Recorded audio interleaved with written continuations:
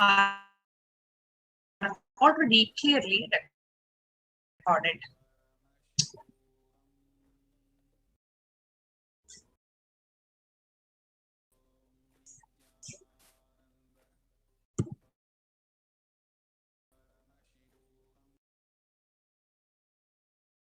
Now, let us understand who is the PARASHAKTI, the Divine Cosmic Mother.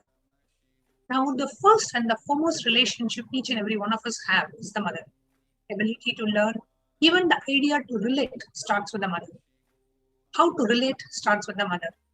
Our idea to starts with the mother. And mother is too important a way to connect with what we think as life. The Vedic tradition, our rishis were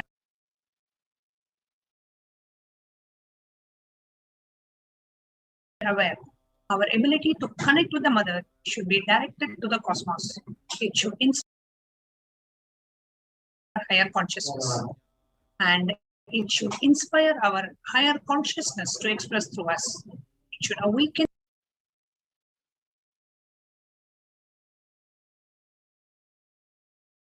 your higher consciousness. Connecting with the life as a mother is the most sweetest, beautiful, most easiest form to ever connect. Today, out of his extreme compassion and love, the supreme conduct of Hinduism is manifesting as Devi PARASHAKTI and gracing us, answering our questions, attending to our prayers, giving wounds, healing us, revealing our past, present and future, delivering the profound spiritual truths, and ultimately giving us the experience of Paramashivoham itself. A short introduction to what is Bhava Samadhi Darshan. What is Samadhi? Sama is oneness and Adi means source. So Samadhi means one with the source. Bhava means attitude or aspect. Bhava Samadhi means being one with the source through this aspect. Darshan means to have a glimpse of. The Vedic tradition, it is used to describe the moment we behold a deity, an avatar, a saint or an enlightened being, as just seeing such a being can cleanse karmas of lifetimes and create a deep and a lasting transformation in the receiver. Darshan is the powerful superconscious vibration that is present around an avatar at all times. He simply radiates darshan just as the sun continuously radiates light. The auspicious moment when the receiver is able to catch it becomes the moment of darshan for us, raising us to the next level of superconscious breakthrough, like hitting a reset button on your being. What is the science of Bhava Samadhi Darshan? Let's understand that the divine cosmic beings are real. They manifest from Kailasa, the enlightened time-space zone, deities and incarnations.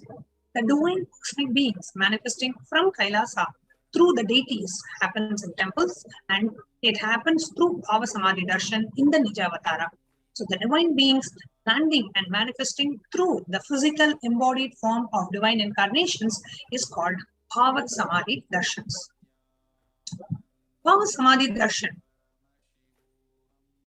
is the science of the Nijavatara, manifesting Paramashiva, the consciousness. It is where formless, the being of Paramashiva, expresses through the Divya Sharira, the light body, and manifests as Nijavatara, the physical embodied form, for us to experience Paramashiva.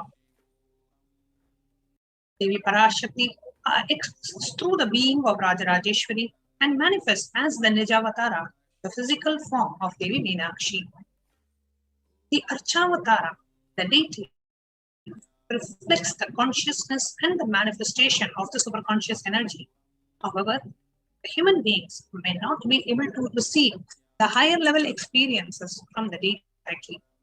So the avatar, the physical embodied form, comes down, bridge the gap, and create the experience of superconscious energy in all of us.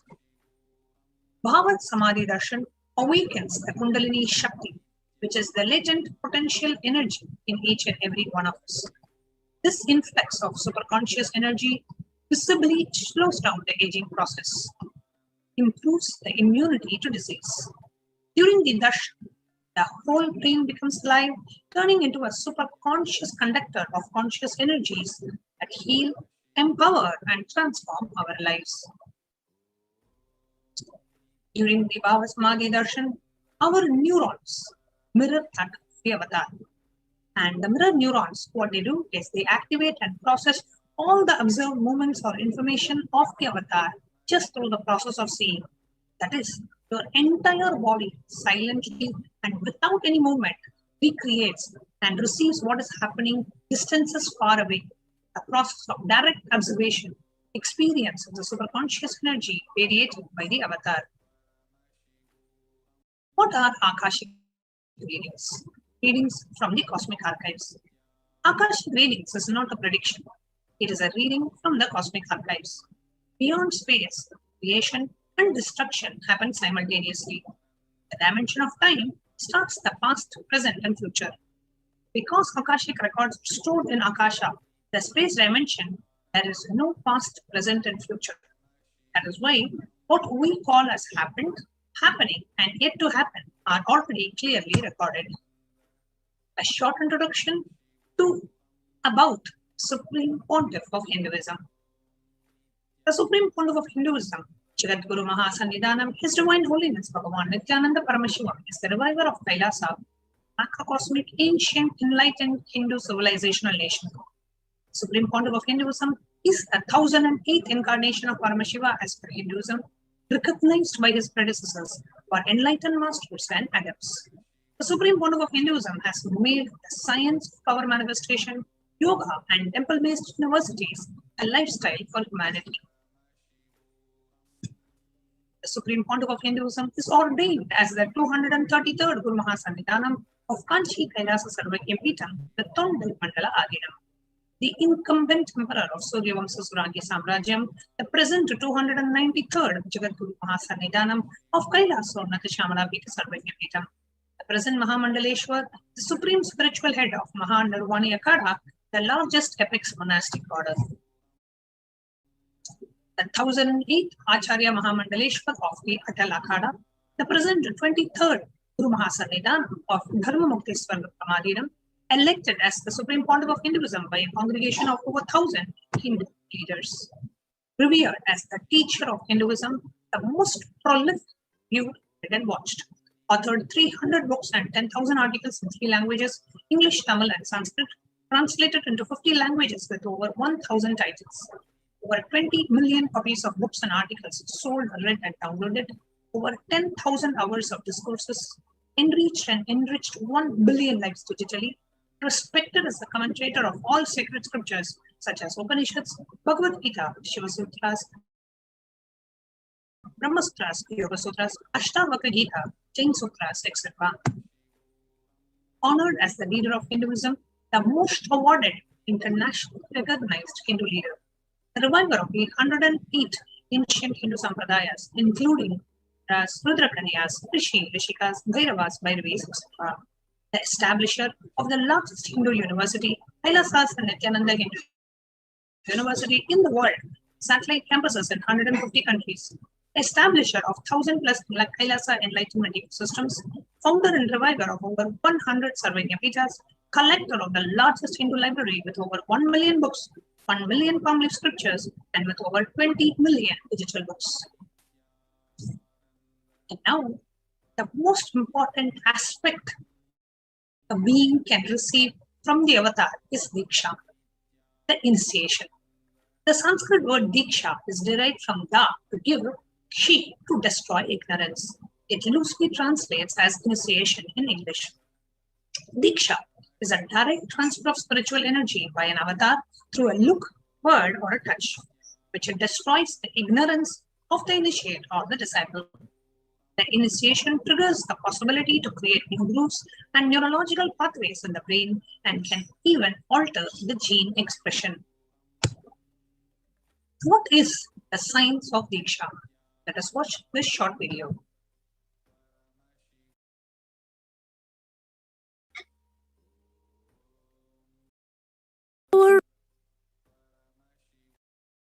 A look, a word, a touch.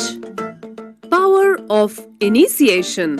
Diksha is the direct transfer of spiritual energy by an enlightened being through look, word, or touch.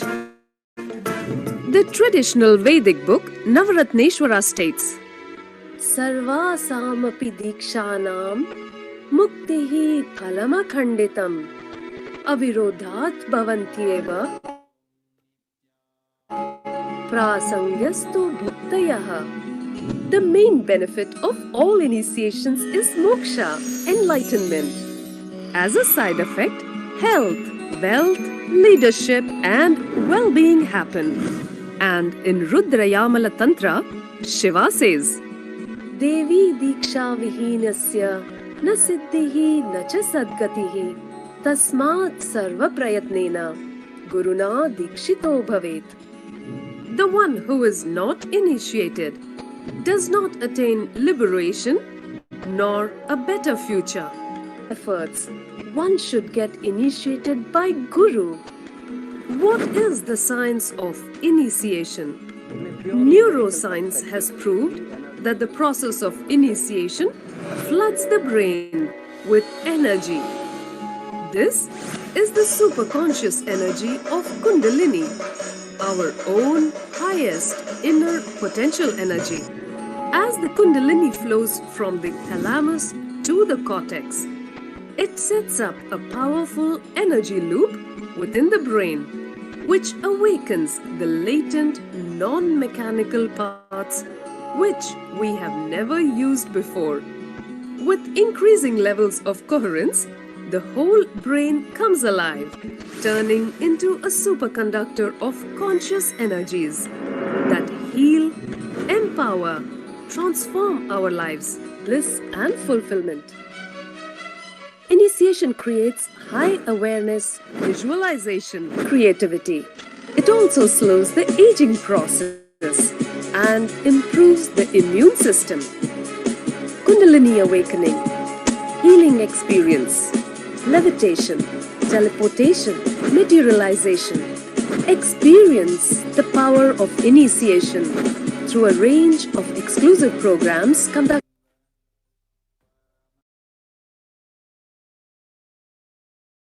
We just learned about the initiation and the power of initiation.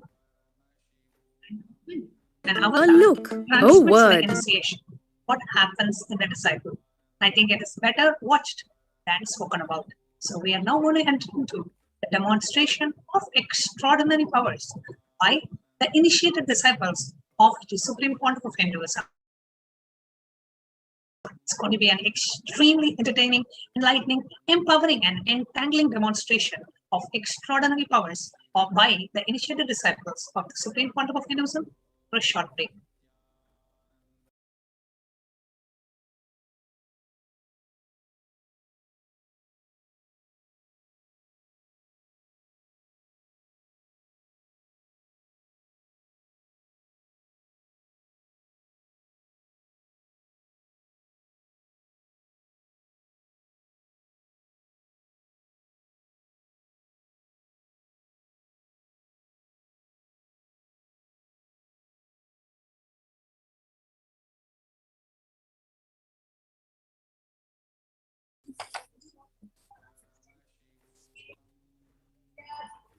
Yes.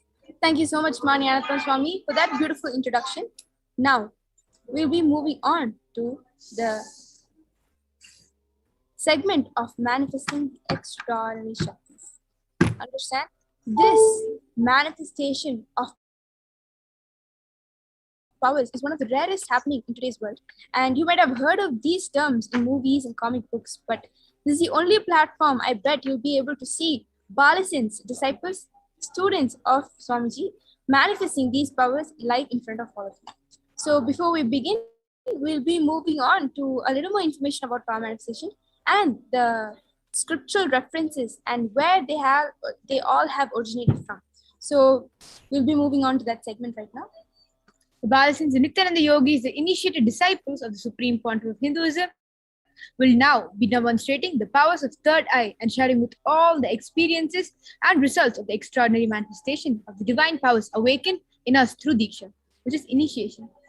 And meanwhile, while the Balasins and the Nityananda yogis are getting ready, we'll be looking at a short introduction about the whole science of power manifestation. We get ready to have them to demonstrate these powers for us. In today's Bhava Samadhi darshan, all of us will be receiving the initiation into third eye awakening and various other powers with the blessings and grace of the Supreme Point of Hinduism. And we'll be manifesting the following powers, that is, third eye, seeing with your eyes blindfolded.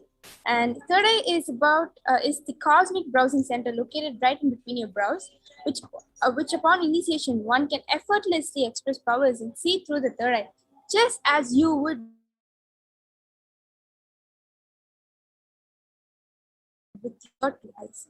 So second, to scan your thought current. Once you also scan other people's thought current, not just that, you'll be able to manifest all the 463 plus powers of Parameswara also, with just one initiation from Supreme Point of Hinduism. So I'm sure all the viewers will be curious on what exactly are Shaktis or powers that we are manifesting. So we'll be looking into a little bit more deeper into what exactly are Shaktis or what we know as powers. In the Vedagamas, the source scriptures of Hinduism, Parameswara reveals in elaborate detail that every human being is hardwired to be able to manifest 463 plus powers, extraordinary Shaktis in us. Manifesting powers are described as a system, method, and science for human beings to explore the various possibilities and powers and have access to various states of consciousness. Shaktis manifest from the fundamental cognition that you are divine. And now we'll be looking a little deeper into what exactly are Shaktis and Siddhis. Shaktis expressed from the space of enlightenment as a side effect of feeling connection with the divine and high integrity with the Guru. Shaktis are also a source of enlightenment. Siddhis are powers that manifest from tapas or penance for enlightenment, and Siddhis are on path of enlightenment.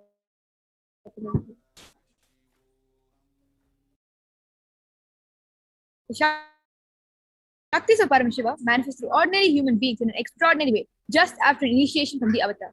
And Shaktis are permanent, whereas Siddhis are not permanent, and Siddhis may divert you from the path of enlightenment. Understand, we have many Siddhas around the world who go and do these rituals, penance, and tapas just to get a glimpse of the third eye. Whereas when the Shaktis manifest in us, it is just with one initiation, one touch, look, or word from the avatar. That is all that is required for these Shaktis manifest within us. And once we manifest, this entire science becomes permanent and we can manifest it anytime, anywhere, however we want.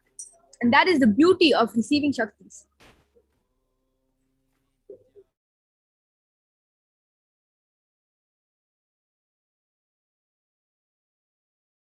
Now, we'll be looking at who exactly is Parameswara. We've been telling that all the Shaktis are coming from Parameswara. He's the one who gives us all of them. So let us first understand who exactly Parameswara is, the source of the Shaktis. Parameswara is a primordial divinity in Hinduism, the ultimate reality and cause, which is self-effulgent, Swayam Prakasha, all-pervading, unchanging beyond time, space, form, and causality. As the fundamental base of Avyakta, the unmanifest, and Vyakta, the manifest existence, he performs the Panchakritya of 5 cosmic acts of Shrishti, that's creation, Sthiti, sovereign rulership and maintenance, Samhara, rejuvenation, Trobhava, pulling out of delusion, and Anugraha, liberating grace for all living entities.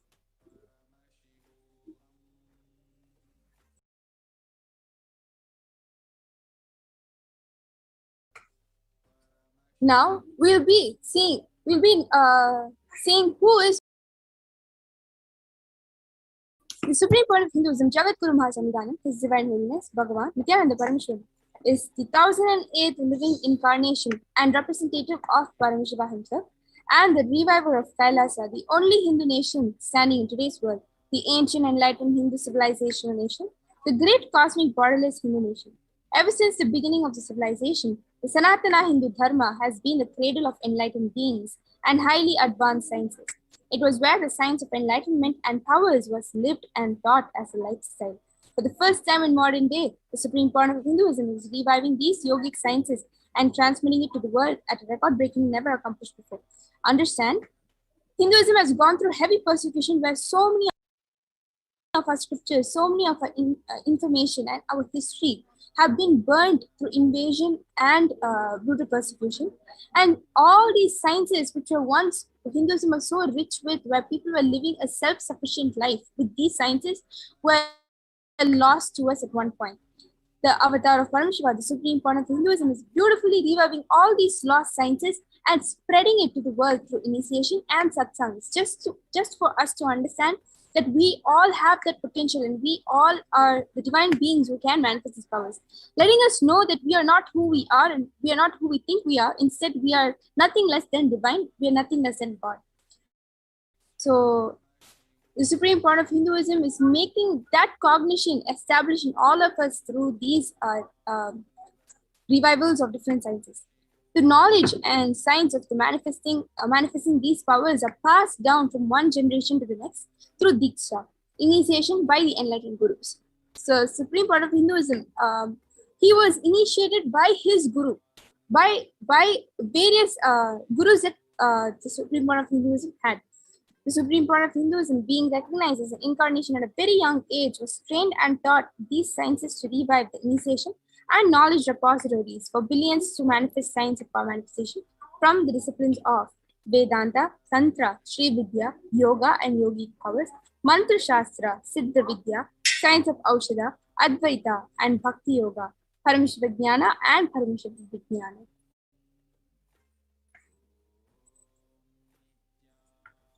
Now, how exactly do we awaken these divine Shaktis in us? I'm sure all of us are curious after getting an introduction to what these Shaktis are, and you will be much more curious after you see this beautiful demonstration by the Gurukul Balas and the Nityananda Yogis. You will want to know how exactly we can awaken these Shaktis within us. So, every one of you will be thinking, how can I manifest Shaktis? Even if I'm initiated, what is it that I'm supposed to follow to manifest these divine powers? Understand, everything works from the right cognition, the right context set for you to do that action. So for manifesting the Shaktis, the cognition that you're supposed to imbibe and absorb is this. Every ultimate truth, jnana, mapped into your consciousness, prajna, manifests as possibility and power of every being, prajnana. When you contemplate on this cognition of how to manifest Shaktis, you will understand and get powerful clicks every time you contemplate on different powerful clicks, and you'll be able to manifest all the 463 plus powers of Paramashiva effortlessly. Diksha is... And all of you had just seen a short clip just a few minutes before on what exactly Diksha is. Just with the initiation of the avatar is all that is required to manifest these extraordinary powers. We don't have to do penance or tapas to get them. Or the avatar has done everything for us to make these signs much more easier for us to receive, and is going on tirelessly initiating thousands of people every day. Now with this, we will be moving on to the pramanas. The personal experience of the avatar. We'll be looking a little more deeper into what exactly these pramanas are. The first is the Shastra Pramana. Shastra Pramana is the eternal, unchangeable truths revealed in the source scriptures. The Apta Pramana is the experience tested and verified these sciences. And Shastra Pramanas are given directly by Paramashiva himself in the Agamas for all of us. So we understand that these powers were not something that just came yesterday or day before.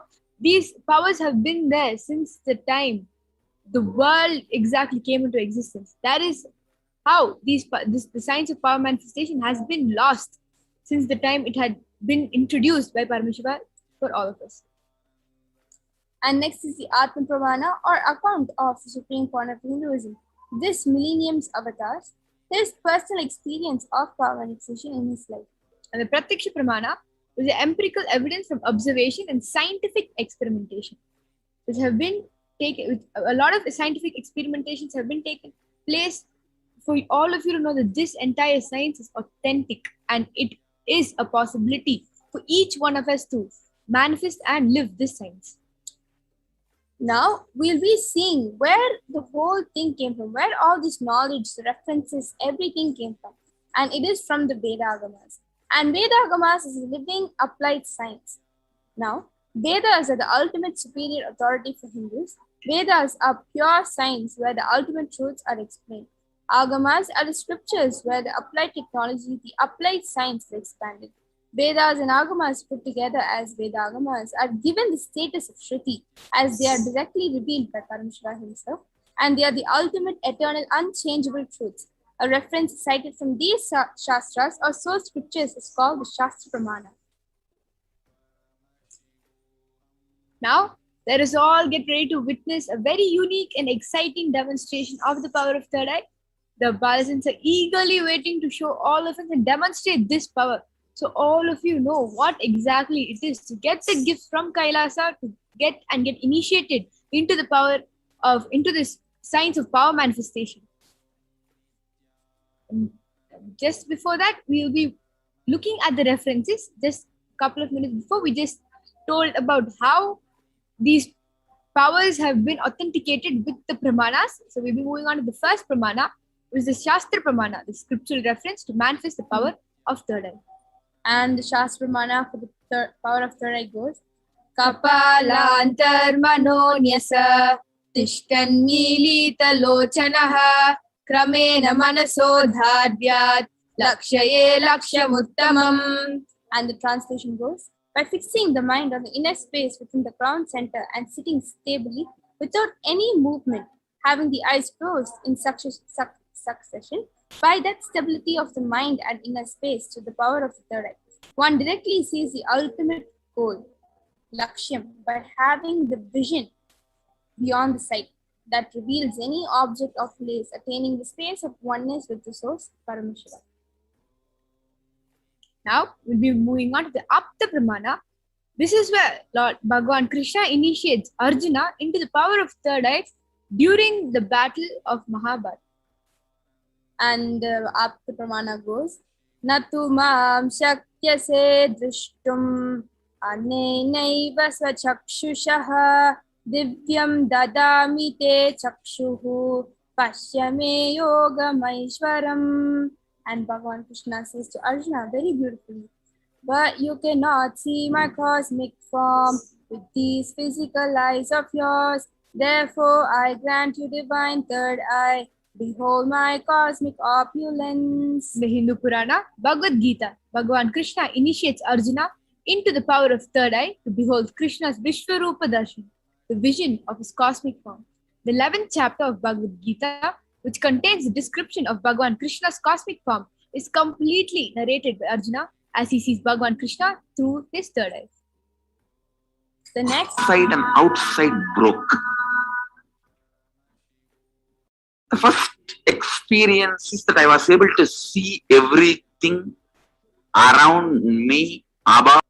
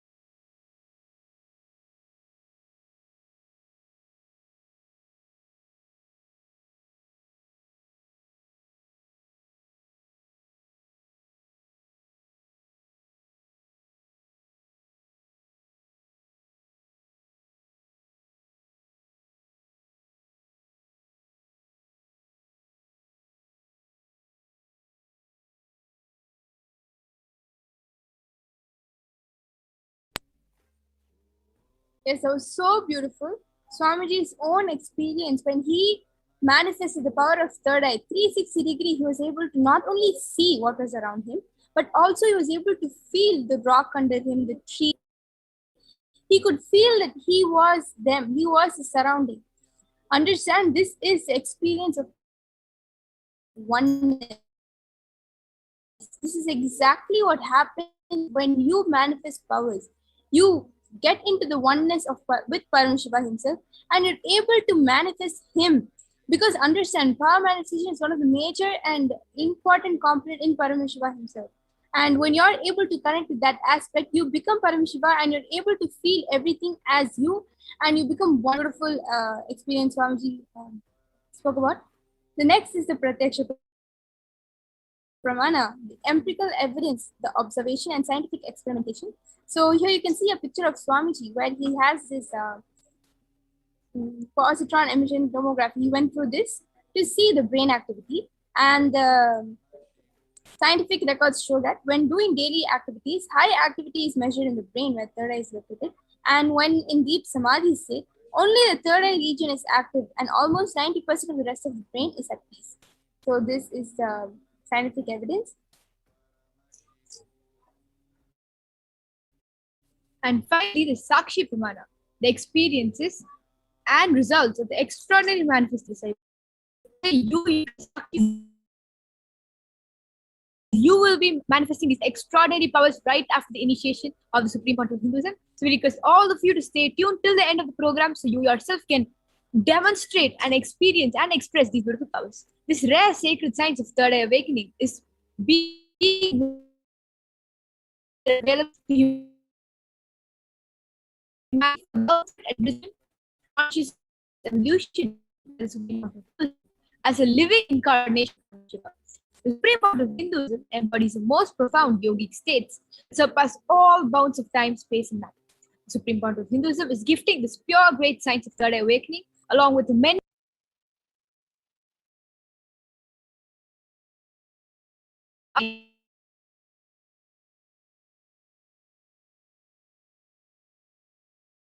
initiation, which is Diksha, to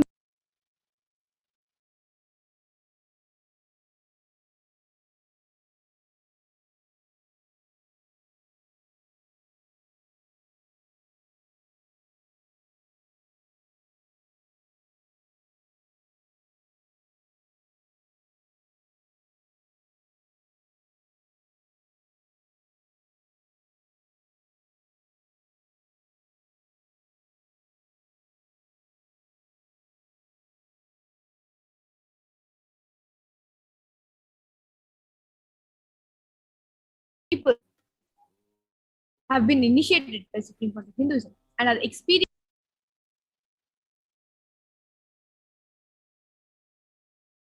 this profound result as an extraordinary power in their everyday life. Like we just said, you yourself will be experiencing this in your day-to-day life. So you will be manifesting the power of third eye, you will be manifesting the power of body scanning. And just before that, let us all witness this. So the mirroring of neurons can happen and you yourself will be able to manifest these powers. We have Ma Nitya Yoga Pranananda along with Ma Virja with us today to demonstrate this exciting power to all of us. So we request all of you to go down to the YouTube channel of Kailasa's SPS Nityananda. Go ahead and leave a comment down below and you can see Ma Virja beautifully manifesting. And we'll be witnessing right after.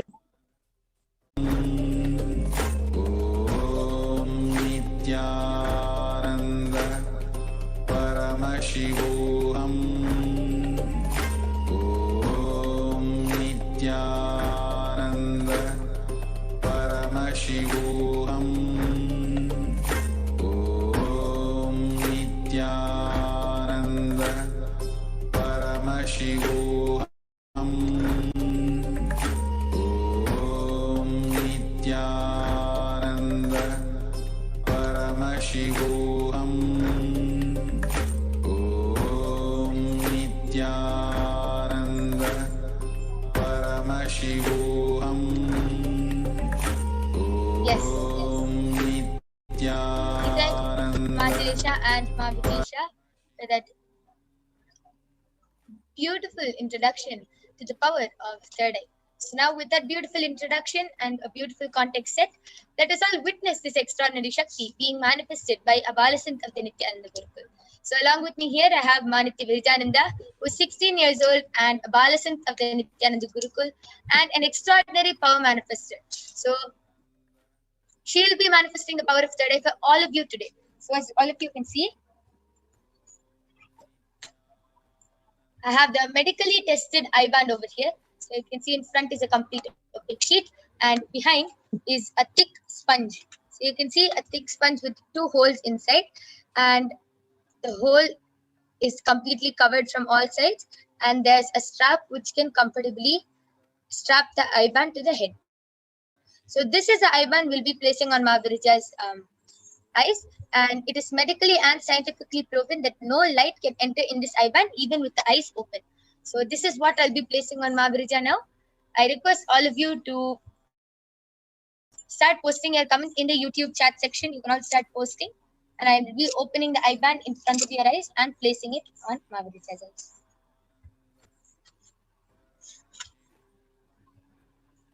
And to make it even more foolproof, Mahavirija will not be touching the eye band or moving her hands near her face throughout the demo.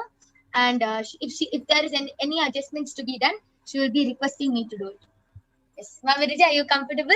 I request you to tighten the eye band. Yes. Now are you comfortable? Yes. Yes. So Mahavirija is comfortable. I request all of you to start posting your comments in the live Kailasa's SPH Nityananda YouTube channel. Your comments live. If you feel that this power of third eye is fake and it is not possible to manifest, you yourself can post a comment and see how Mahavirija reads it effortlessly in front of your eyes. And to show all of you that the eye band which my yoga friends put on me is completely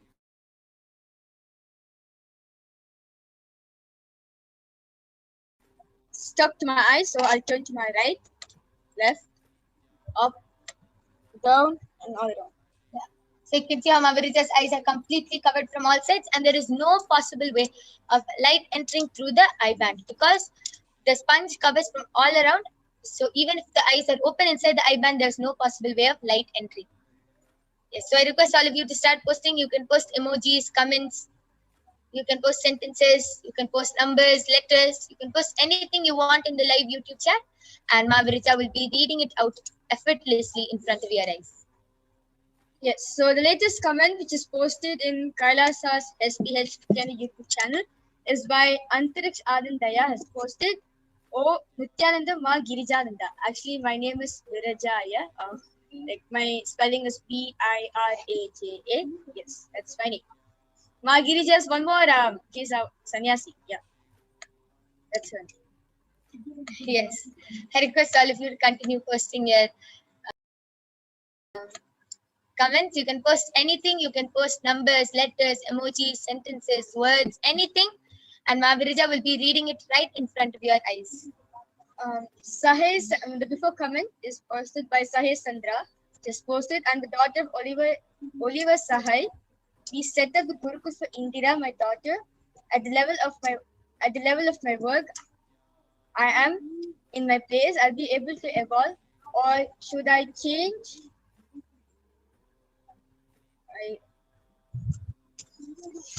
Change what is my voice? Ma Sahil Sandra, actually I requested to post your question a little more clear. Yeah, and you can also post this very question to Devi PARASHAKTI herself. When she comes live, you can post this to Devi PARASHAKTI, and Devi PARASHAKTI herself will be reading out your comment live. Mahavirija, you can continue reading. Benarde Lo has posted Om Nityanandam, brackets Ma Saralananda, and a red color heart. Antrik Shan has posted okay Ma and 2 orange hearts. Benarde Volvo has posted Wo et non voix. Yes, so Mahavirija actually read a different language. I think it's French or Spanish. I think it's French. Yeah, so Mahavirija was able to read a different language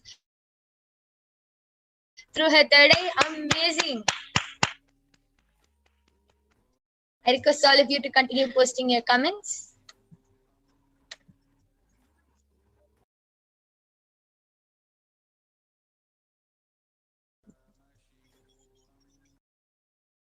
It can be anything. You can post emojis, numbers, letters, anything, sentences. You can post anything you would like, the most weirdest of emojis, stickers, anything. You can post in the live YouTube chat, and Mahaviraja will be reading it out live in front of your eyes. Yes, Mahaviraja, you can read the next one. Benardi heart. Actually, Antariksh Anandaya and Benardi Vuoloma. I request you to post like something which is really hard, maybe like the longest word in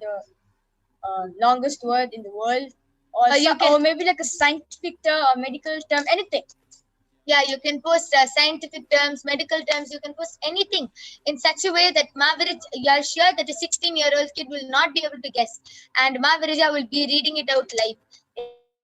Mahaviraja, you can go ahead and read the next comment. Antariksh Anandaya has posted a Trishul, Namaskar emoji, an orange color heart, 2 flags emoji, a Trishul, a yellow color heart, a leaf, a green leaf, and a 2 round dried leaf emoji, a daisy flower, and a light pink hibiscus flower. Amazing. So that is a variety of emojis, and Mahaviraja was able to read it out exactly and correctly. Yes, I request the comment section to be scrolled down a little more.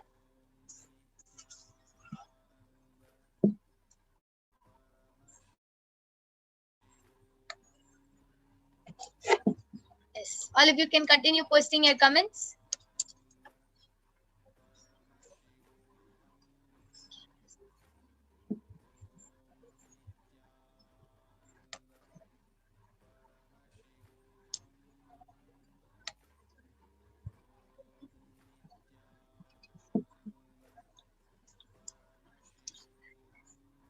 Okay, all of you can continue posting medical terms, scientific terms, anything which you feel that a 16-year-old will not be able to guess.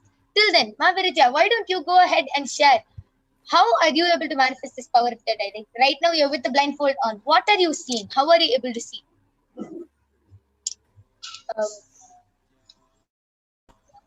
It is just through when you surrender to Swamiji 100%, he shows everything to you. Like how there's always a quote saying, like when you take one step towards Guru, Guru takes 1,000 steps to be with you. Like basically make you manifest what you want. Same way. So like especially when I'm manifesting the powers, especially when I'm doing the power of third eye reading, I surrender myself come to the Swamiji and request Swamiji, please show me whatever you want us to show. And whatever third eye shows, it is 100% right because it is Parameshwar's eye. And nothing can be hidden from Parameshwar's eye. Like see the whole worlds, like how the whole universe, like how the Big Bang of black holes happen right under his eye. So nothing can go. Yeah. Yes. Amazing. That is amazing sharing. You can continue reading the comments and then we'll be moving on to the next power. Okay, Antariksh Anandaya I has posted a 4 heart shaped leaves emoji. You know the Canada flag, the leaf, that kind of leaf, which is like orangish yellow color. Yellow color heart and two dry leaves emoji and a green leaf emoji, a flag, a trishul, a orange heart, a sapling emoji, a light color hibiscus, a daisy, 2 yellow color hearts, namaskar emoji, a heart, one orange color heart, sunflower, and again the 4 heart shaped leaf, the leaf, and 2 moon emoji. Amazing. That is another variety of emojis, and Mahaviraja was able to read it out accurately. Yes. Benarde Vuolo has posted way for Sandra no voice. Chan Anandita has posted a clapping emoji like this. And Ashok Patel has posted Har Har Mahadev. Amazing. So you can see, you can actually see Ashok Patel Ayya's comment is actually in Hindi. So Mahaviraja was able to read Hindi and was able to read Har Har Mahadev. Amazing. So she is able to read emojis, sentences, words, letters, numbers, and even different languages. So that is an amazing demonstration of the power of third eye, Mahaviraja.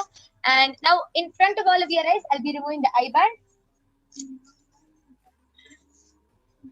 Yeah, so you can see it's completely intact and it is the same as how we showed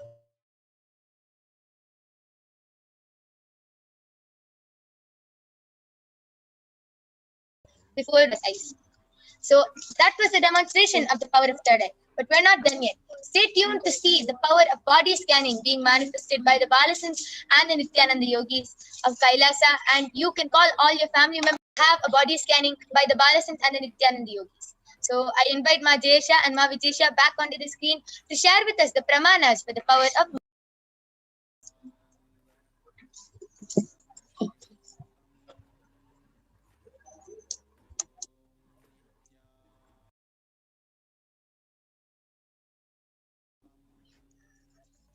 Oh.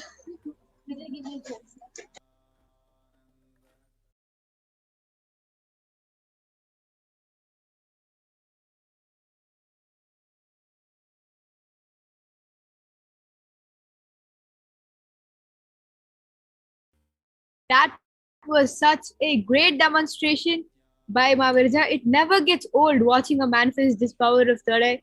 It's almost like every time I witness it happening, it's just like I'm watching it for the first time. So we request all of you will be demonstrating and expressing these powers. And we'll be moving on to just the second power of the 463 plus powers of Parameshwara, which is the power of body scanning.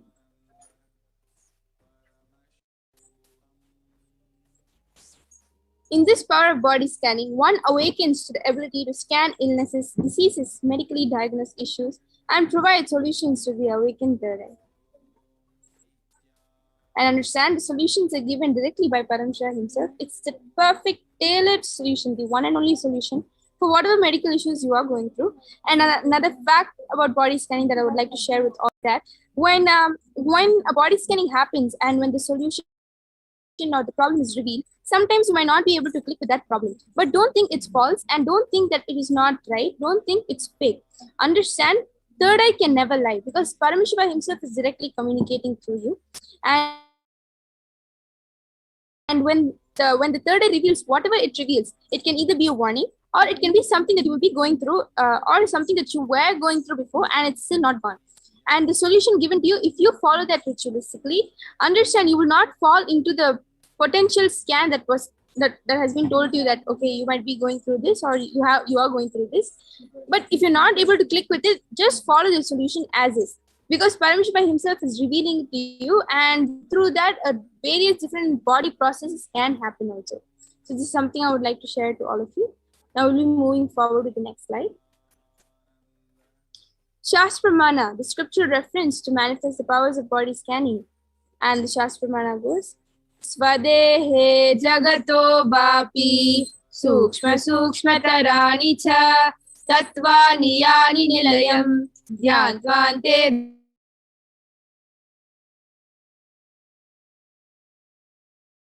Recognize the subtlest constitutive principles of your whole body, Swadeha, or of the whole universe, simultaneously consist of the essential reality.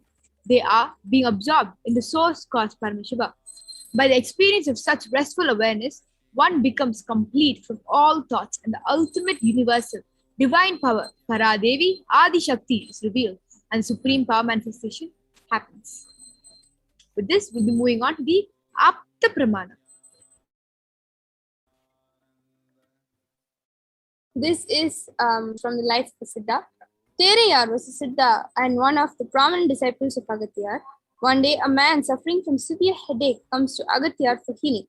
Agatyar uses the power of body scanning and identifies the root cause of the headache. He reveals that there is a small Terai, a type of frog, sitting in the person's brain. Agatyar immediately instructs Terayar, his disciple, to perform an open head surgery and remove the frog. After the surgery is completed successfully, the person is healed and cured of the headache. Thus, he gained the name Terayar. With this, we're moving on to the Atma Pramana. On the 22nd December of 2019, the Supreme Court of Hinduism revealed how the power of body scanning was used by the Avatar. Paraphrasing his words, only when I had the multiple compound hand fracture, I was forced to go for surgery and therefore for medical checkups related to that.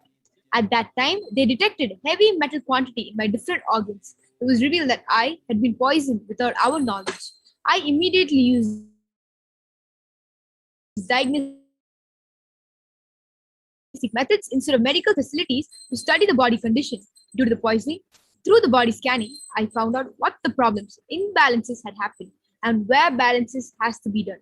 I used allopathy as a second opinion to verify my findings. You can see how beautifully Bhagavan uses this power of body scanning to understand what is exactly happening in his body, and not only to find the problem but also the solution. So for all of you who will be receiving this power today, you will be able to manifest not only by telling the problem that the person have, but the third eye will always also give you a solution, like you'll be witnessing in just a couple of minutes. And finally, we move on to the Sakshi Pramana, which is the experience and result of this extraordinary manifestation. As you can see in front of you, these are a few comments from the people who have been initiated in the Parameshwaram Level 2 online program. It's a 16-day program. If you're interested in manifesting more of the 463 plus powers, you can go ahead and join the Parameshwaram Level 2 program, which happens for 16 days. And there's a new season that starts every 16 days. With this, we have the Balasins and the Nityananda Yogis ready to demonstrate the power of body scanning. We request all of you to go ahead and leave a comment down below on Kailasa's SPH Nityananda YouTube channel. Go ahead and request for a body scanning, and the Nityananda Yogis and the Gurukul Balasins are eagerly waiting to demonstrate this power for all of you. Nityananda Ma Yoga Prana, you can go ahead, ma'am.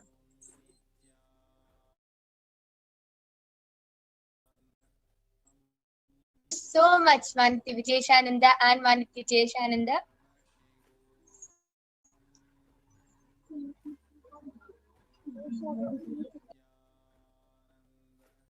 Yes, thank you so much, Maniti Vijayeshananda and Maniti Vijayeshananda, for that beautiful sharing of the Pramanas for the power of body scanning. So along with me here, I have Ma Soni, Maniti Brahma Yogananda, Maniti Mahavidyananda, and myself, who will be doing the power, manifesting the power of body scanning for all of you today. So I request all of you to start posting your comments in the live Kailasa's SPH Nityananda YouTube channel. You can post your comments and requests for a body scanning. And if you're requesting for any one of your family members or friends, we request you to get their permission, as it is our integrity to have the permission of the person before scanning. And if you're posting through another identity, another YouTube identity, I request you to post your actual name, as it is a personal scanning. It is a requirement to post your actual name for doing the body scanning. So I request all of you to start posting your comments and requests, and the Balasins and the Nityananda Yogis are eagerly waiting to do the body scanning for all of you. Antariksh Anand has posted, please do a body scanning for me. Yes, so Ma Soni, you can go ahead and do the body scanning for Antariksh Anandaya.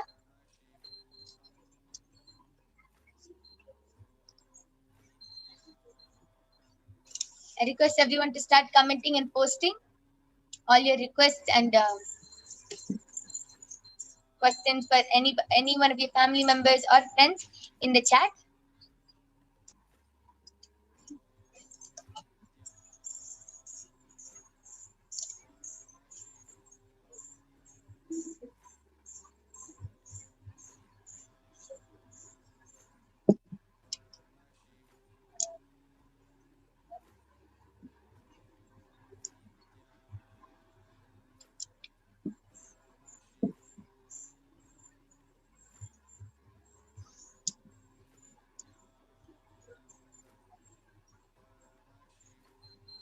Okay, so while everyone posts, I'll be explaining how the power of body scanning works.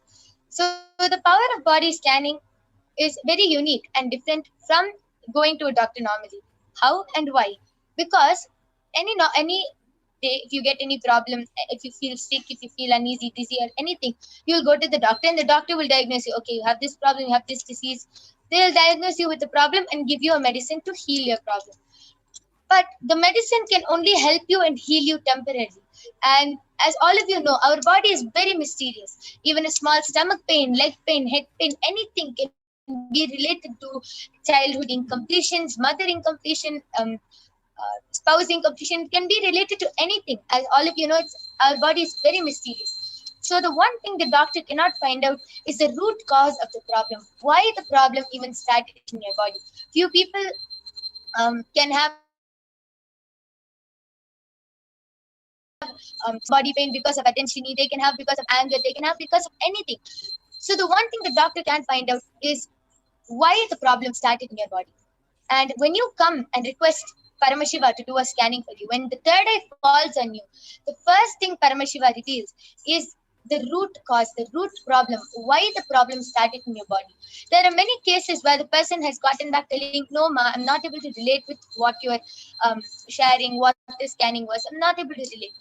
But if you actually see, that is the root cause. Even if the person was not able to relate, that is the root cause of why the problem started in the first place. If the person actually goes back and checks,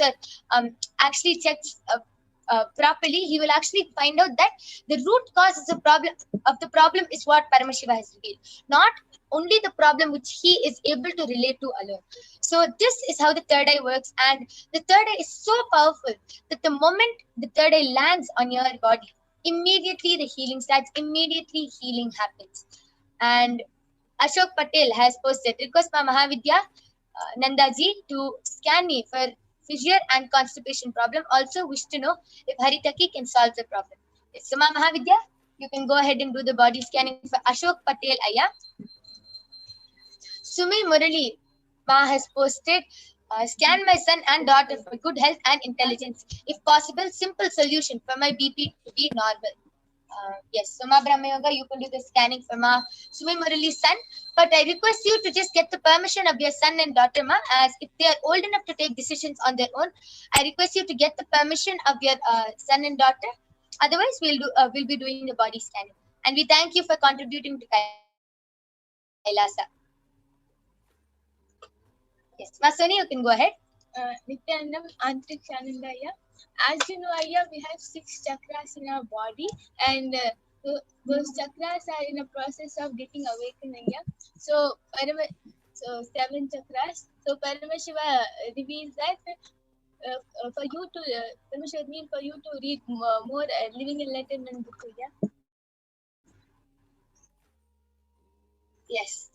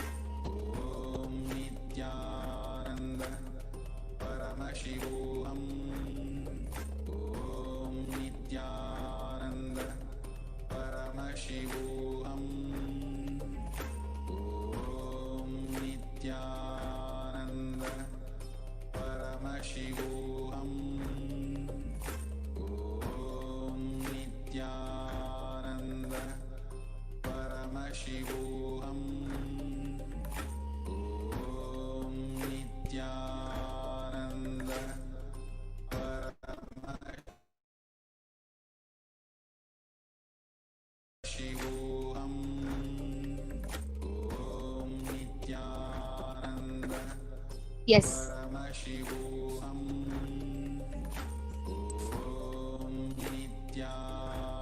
we're completing for the technical glitch. We request all of you to please be patient with us. We will complete it for the technical glitch. Yes. So for the Masoni, you did the scanning for Antarikshanandaya. Yes. So Antarikshanandaya, Paramashiva has revealed that the 7 chakras are still in the process of being awakened. So Paramashiva revealed that you should read the Living Enlightenment. Yes. So this is a body scanning for Ashok Patel. Aya, you specifically asked for a solution for the constipation problem. So Aya, Paramashiva is revealing that every morning you should have little warm water. So first thing you do in the morning, have warm water and wait for your digestion to happen and stools to come out. And also remember, actually, Swamiji is showing that this problem has happened because of you're not taking care of your digestion and food and diet over the years. So this is why it is prolonged. So please have warm water, wait in the morning, and then yes, Haritaki in the night will happen. Yes. And Antarikshananda has gotten back. Patel, I request you also to get back. Yes, Ma Brahmayoga, you can go ahead.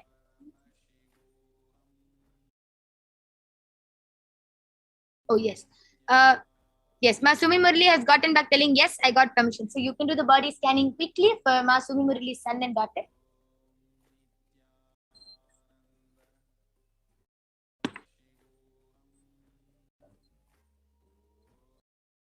And Ma Mahavidya, Ma Sumi Murli has requested for a simple solution for her BP to be normal. So you can do a body scanning and reveal a solution.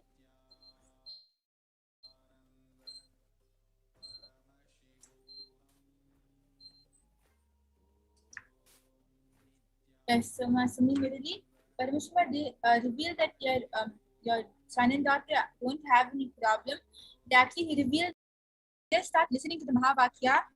Like, it doesn't have to be all day long, but whenever possible, if they start listening to the Mahavakya and they start listening to more and more of Swamiji's satsangs, like he's coming live these days, so they start listening to more and more of his satsangs and try doing as much of spiritual practice as possible. Parameshwar is showing that they'll really start manifesting powers really beautifully, and they'll become really strong power manifestors. So Parameshwar is showing that you should start making them listen to satsang and make them listen to Mahavakya and start making them do puja. They should start doing all of this and they'll start manifesting powers really. Yes, that was a very beautiful scanning from our Sumi Murli's son and daughter. I request you to get back and share with us in the comment section. And we also thank you for your contribution to Kailasa. And Ma Sumi Murli, for your body scanning, simple solution for your BP problem is more prana in the day. So getting more oxygen, or if that's not happening, please do the Trinetra Kupaka. And more permanent solution for your BP problem is a completion with the stress and the worries. There are a few things that are specifically bothering you, and when that happens, or when you're reminded of that in the day, that's when your BP is raising. So immediately when that happens for you in the day, when that situation is occurring, just calm yourself down, sit down, unflux for a few minutes. 11 minutes of japa will help you, and then that will be permanent healing for your problems. Yes, and I would just like to add on, Ma Sumi Murali, Parameshwara actually just showed me that you have a lot of heat in your body, Ma. So please put a wet cloth on your stomach before going to sleep, and every night apply castor oil on your head and on your legs, and just rub your legs, Ma, and you will be healed. Yes, and I can see so many people flooding the comments for requests for themselves, for their family members, friends. I can see so many comments, but due to the interest of time, we have to finish this power manifestation segment now. We thank all of you for joining us, and Ashok Patel Aya has gotten back telling, thank you, Ma, for the customized solution. Really enjoying the session every day. Yes, Aya, thank you. Just follow the solution which Paramashiva has revealed and you will be completely healed. And yes, so we have to conclude this power manifestation.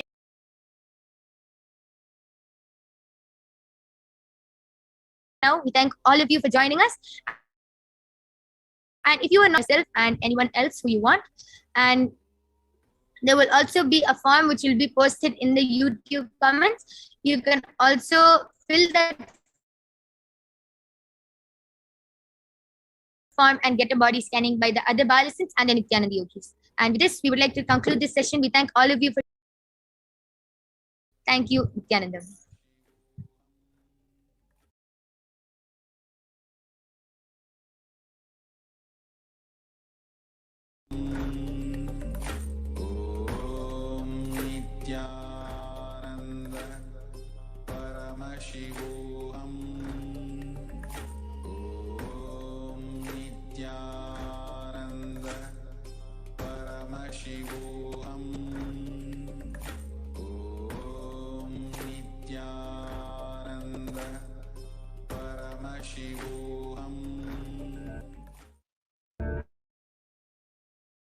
Listen intensely. Enlightenment ecosystem, literally enlightenment itself, in your own home, wherever you are.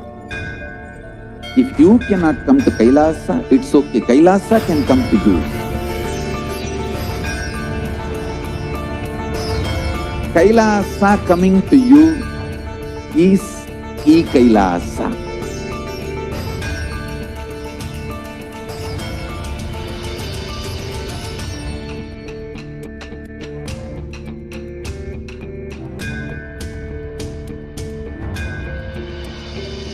I will revive Hinduism. I am a Hindu revivalist, not by any revolution, but by evolution.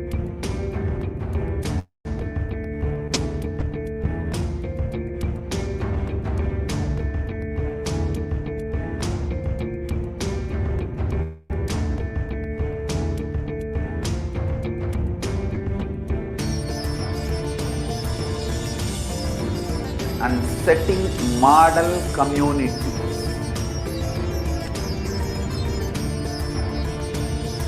Kailasas, enlightenment ecosystems, Sarvanya Pitas all over the world.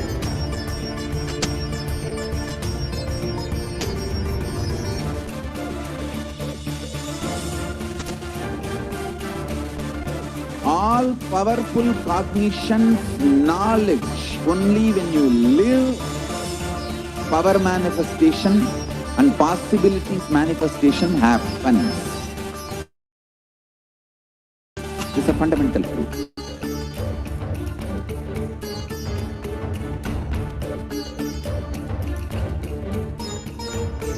Hinduism cannot live exclusively as one sampradaya. No.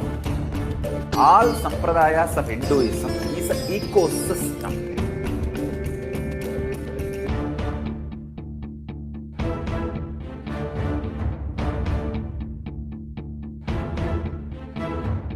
So don't keep quiet thinking that if one sampradaya is attacked, only that sampradaya is going to be affected.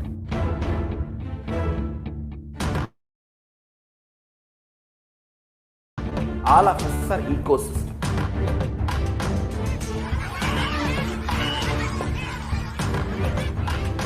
I invite all of you to get involved and enjoy Hinduism by the principle of Dharmo Rakshati Rakshitaha. When you protect Dharma, Dharma protects you.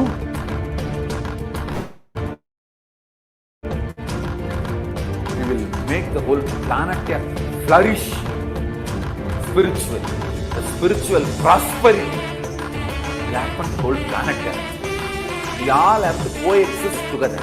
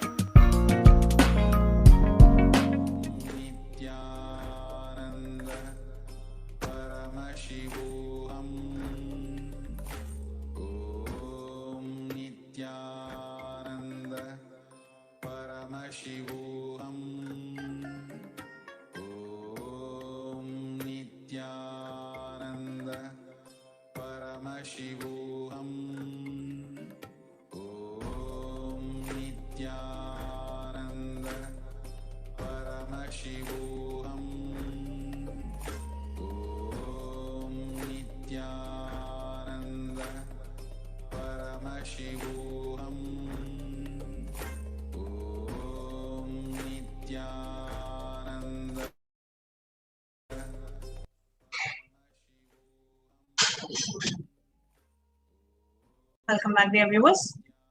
In the next segment of this program, we are going to share about an introduction to divine feminine consciousness. Devi PARASHAKTI. Let us first start with the Dhyana Shloka to Devi PARASHAKTI. Dhyana Shloka means the reference verses where the very form of Devi PARASHAKTI is described.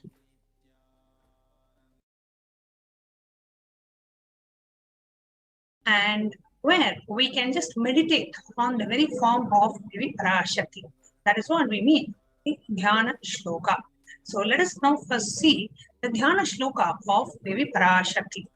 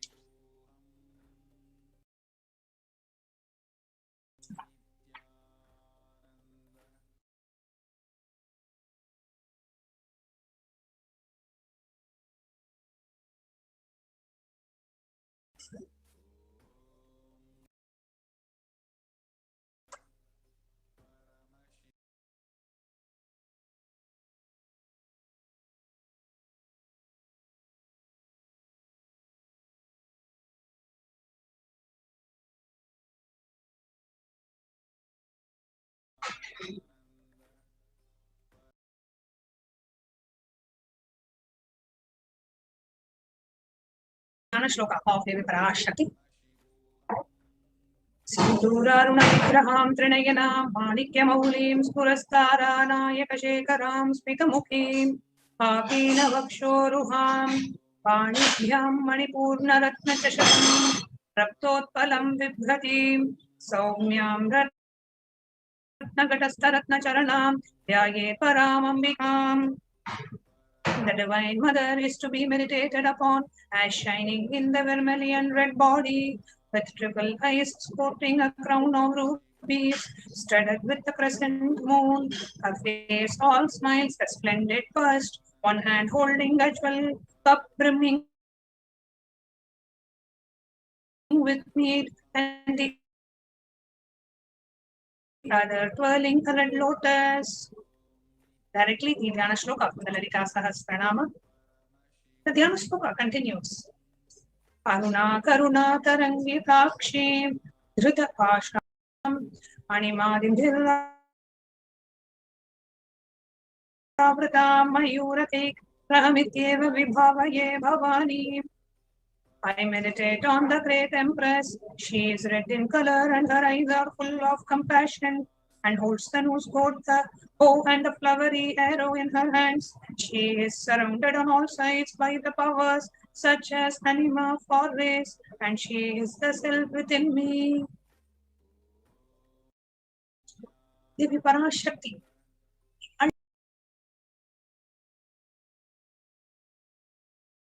Pure feminine consciousness.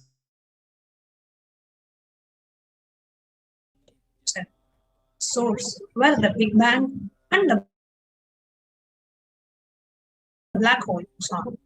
PARASHAKTI is the source Shakti, the source energy, the source power from which all of us came, in which all of us are even now, which all of us are going to merge.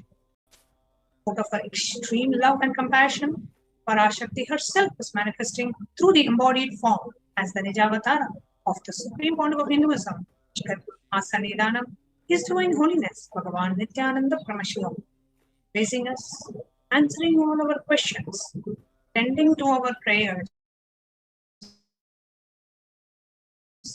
healing us, revealing our past, present, and future, delivering the profound spiritual truths, and ultimately giving us the experience of Paramashivoham itself. Let us now see how Devi PARASHAKTI reveals herself in her own words. Raising as Omkara, expressing as the Vedas and the Agamas, blossoming as Hirimkara, filled as Parashodasi, living in the 40 triangles, The Kailasa Swamini, who is in Kailasa, Sri Pura Chintamani Parashodasi, sitting as a part of Paramashiva, Parameshwari, who rules the world, Paramashakti Manonmani Meenakshi as Nityananda. I took the Nija Avatara here, give good boon to everyone, to bestow all goodness. Kiranyagarbha Swarupini, Brahmanda Yoni, Shami, Chandramouli, Prabala, Aparna, Uma, Parvati, Savitri, Navayavana, Samrajya Lakshmi, Parameshwari, Parashodasi Meena. Taking the Maka, I came here as Nija. Listen, people, to do good to all of you, I took the form of Nityananda and came down as Nija Avatara.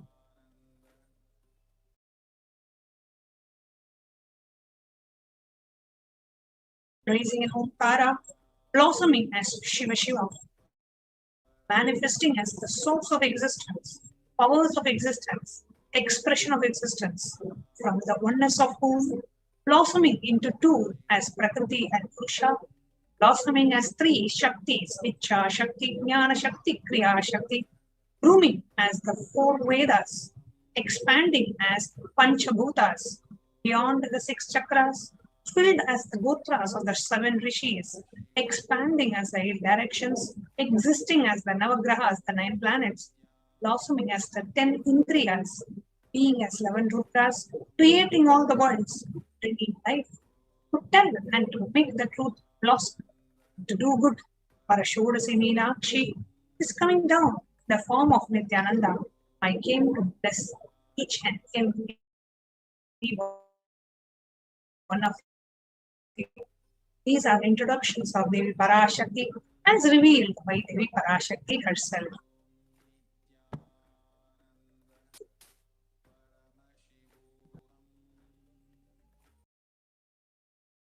Now, the question is, how do we receive Devi Parashakti?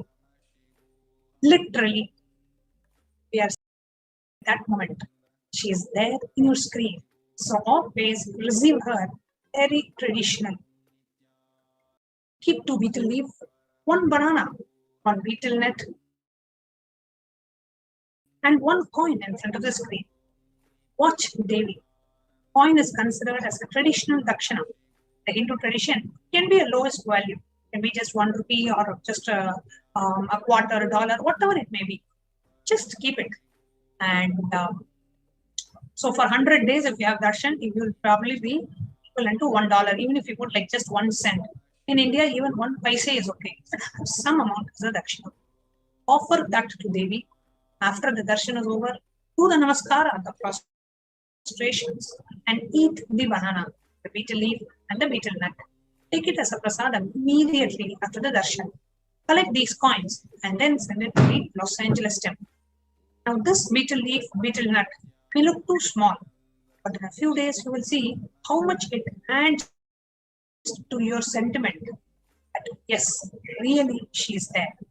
Will not take the Devi Darshan for granted. Rituals will break your monotonous and conscious mentality and lifestyle and remind you and raise you to the powerful cognition. It will break the unconscious behavior. So, how do we receive Devi Parashakti? Have a plate, betel leaf, betel nut, bananas, and some dakshina, some offering, a coin.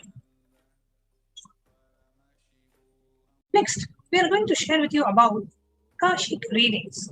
What are Akashic readings and how we can benefit from Akashic readings?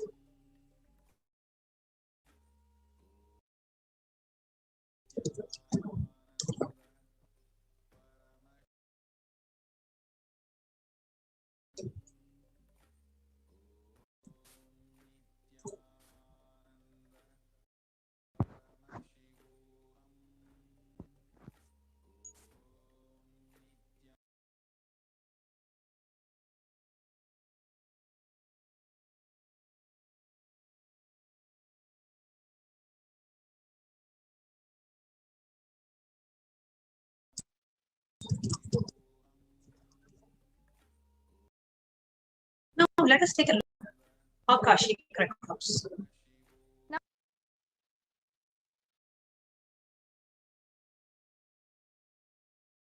Akashic records are records created in space.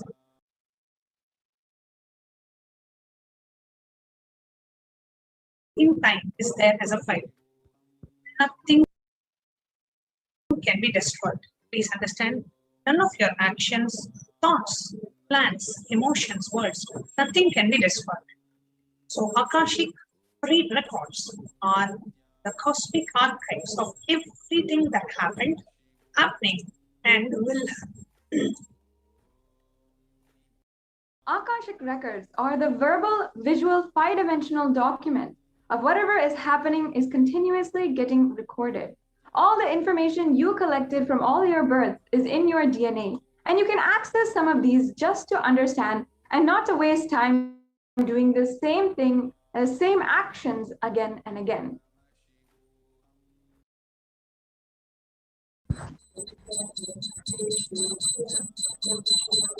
What is Akashic reading? Akashic reading is not a prediction.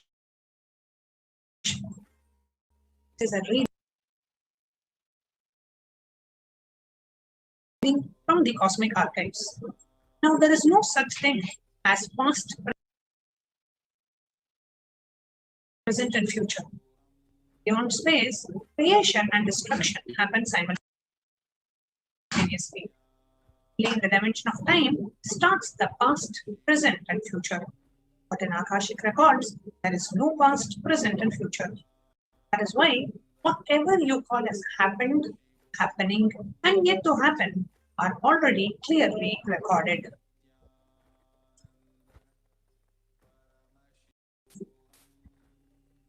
Now, in the words of the Supreme Pontiff of Hinduism himself, nobody has the right to comment on these readings. Nobody has a right to manipulate these readings. And nobody has a right to interpret or comment on these readings. They are complete unto themselves. And for anybody who wants to live in tune with the cosmos, with Jivan Mukti, living enlightenment, does not need to practice any special kind of practice other than listening to these readings again and again. When you simply listen to these readings, these great readings naturally penetrate your negative logic, and all the great truths settle inside of your inner space, and they make you live enlightenment.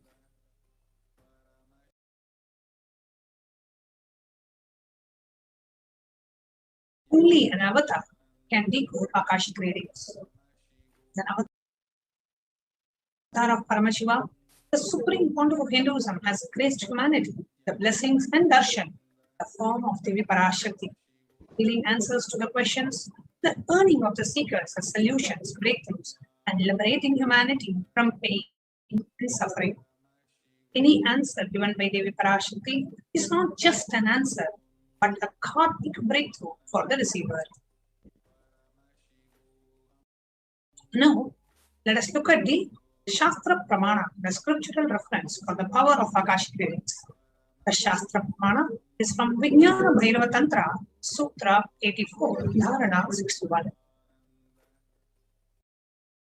Akasham vimalam pashyan Ritva drishtim nirantaram Stabdhatma tatshanat devi Bhairavam vapurapnuyat. Bhagavan Paramashiva says, King at a spotless, infinite, etheric space, Akasha, beyond the sky and clouds, one should fix one's gaze without thinking continuously and make the body and inner space ready and motionless. That very moment, O Devi, one attains the nature and the powers of the infinite space, Bhairava.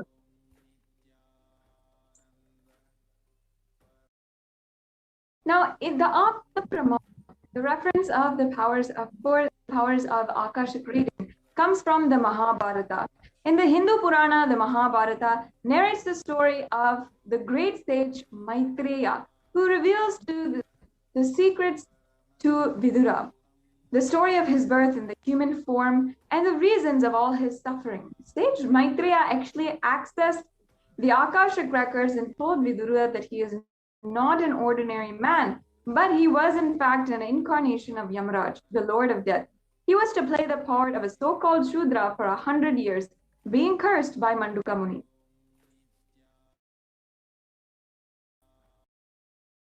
What are the benefits of attending an Akashic reading session?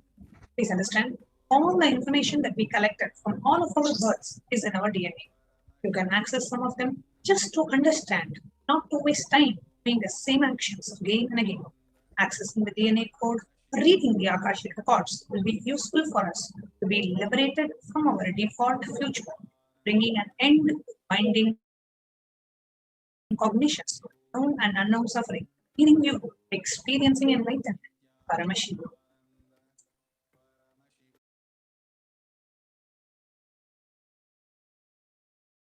Now, only an avatar can actually read and can actually alter the Akashic readings. Some of the initiated Balasans of the Nityananda Gurukul view the Akashic record.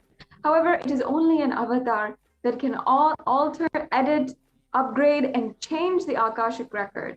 During the Darshan and the Dikshas, the Supreme Pontiff of Hinduism blesses and upgrades the Akashic readings according to the prayer of the devotee. Now, what kind of questions that you can ask in the Akashic readings? Now, the most accurate and unbiased answer to any questions about your life, destiny, purpose, or any or everyday part of your life. Now, you can ask questions about your personal life, professional life, spiritual life. You want to know something about the past, or you want to know something about the future. You're curious to know something. You want to know about, many people ask about what is the purpose of their life, or they say, what is the right career path for me? Or some people have even asked, when will I get married? Who's my life partner? Is this the right person for me? Somebody has even asked that they wanted to know, that who the real mother was, because they didn't know and they've never seen the biological mother. So people ask all sorts of things. Somebody even asked, I want to know which date I'm going to die. So people ask, you can ask any question that you wanted to know about your life in the past, present, or future, or even if you can even ask questions about the global issues that are there. Let's say, for example, the COVID pandemic. If some aspect of this COVID pandemic wants some clarity, you can even ask questions about the global pandemic or any other global issue for that matter, and Devi PARASHAKTI will directly reveal the answers from the cosmic archives. So we are all so blessed that Devi PARASHAKTI herself is coming down from Kailasa, the enlightened time-space zone, be able to answer our questions live, and you can listen to the answers live and understand the live answers and experience the ultimate transformation. Now the question will be, okay, how do I submit my questions in the Akashic reading session? That's what we are going to cover next. What are the different ways we can submit our questions for the Akashic reading session? So there are various different social media platforms through which you can submit your questions to Devi PARASHAKTI.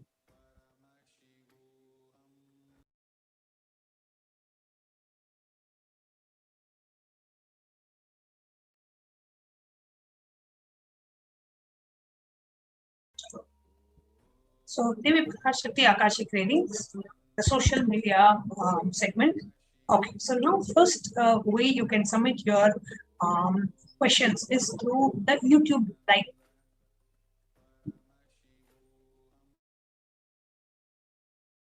When you go live, you will below the member of the channel see the join button. If you are already a member of the channel, it will not show you the join button. So you can join the channel to become a member of the channel, and all the members have exclusive privileges to be able to ask questions directly to Devi PARASHAKTI, and your questions will be directly seen by Devi PARASHAKTI, and whichever Devi PARASHAKTI chooses to answer, she answers those questions. But and the questions are falling the eyes of the divine. That itself is the greatest, biggest blessing and good. So you can post your questions in the live feed. So when you open the live feed on YouTube, on the right hand side, you will see a live chat box. You can post your question directly to Devi PARASHAKTI, but do it only during the live session, and do not keep bombarding the live chat with your same question over and over again. Just ask your question once. If it had be answered, it will be answered, whether immediately or later. So just go ahead and submit your question in the YouTube live chat option. Now if Facebook, you can also visit the Kailasa's SPH Nityananda Paramashivam official Facebook page of the Supreme Pontiff of Hinduism. And first of all, make sure that you have liked and followed the Kailasa's Nityananda Kailasa's SPH official Facebook page. And here you can get all of the notifications for the live darshan and the live announcements about the different live telecasts, the temple rituals, and all the different celebrations that are going on throughout the year, different announcements and so forth. So don't miss out on liking and following the official page of the Supreme Pontiff of Hinduism. And if you'd like to ask your question through Facebook, you can just go to the live Facebook video, which is for the live PARASHAKTI Akashic reading. And during the live telecast, you can ensure that you put your question in the comments down below. So if you're already watching on Facebook, it'll be in the comment section right below this video. If not, it'll be in the comments of the live PARASHAKTI Akashic reading program or event that is going on Facebook.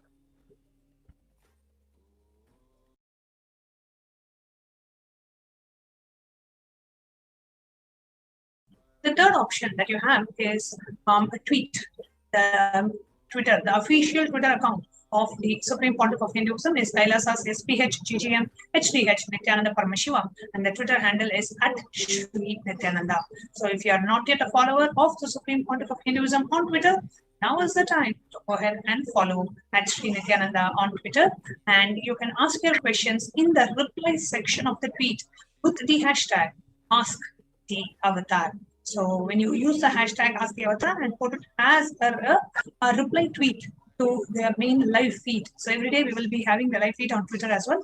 And to that live feed, just reply to that live feed with your question with the hashtag #AskTheAvatar as projected on the screen. The next platform in which you can submit your questions is the Instagram platform. Now in the Instagram, the official Instagram handle of the Supreme Pontiff of Hinduism is also @Shri Nityananda, and so you can follow the Shri Nityananda on Instagram, and you can ask your questions in the comments. In the comment section of that particular day, let's say for example today's live feed, you will have the post related to today's feed, and you can comment that section and post your questions. And finally, the kailasa.org website, you can ask your questions on WhatsApp. So on the kailasa.org website, you have two widgets on the main screen. On the left side, you will see a WhatsApp widget, and on the right side, you will see a live chat widget.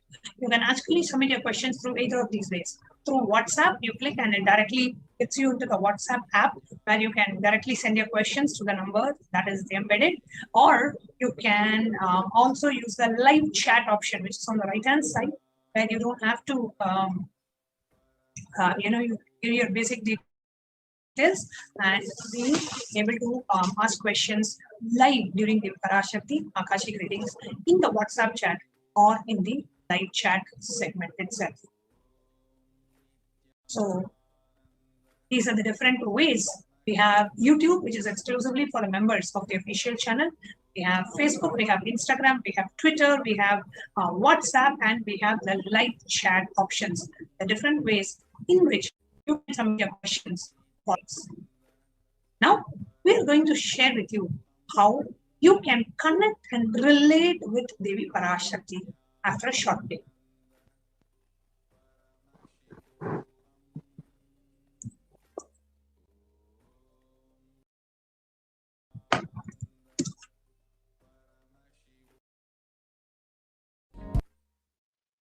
We get you ability to build beautiful relationships in your life.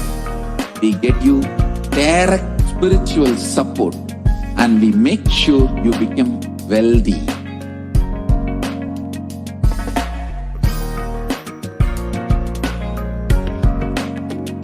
we won't stop giving you just good life.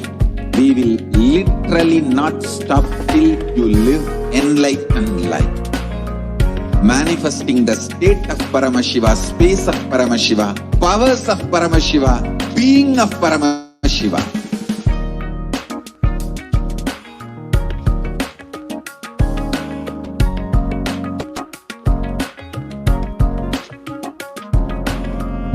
Whole world should become e-Kailashians. I want the whole world to know Hindus have something great to contribute to the world.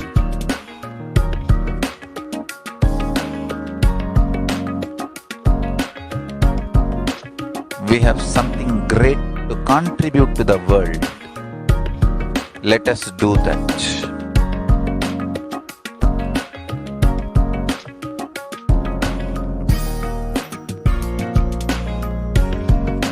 E-Kailasa is proper customized spiritual service helping you to identify your root patterns of suffering. We have perfected the science of helping every individual from every cultural, religious, nationality background.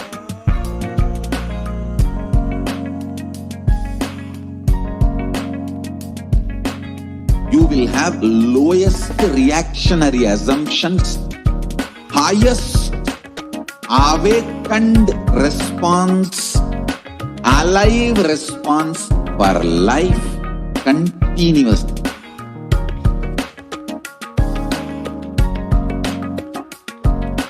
E-Kailasa is enlightenment ecosystem, literally enlightenment itself in your own home, wherever you are. Proper customized spiritual service helping you to complete with your life negativity, withdrawal from life, self-hatred, self-denial, self-doubt, so much of tiredness, laziness. We can support you aligning your diet, your attitude, your aptitude, your understanding about life. We can help you with everything.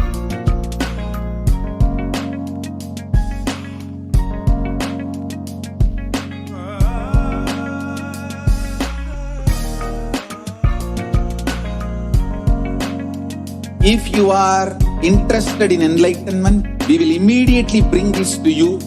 If you are not interested, we will explain the whole science, inspire you and make you interested in enlightenment science.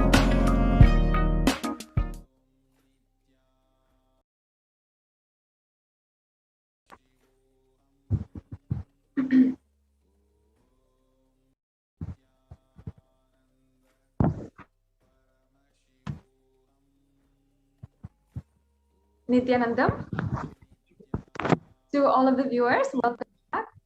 After a very quick break, now we'll be entering into a very exciting segment where we understand how we can deepen our relationship, our deep existence and oneness with Devi PARASHAKTI through the offerings and through the sevas.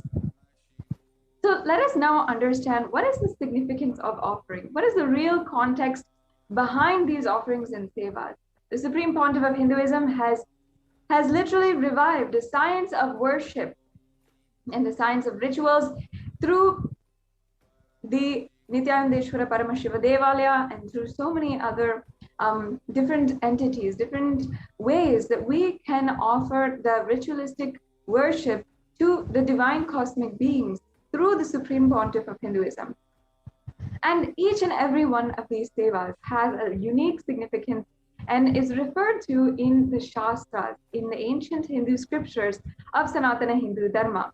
And that is from where the Supreme Pontiff of Hinduism has revived them and ultimately revived the science behind how we attain supreme oneness and a deep feeling connection to Devi PARASHAKTI. Devi PARASHAKTI has been answering, granting boons, giving the request of all of humanity, different people from all over the world. If they just ask a question, regardless of the fact if they're offering, if they're feeling gratitude for it, if they're understanding or anything, if you ask a question, Devi PARASHAKTI has been answering. And out of a person's gratitude,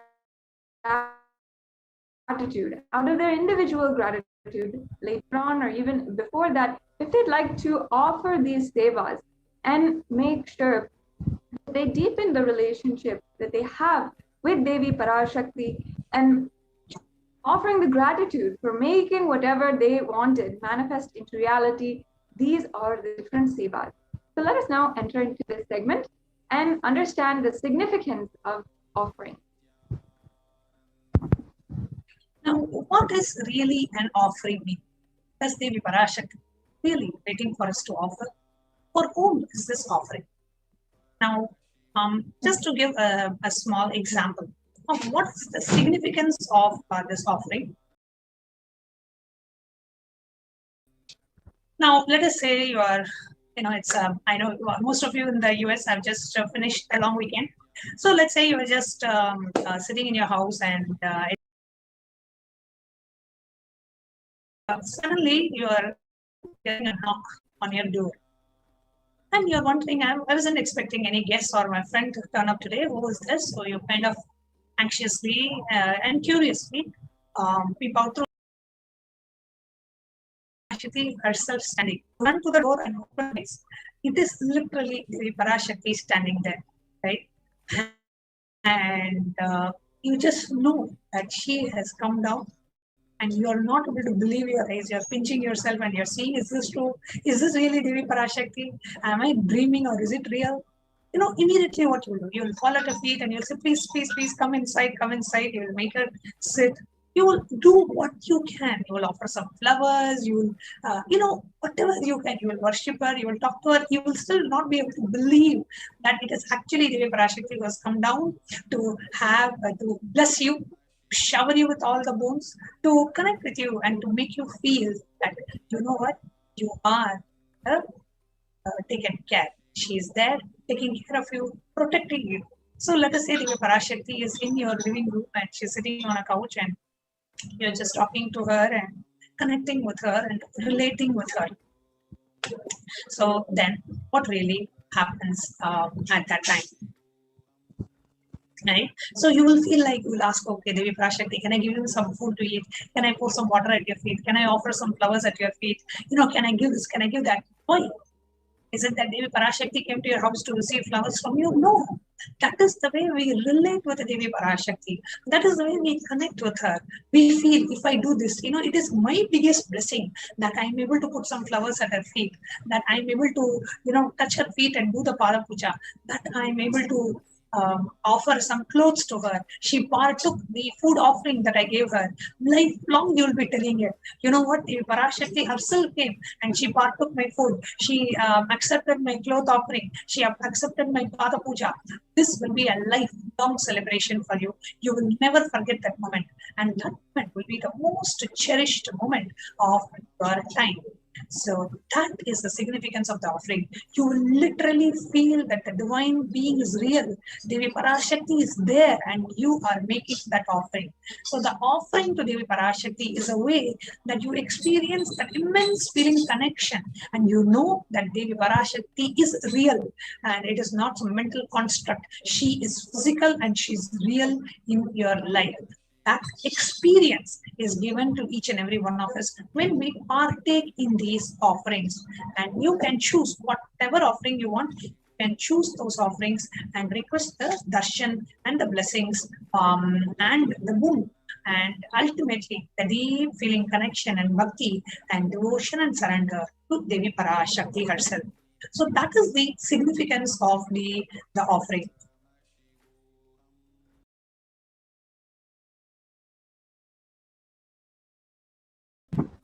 Now, an offering is giving of a divine gift of pure love, devotion, and oneness, and it consists of two parts, giving and accepting. Only when divine accepts what one offers, the offering becomes complete.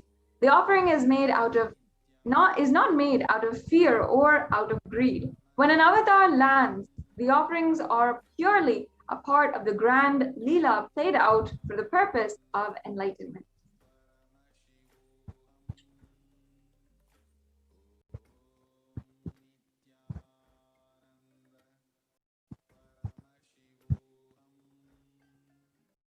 Let us now look at the Dhyana Shloka, which describes the very form of Devi PARASHAKTI.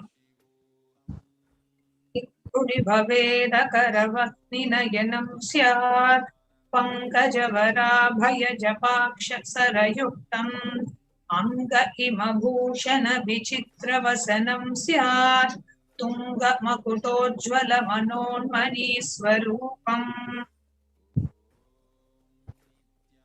And now I'll chant the English translation. Moonlight face holding the Vedas or books in hand, fire in eyes, with the lotus flower gracing and blessing hands, and one hand with the Japamala, beautifully decorated with jeweled ornaments in wonderful clothes and shining bright crown. Her name is Manonmani. This verse is a direct reference from the Mula Agama, the Manonmani Dhyana. The next Dhyana Shloka we have for Devi PARASHAKTI. Dhyaye Devim Trinetram Sashini Bhavadanam Vedahastam Dadanam Savye Patmam Varadamapare Chabhayam Sakshamalam Divyairavaranayir Vibhushitatanam Brahmadibhih Pujitam Devi Meva Manonmanim Pradidinam Kamarthadatrim Shubham.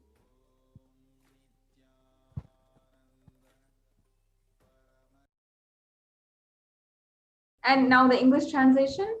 I meditate on Devi with 3 eyes glowing like a moon and holding the Vedas, lotus and gracing with blessing and gracing hands. She is wearing beautiful ornaments and she is worshipped by Brahma and the other many gods and showers auspicious boons for all actions every day. This reference is also from the Mula Agama, the Manonmani Dhyana. Now, you will be saying, and sometimes you may be even curious, what is the significance of gold? Why do we offer, why many of the offerings that we do to the divine beings and the divine, to Devi PARASHAKTI and all the other divine beings of Hinduism, why do we make the offering in gold?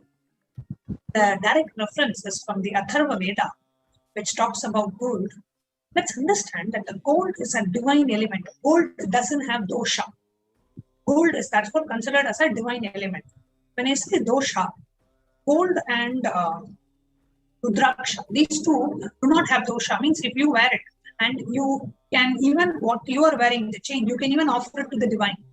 Because that jewelry or whatever you are wearing, because it is gold, the gold doesn't carry the dosha of the person who's wearing it, or you do not add anything to it. You do not add any impurities, or it doesn't carry anything, even though you may be using it. So the gold as an element itself doesn't have any dosha. It purifies anything it touches. Hence, it is an element of spiritual significance and great spiritual power of healing and enlightening. The vibration of the gold has the power to infuse sattva energy and positive thought currents for anyone who wears and anyone who sees or operates it in its vicinity. Gold is actually present, referenced in all of the scriptures, including the Agamas, the Vedas, the Shrutis, Smritis, and Itihasas and Puranas. In all of the Hindu scriptures, gold is the most auspicious and purest metal which purifies our being. In Hindu civilization, everything was built in gold, exchanged in gold. Ritual feasts were offered in gold bricks. When one was to be saved from a life-threatening disease, gold was offered as the ritual fee. Gold was in abundance and used for weighing equivalent amounts of commodities, including cows. Kingdoms were built in the huge doors of gold. The streets would have huge columns and huge archways made out of gold, And the horses, cows, elephants, and all of the animals were also dressed in gold as they lived in coexistence and harmony in the whole Hindu civilization.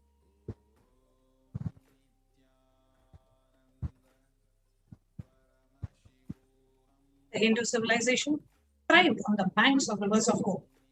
The Indus River, called Hiranmaya, the river of gold in Rig Veda. The river Saraswati was called Hiranyavartini in Atharva Veda.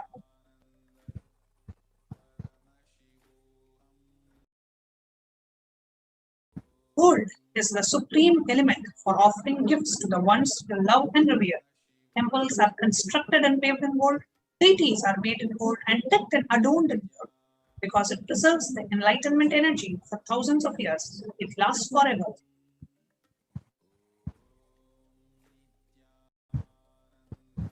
Now we will begin the different various array of offerings that we have to present to all of you with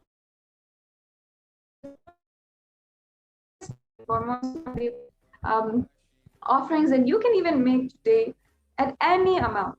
So this is the E-Hundi offering. And first I'll be chanting the Shastra Pramana for this offering.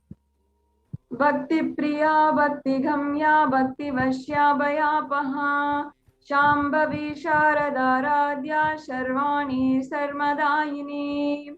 And the English translation. Devi is fond of true devotion and is realized through true devotion. She can be won over through true devotion and she removes all fear. Now you can, if you are ready, go ahead and make the payments through the registration forms, or the E-Hundi offering can be made through the YouTube super chat option. If you're wondering what this is, don't worry. Stay tuned, and at the end of this segment, we will be walking each and every one of you through of how you can make these payments. So understand that what Devi is promising here is if there's any fear in the minds of her devotees, she will remove that fear. It is stated that Devi likes to be worshipped in autumn. However, it is meant of the autumn of our lives, not the yearly autumn that we might go through, when thoughts move more and more inwards and the role of the divine is known and understood clearly. At that point, the need for Devi worship becomes stronger. And here we have a couple of the words that Devi is used, translated. Shambhavi in the previous verse is the consort of Shambhu, Lord Shiva. The Sharada Radhya means worshipped by Sharada, Saraswati. And Sharvani means wife of Lord Shiva. And in the Linga Purana, the Lord Shiva is to be called Sharva in his earth form. And Sharmadayini means Devi who is bestowing happiness on devotees. So you can offer your gratitude and devotion to Devi PARASHAKTI by offering this E-Hundi offering, and your name will be chanted out during the puja to Devi.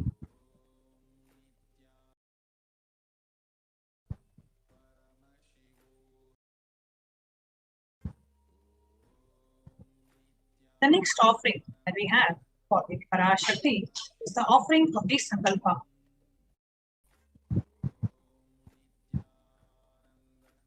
Tayaitan Muhyate Vishwam Shaiva Vishwam Prasuyate Chaya Chitta Chavijanam Tushta Arutim Prayachati. The goddess enchants this universe and she herself gives birth to the universe. That goddess, being prayed without interest in anything, gives that knowledge that leads to salvation and gives wealth in the materialistic sense. This is from the Devi Mahatmyam, the 12th chapter, the 34th verse. Offering of the Sankalpa, the conscious resolution, blesses the person offering all the fruition of the desires, the wishes that he is earning for. So pray to Devi PARASHAKTI, take a conscious resolution to receive her blessings and to manifest the reality that you want. And it is just $1, so that every one of you will be able to participate in this offering. So if you would like to offer it for, let's say, 3 of your family members, then it will be $3. So it's basically just $1 per person. Then go to tiny.cc/Devi-offering to make this offering. The next offering is the offering of the beautiful Sahasranama Swarana Kastu. In the Lalita Sahasranamam, in the verse 731, Devi is referred as Nama Parayana Brita, meaning that she who likes the repetition of her various names. So this offering is the repetition, literally the Parayana of the 1008 names of Devi PARASHAKTI. The very special offering and unique archana offered to the Mahameru of Devi PARASHAKTI. In this offering, you can offer a gold coin inscribed with each of the 1008 names of Devi PARASHAKTI and receive the blessings to have the Ananta Kalyana Gunas, all the divine qualities of Devi PARASHAKTI.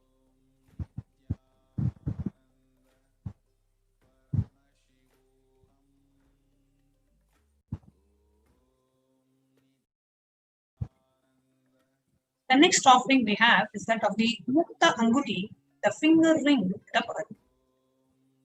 Tahara lasat kirita ruchiram purnendu vakta prabham sinchannu purakinkini manidaram patma prabhabasuram sarva bishta phalapradam girisudam vani ramasevitam inakshim pranadosmi santatamaham karunyavaram nidim. I bow to the goddess Meenakshi, whose crown has a garland of pearls, and face shining like a full moon, who wears anklets that are studded with gemstones, and has small bells, who is shining like the splendor of lotus, who grants all the wishes, the daughter of the mountain, who is worshipped by the goddess Vani and Rama. I remain ever bowing to goddess Meenakshi, the ocean of compassion.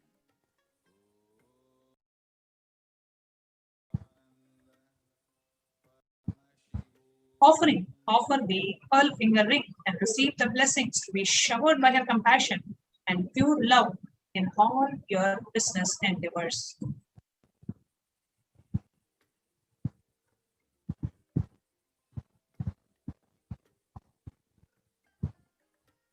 Yes, the next offering is the Swarana Padma Pushpa, the golden lotus. Now, in this, the Shastra Pramana is from one of the sacred ancient books, the Kamika Agama, and in that, the Paramashiva says that all the kalashas should be wound around with suitable thread and covered with new cloth. They should be adorned with the lotus flower made of gold. The lotus flower has such importance and significance in the Vedic scriptures, and in fact, it is referenced in all of the scriptures. We can go on to the next slide.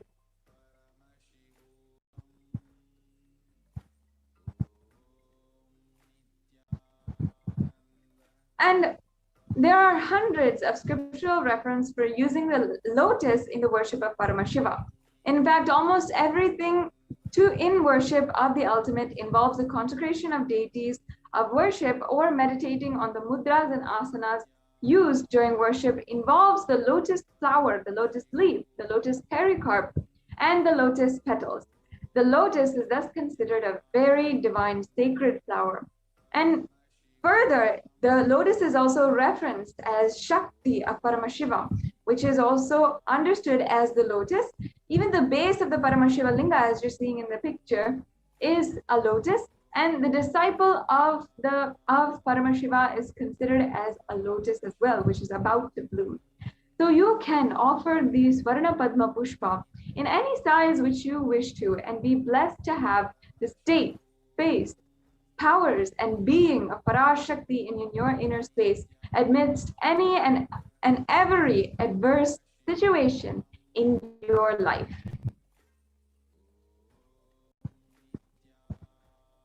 The next offering we have is that of the golden touring, the Swarna Metti. The reference in the Lalita Sahasranama, it says, Nakadiditi Samchanna Namachana Tamoguna Padadvaya Prabhajala Parakrata Saroruha. You, Devi, whose brightness from the two nails destroy the darkness of ignorance from the minds of the devotees, prostrates at your feet. Whose brightness from your 2 feet overpowers that even of the lotus flower. So, offering of the Swarna Meti, the golden touring, Devi PARASHAKTI, adorning her sacred feet, be in the space of constant gratitude for receiving her blessings in even the most difficult aspect of your life. So the offering of the Swarna Meti is $750. You can visit tiny.cc/Devi-offerings. Make this offering. The next beautiful offering is the Swarna Mantika. Now, Devi PARASHAKTI is referenced as, described as the Shuddha Sarabhi Varshani, meaning she who makes the nectar flow in all of our nerves from the Sahasrara, she who gives the very pleasant experience of the ultimate. Actually, in the Hinduism, the Mantika, which all of the women, the Hindu traditional women, will wear on their forehead, on their hairline, and we're offering it here, the golden hairline jewelry. So the Mantika actually represents the nectar which is flowing from the Sahasrara Chakra, which is fully opened. And the Sahasrara Chakra is described to be a 1,000-petal lotus. So when it is open and the nectar is flowing from it, the Mantika is the representation of the nectar of the flowing from the Sahasrara Chakra. The next slide, please. So you can offer this golden hairline jewelry in order to experience the overflowing gratitude and complete completion with Devi PARASHAKTI in your life.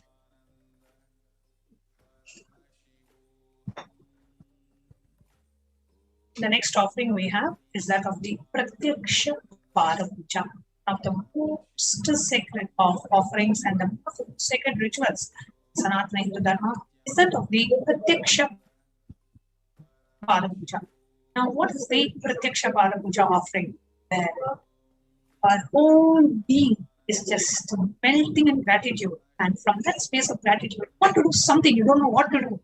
Something to express your gratitude to the divine, to the PARASHAKTI, to the Supreme Pontiff of Hinduism, for gracing in our lives. So you offer the Pratyaksha Parapuja.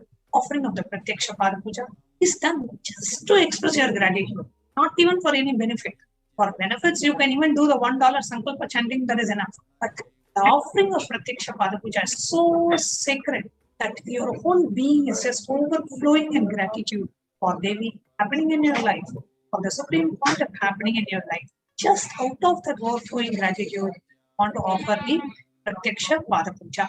So the offering of the Pratyaksha Parapuja is $1,008, and you can make this offering by visiting tiny.cc/Devi-offerings.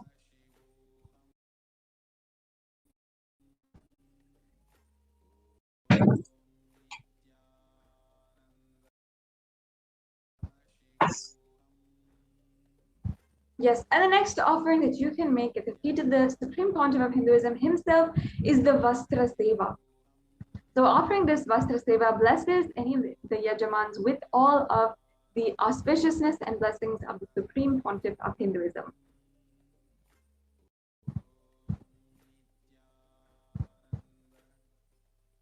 And the offering of the Vastra Seva is the sacred offering of the divine cloth for wearing. So after the Pratyaksha Parapuja, you can offer this Vastra Seva.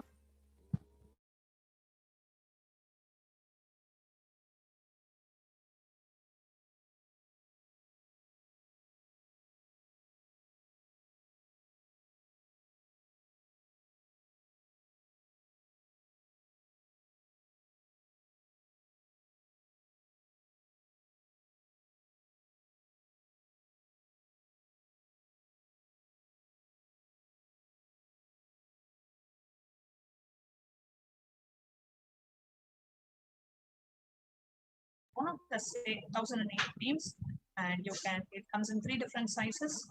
$75, the smallest one.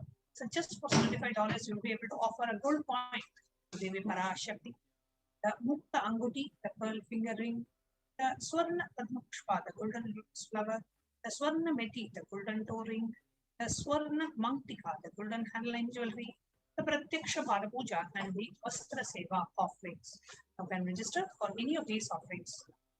So now the question is, how do I register? Now, if you are ready to go ahead and make the offering and make the payment, credit card, debit card, or your PayPal, you can directly go to the online payment link. The second link that is projected on the screen, which is tiny.cc/Devi-offerings. Please note down. You can even take a photograph of the screen if that will help. You can take a screenshot or a photograph of just the screen so that you have the links ready with you. So if you are ready and wanting to make an offering, you can use the second and the third link. An online payment, tiny.cc/Devi-offerings, and after making the payment, submit the details for the puja. Just tiny.cc/Sankalpa 2021, where this is where you enter the names of the family members whom you want chanted in the when the puja or when the offering is being made. Now, there may be some of you who really want to do the offering, but currently you are unable to manifest the finances for it, or you are having some other difficulties. In that case, you can go ahead and fill the first form, just the first form, which is tiny.cc/MAHAMAARI. This form does not ask for any payment. It is just to express your intention to make the offering, and just pray to Devi and request Devi's blessings to bless your intention so that you will be able to make those offerings to her. So the tiny.cc/MAHAMAARI is to receive your interest in offering this ritual, and we will help you manifest, overcome all the obstacles and manifest your reality. So now I'll be taking you through a walkthrough of the online payment portal, how you can connect to the online payment portal and go ahead and make the offering.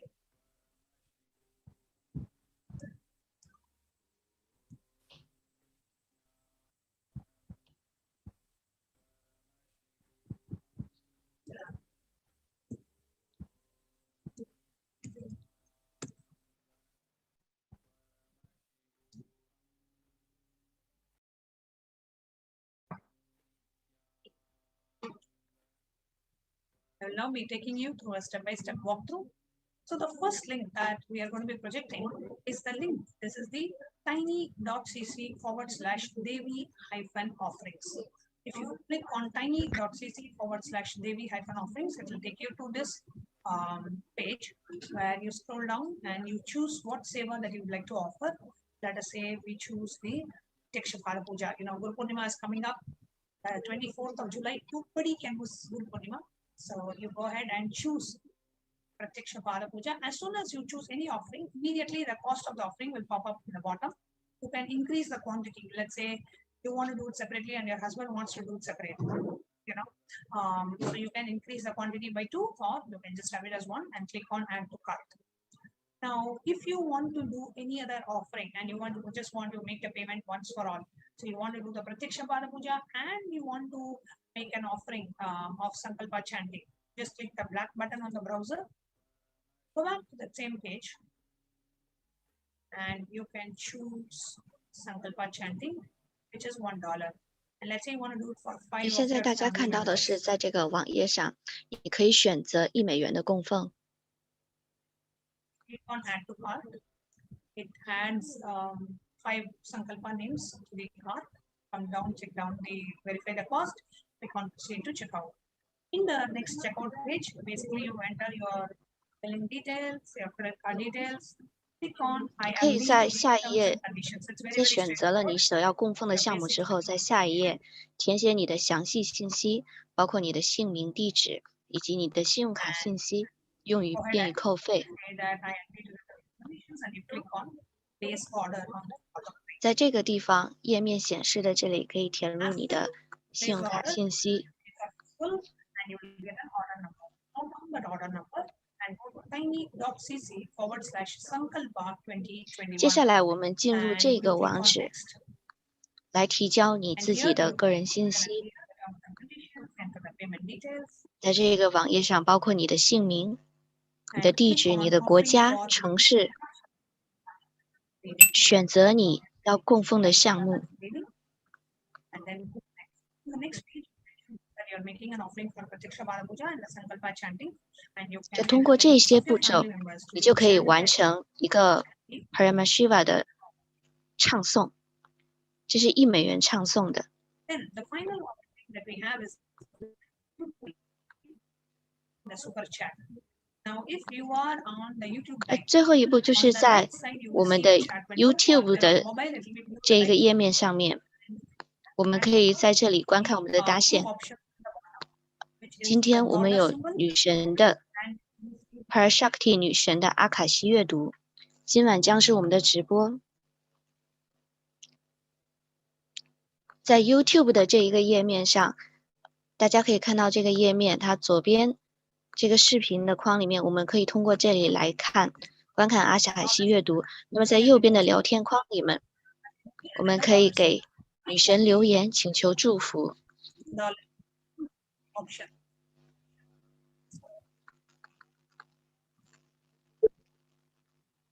Now, in the 3 options, the first option is for you to join the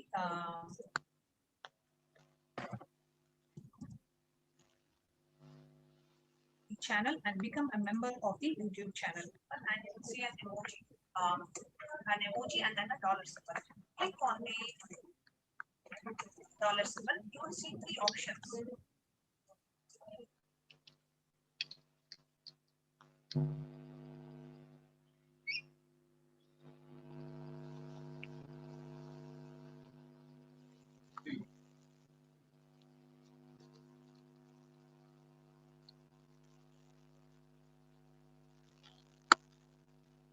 Yes.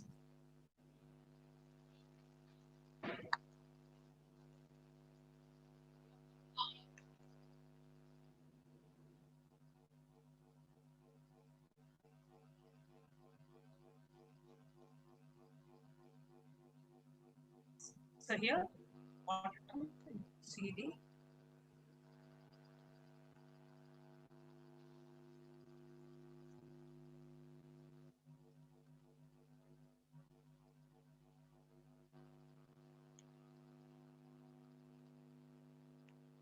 Okay. So here you can see the member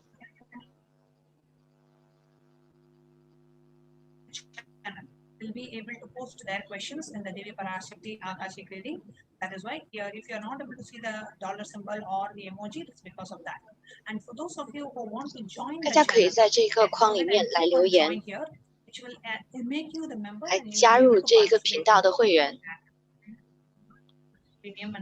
可以根据屏幕上面的示范加入会员。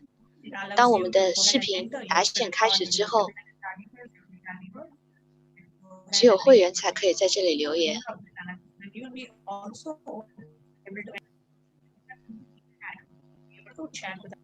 你也可以通过在聊天框里面发送超级留言，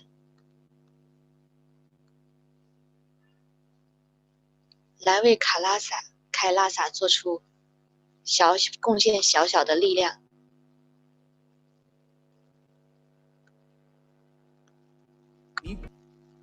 To cater this enlightenment signs to the whole world wherever they are, because enlightenment is the birthright of all human beings.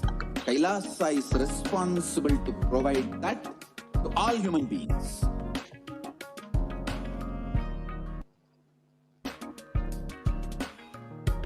Kailasa is the totality of the knowledge I received from my gurus and practice manifested in my life, perfected by teaching millions of people from all cultures, time zones, backgrounds, genders, nationality, race, from every creed.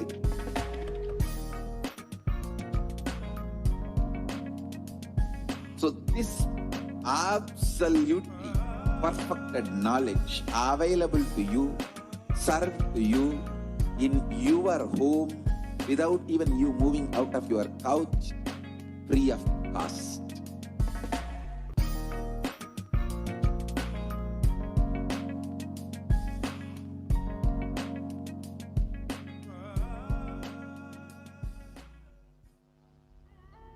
What I mean by the word e-Kailasa, listen intensely. Enlightenment ecosystem, literally enlightenment itself, in your own home, wherever you are. If you cannot come to Kailasa, it's okay. Kailasa can come to you.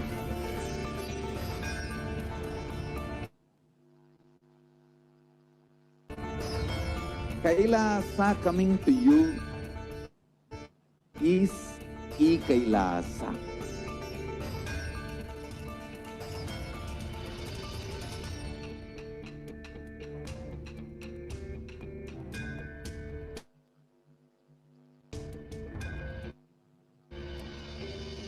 I will revive Hinduism.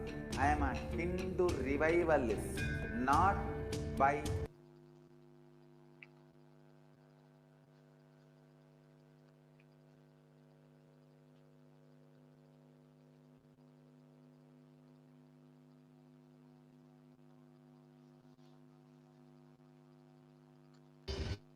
but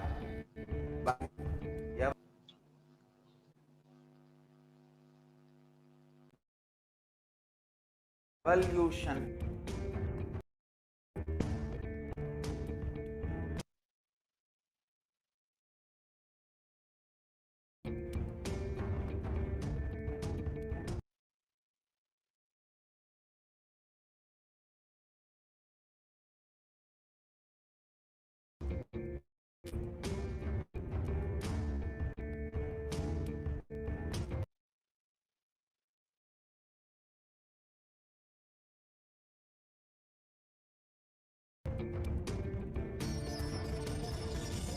And setting model communities. Kailasas, enlightenment ecosystems, Sarvanya Pitas all over the world.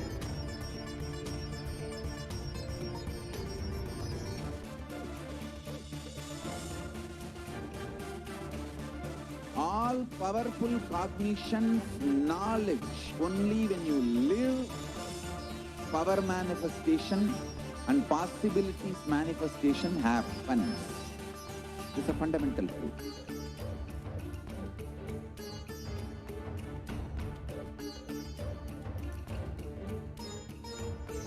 Hinduism cannot live exclusively as one sampradaya. No.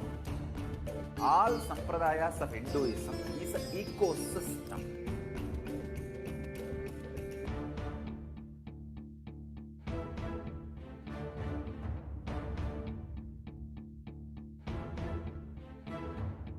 So don't keep quiet thinking that if one sampradaya is attacked, only that sampradaya is going to be affected. All of us are ecosystem.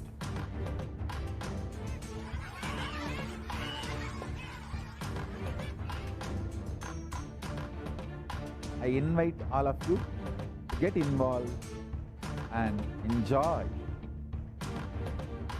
Hinduism by the principle of Dharmo Rakshati Rakshitaha. When you protect Dharma, Dharma protects you.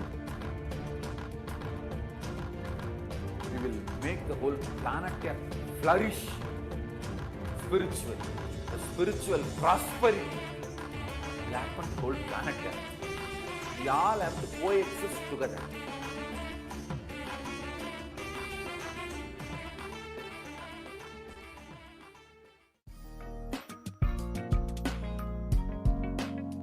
We get you health. We get you ability to build beautiful relationships in your life. We get you direct spiritual support, and we make sure you become wealthy.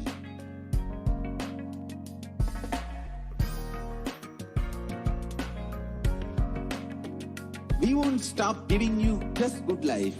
We will literally not stop till you live enlightened life, manifesting the state of Paramashiva.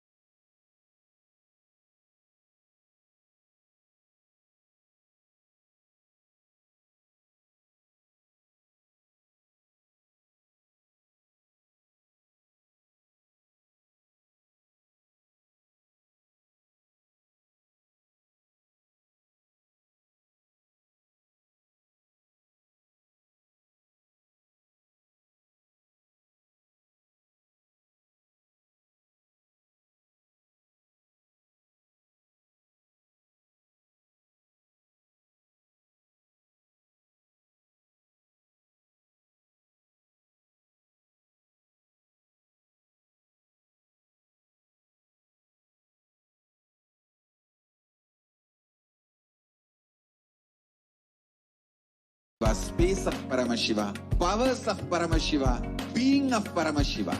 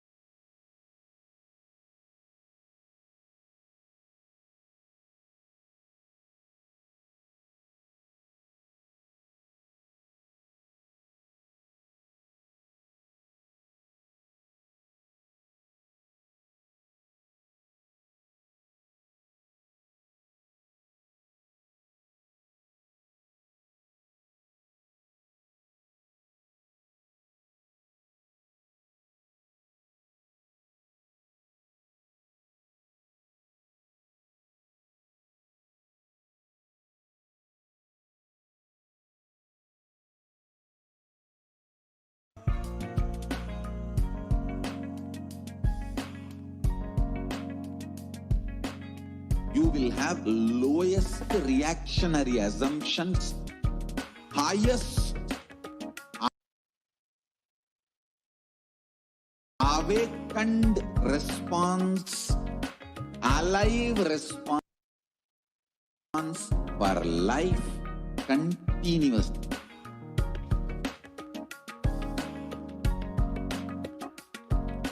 E-Kailasa is enlightenment ecosystem, literally enlightenment itself in your own home, wherever you are.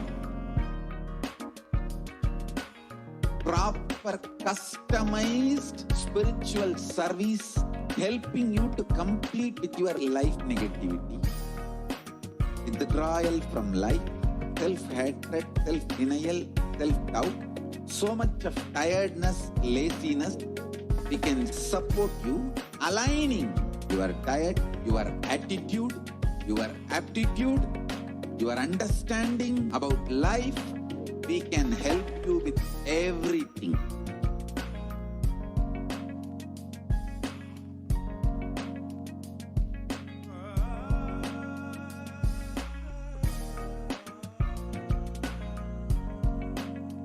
If you are interested in enlightenment, we will immediately bring this to you. If you are not interested, we will explain the whole science, inspire you and make you interested in enlightenment time.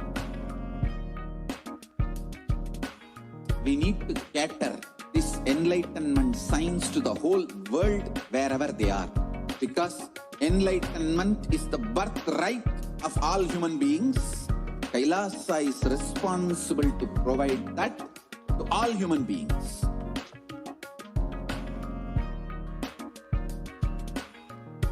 Kailasa is the totality of the knowledge I received from my gurus and practice manifested in my life, perfected by teaching millions of people from all cultures, time zones, backgrounds, genders, nationality, race, from every creed.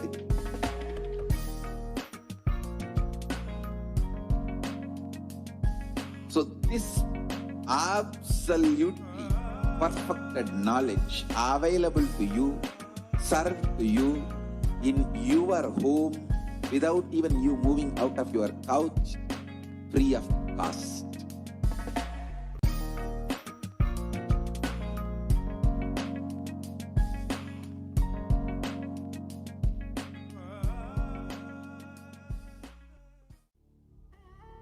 What I mean by the word E-Kailasa, listen intensely. Enlightenment ecosystem, literally enlightenment itself in your own home, wherever you are. If you cannot come to Kailasa, it's okay. Kailasa can come to you. Kailasa coming to you is E-Kailasa.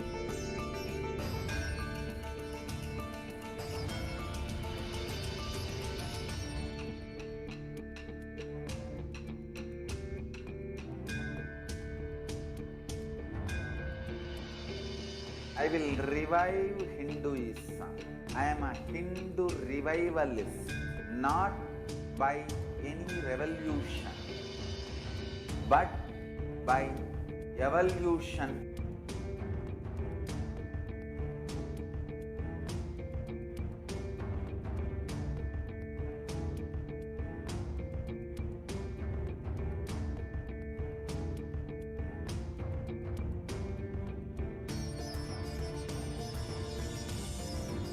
And setting model communities.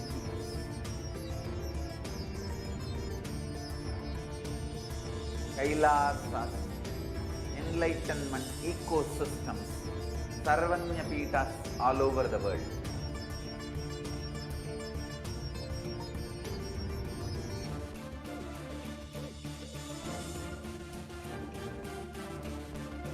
All powerful cognition, knowledge, only when you live power manifestation and possibilities manifestation happens. This is a fundamental truth.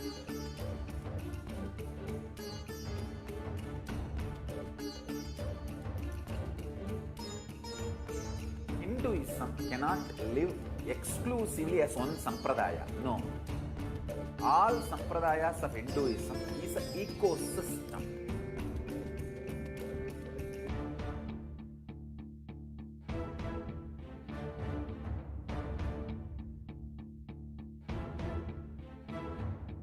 So don't keep quiet thinking that if one sampradaya is attacked, only that sampradaya is going to be affected. All of us are ecosystems.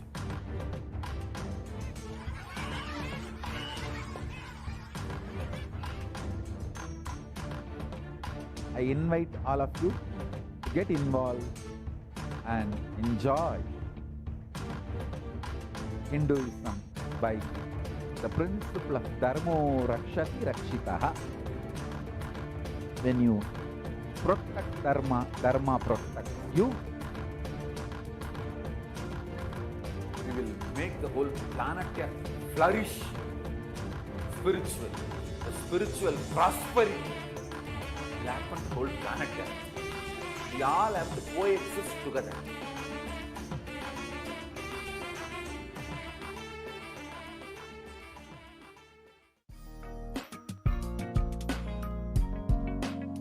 We get you health.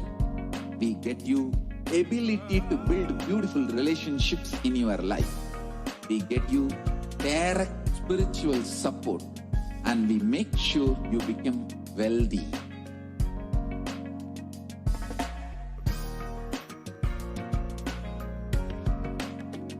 We won't stop giving you just good life. We will literally not stop till you live enlightened life. Manifesting the state of Paramashiva, space of Paramashiva, powers of Paramashiva, being of Paramashiva.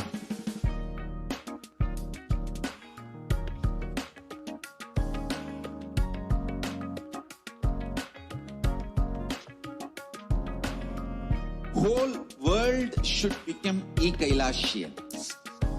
I want the whole world to know Hindus have something great to contribute to the world.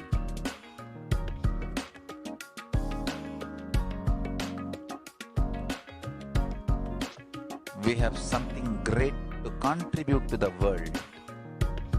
Let us do that.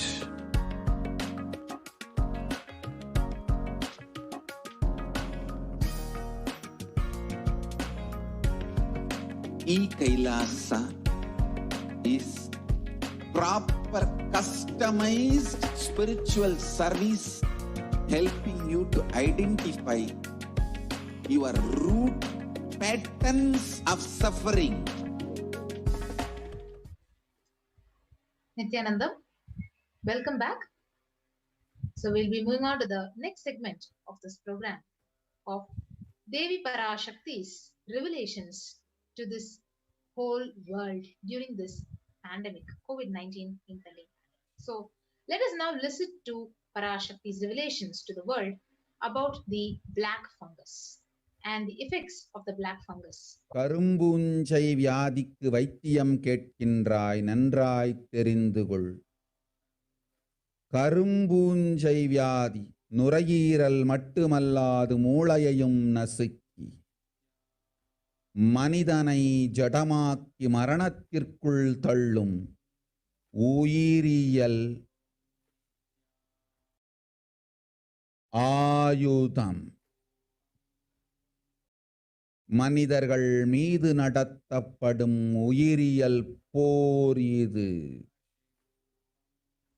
நவபாஷாணத்தின் மீது பொழியப்பட்ட நீரும் மஞ்சளும் பாலும் வேம்பு ரசமுமே இதற்கு மருந்து.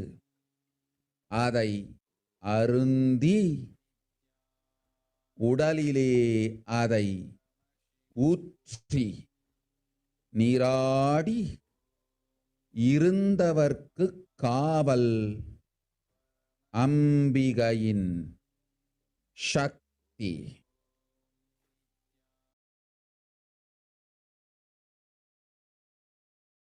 ஓம் ஓம் ஓம்.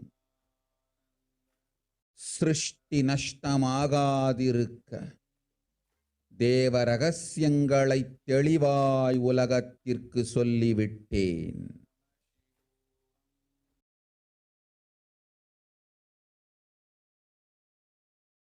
இந்த ரகசியங்கள் எல்லாம் உலகத்திற்கு நாம் நித்யானந்தன் வடிவு கொண்டு சொல்லும் பொழுது எதிரிகள் பெருங்கோபத்தோடு நித்யானந்தன் திருவுருவை அழித்திடாமல் இருந்திடவே அவன் திருவுருவை கைலாயத்திற்கு கொண்டு வந்து பாதுகாப்பாக்கிக் கொண்டு பிறகு இந்த உண்மையெல்லாம் உலகத்திற்கு சொல்லுகின்றேன்.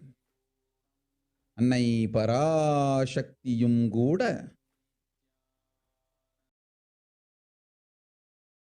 உண்மைகளை உலகிற்கு சொல்லும் முன் தற்காப்பு செய்து கொள்ள வேண்டிய அளவிற்கு மனிதர்களின் அரக்கத்தனமும் அட்டூழியமும் உலகத்தில் அரண்டு ஆடுகின்றது.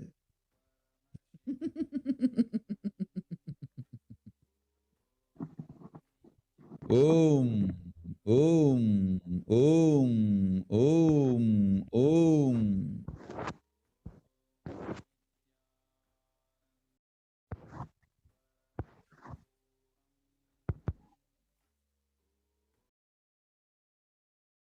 Yes. So this is the translation of what PARASHAKTI has revealed exactly in the Akashic reading about the black fungus. So you are asking remedy for black fungal disease. Know properly black fungal disease. Not only it will affect the lungs, it will smash the brain also. It is a bio weapon that makes humans lifeless matter and push them to death.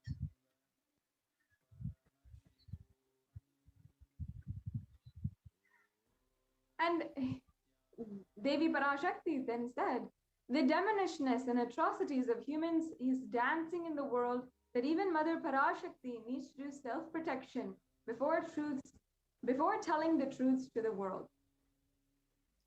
Yes, you see, this black fungus was denied and dismissed as a rare disease, declared as an epidemic by several states, declared as a pandemic within the pandemic, which literally eats the brain. It mutilates the bodies, the face, eating the bones, and affects only the COVID patients. It is extremely fatal, and 50% of the people who are infected with the COVID and the black fungus literally die out of it. And as you can see here an article where where they're speaking about the black fungus disease linked to COVID that spreads across India. This is from the 23rd of May 2021. And here it's saying that the fungal disease with the name is having actually 50%, is affecting 50% of the COVID patients, and is initially initially, but now the fungus can spread to others and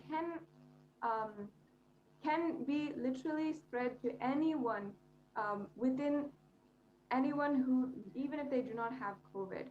So they're stating here how many people, 7,200 people in India have this black fungus disease, and this was 2 months back in May.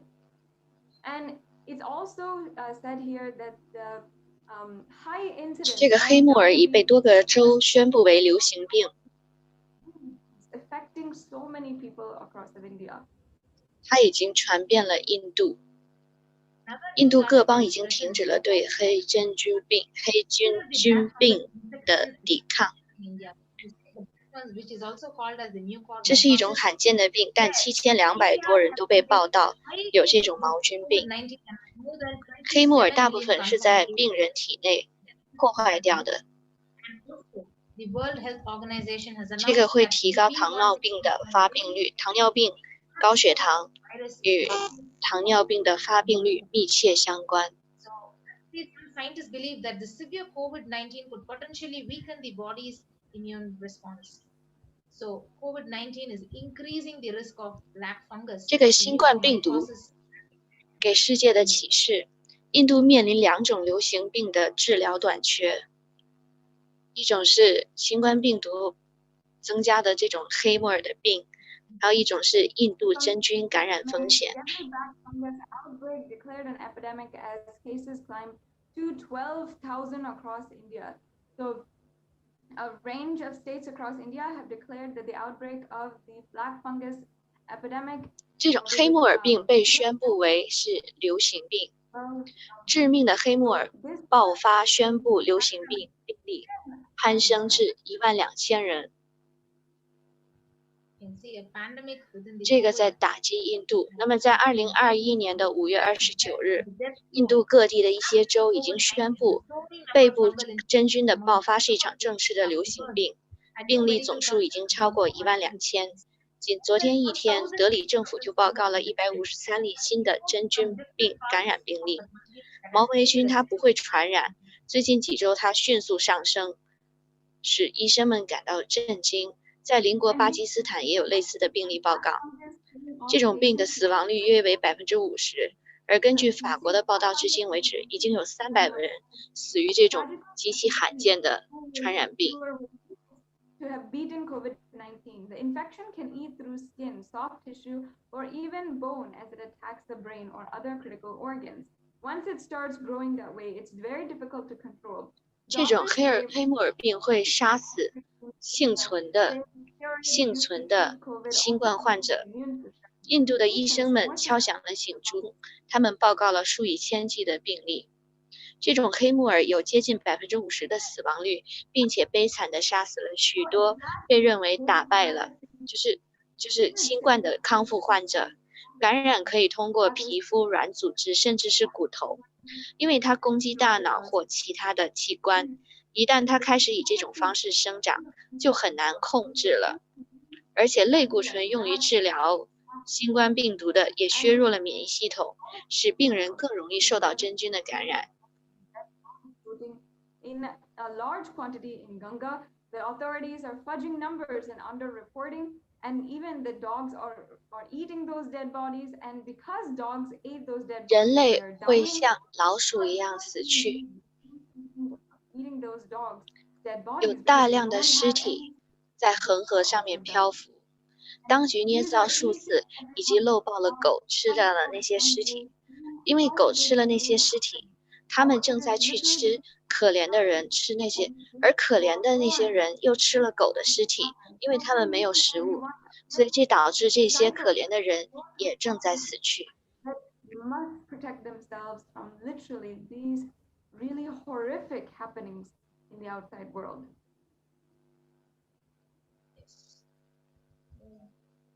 So, as how Devi PARASHAKTI has revealed, you can see very clearly the dead bodies are floating in large quantities in the Ganga. You can see corpses in Ganga, the Buxar locals more worried about 我们可以看到图片上面 where these bodies came from. So this is 我看得 exactly 很清 what 楚， the 恒河 world 中 what 漂浮着大量的尸体。 us her revelation. PARASHAKTI 说，而当地人更担心的是水污染，而不是尸体的来源。 Decomposing bodies are laid uncovered in the Sangam area, and predatory birds and dogs are feasting, gather and feast on their remains. The government 印度教最高教皇对世界的启示：这狗正在吃那些死掉的尸体。 在恒河边发现了埋在沙子里的尸体，许多腐烂的尸体被发现在这个桑加姆地区。在过去的2到3个月里，这些人死了在恒河上，他尸体漂流在恒河上。 而很多人都在死去，而狗吃了那一些，狗吃掉了那一些死去的尸体。 So as India is reeling under a massive second wave of COVID-19 pandemic, the number of deaths also has increased, and such is the situation in the crematoriums and burial grounds, which are packed to the capacity. So this is what exactly was revealed, and we could see this article as a witness to it. Now, we're seeing also here how Devi revealed that poor human beings eating those dogs' dead bodies are also dying because they don't have food and they are dying. And in an article, we are seeing how over 150 dead bodies, which have been reported as COVID fatalities, were dumped on the banks of Ganga. And these COVID bodies will be washed down further and can be eaten by stray dogs, which will further spread the coronavirus. This is from a report on the 10th of May, 2021. Yes, you can see another article which says the dead bodies where human beings will die like rats and cats. The same revelation captured in the news article, which describes dead bodies washed up on the banks of Ganga were sighted for a second straight day today, this time in Ghazipur in Uttar Pradesh. The spot is around 55 kilometers upriver from Bihar's Buxar, where more than 100 bodies were found yesterday, evoking shock and anger. So the bigger authorities, they had argued that the corpses had floated down from UP as their state has no tradition of consigning bodies to the water.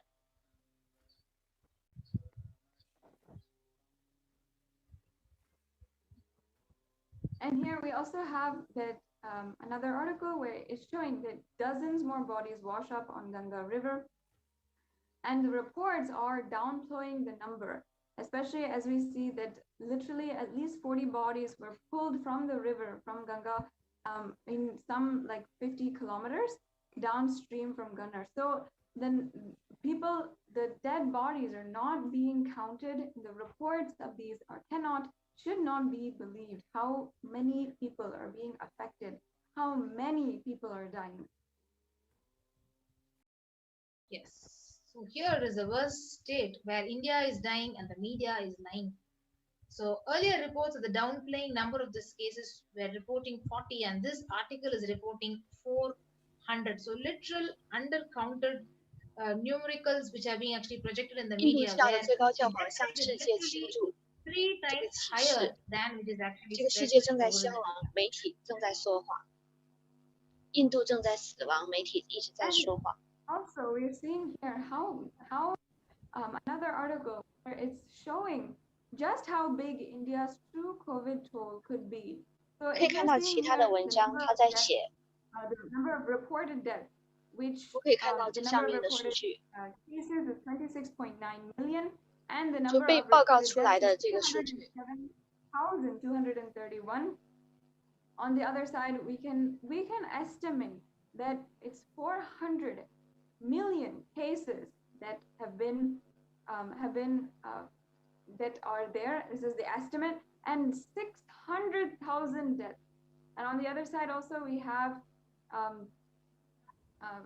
the 539 million estimated cases and 1.6 million deaths, and also the estimate for here it says that million estimated cases and 4.2 million estimated deaths. So this is over time how we could see the different reports and the different differences in the estimate, and what estimate based on various different sources and different evidence, and what is being reported. So really we have to be concerned about how much is being underreported, because the numbers are double or more than double.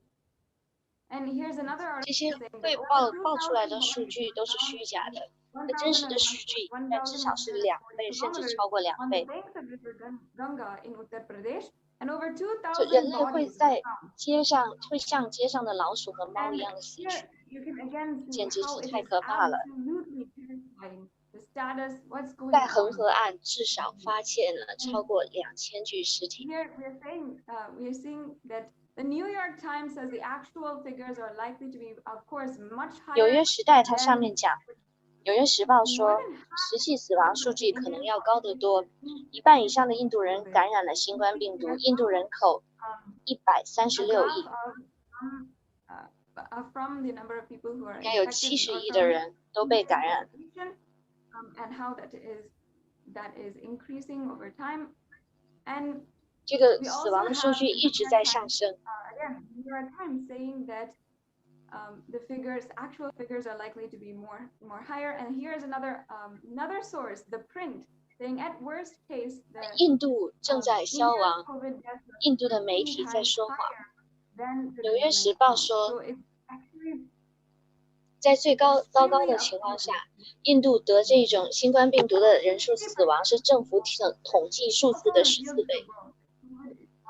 airborne, and that there are so many people who are denying and being critical of others. 新冠病毒现在是空降兵，它是一种否认与批判。 And a delayed warning was issued. 接受或作为理论的可能性，接受或作为事实， Before it was 要发出延迟警告， and 要批评 nobody 这种 was held 延迟接受， accountable for the death. 它是需要对数百万人死亡的人负责。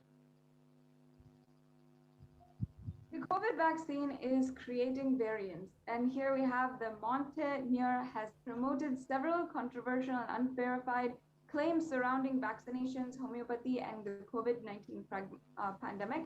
This is a 吕克蒙塔尼耶，他是法国医学家和联合接受者，2008年诺贝尔物理医学奖的获得者。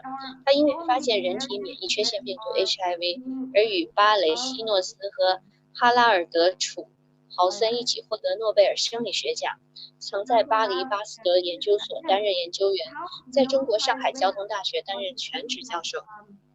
这蒙塔尼耶在疫苗、顺势疗法和新冠病毒等方面提出了一些有争议且未经证实的主张。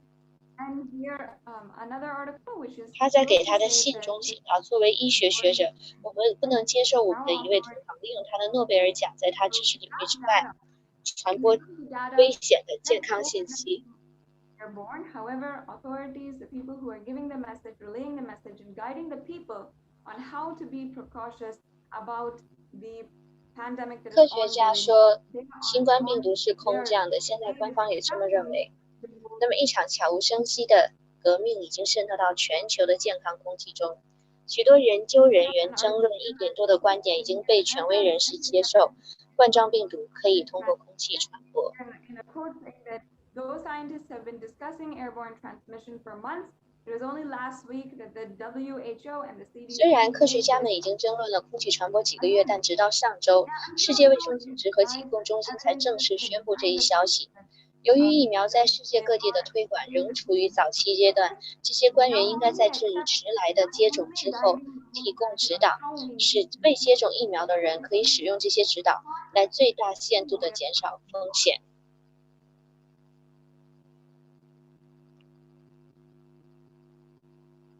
And again, now after there's so many people affected by the disease, by millions of people. 现在已经有这么多的人死于新冠病毒了，我们该怎么办？ Now they're releasing the guidance on how They should what to do about the airborne transmission, about how it's 我们需要 airborne, 一个 and 指 so 导、 forth. 指引、指示、指导，来指示说我们如何来避免新冠病毒的传播。 Because they didn't, when they weren't guided properly on how the 这个世界上最具有传染性的疾病，就是现在由空气通过空气传播的。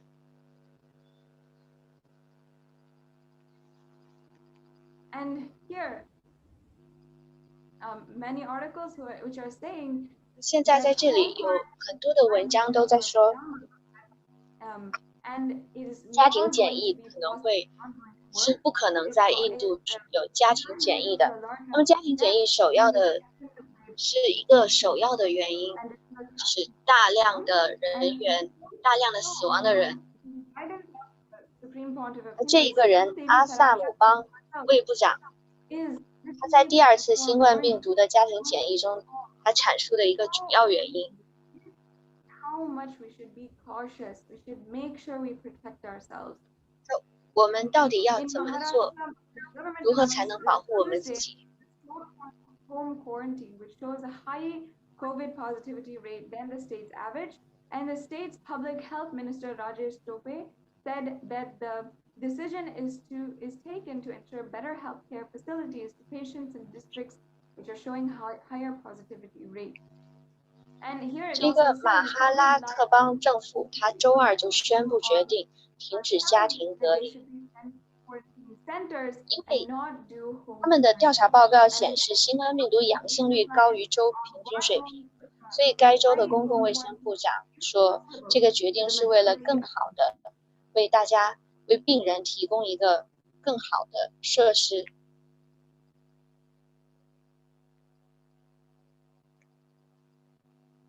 And again, another article saying self-isolation for COVID-19 is impossible for 40% of Indian families.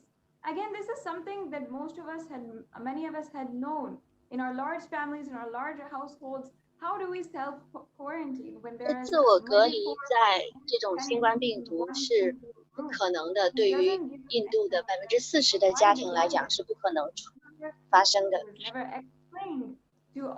就为了更好地利用印度的医疗基础设施，控制冠状病毒的扩散，印度政府在4月27日发出了一个改变的信号，从强制每一个病毒检测成阳性的人被转移到专门的医院或单独的隔离病床。政府允许那些轻微症状的人家庭隔离。 同时，附加条件是他们的房子允许他们进行自我隔离。在印度，这些说起来很容易，但做起来非常难。根据2011年的人口普查，大约42%的印度家庭居住水平在3人或3人以上合住一间的房子里。就冠状病毒而言，农村有45%的家庭物理距离挑战大于城市地区。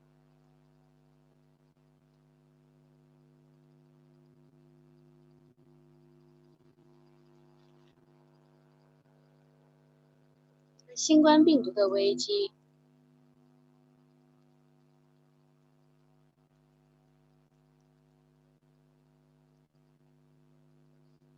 就城市中的家庭隔离，它的空间在哪里？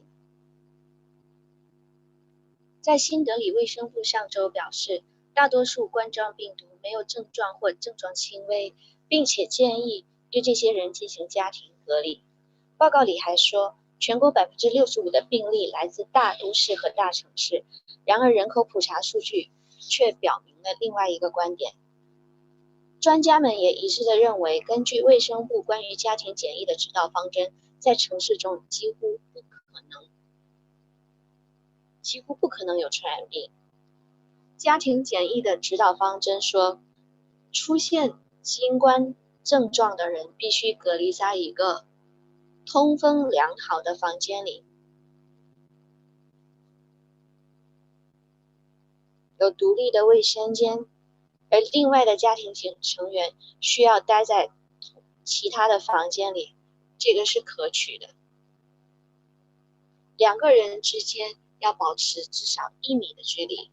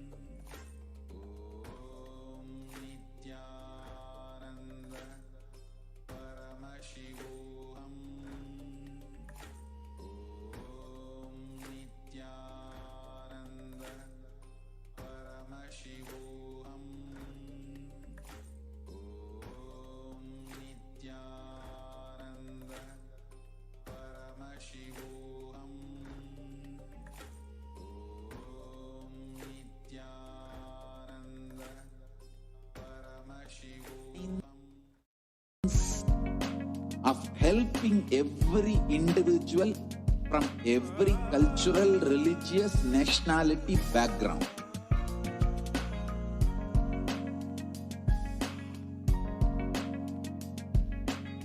You will have lowest reactionary assumptions, highest awakened response, alive response for life continuously.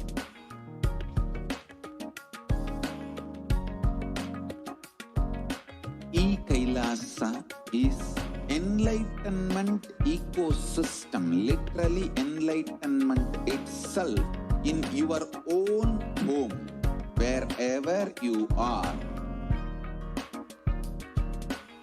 Proper customized spiritual service helping you to complete with your life negativity, withdrawal from life, self-hatred, self-denial, self-doubt, so much of tiredness, laziness. We can support you aligning your diet, your attitude, your aptitude, your understanding about life. We can help you with everything.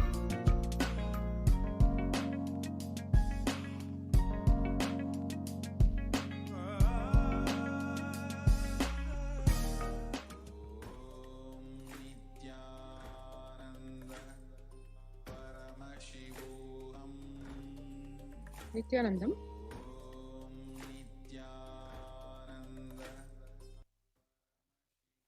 And now, let us look at the next segment, which is the spiritual routine that is followed in Kailasa's de facto spiritual embassies as COVID care protection centers.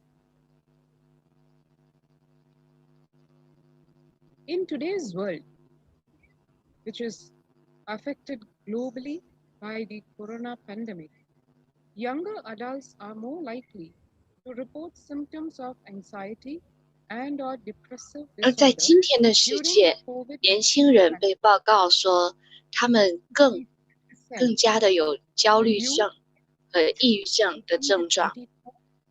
在这一个新冠病毒的大流行期间， reporting symptoms of anxiety and or depressive disorder. The next group, which is the age group 50 to 64, 下一个组 almost 是年龄在25到49岁的年龄，他们大约有 48.9% 的人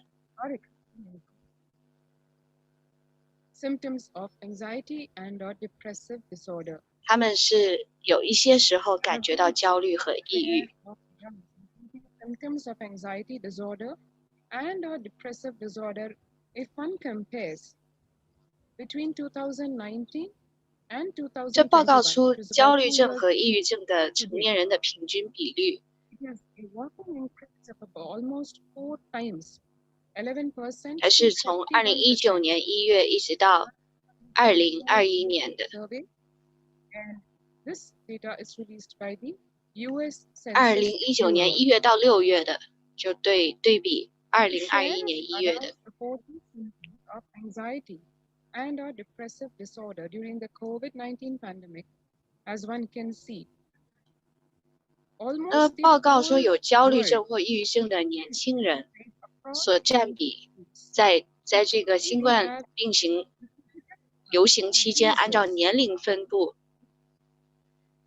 如下图所示。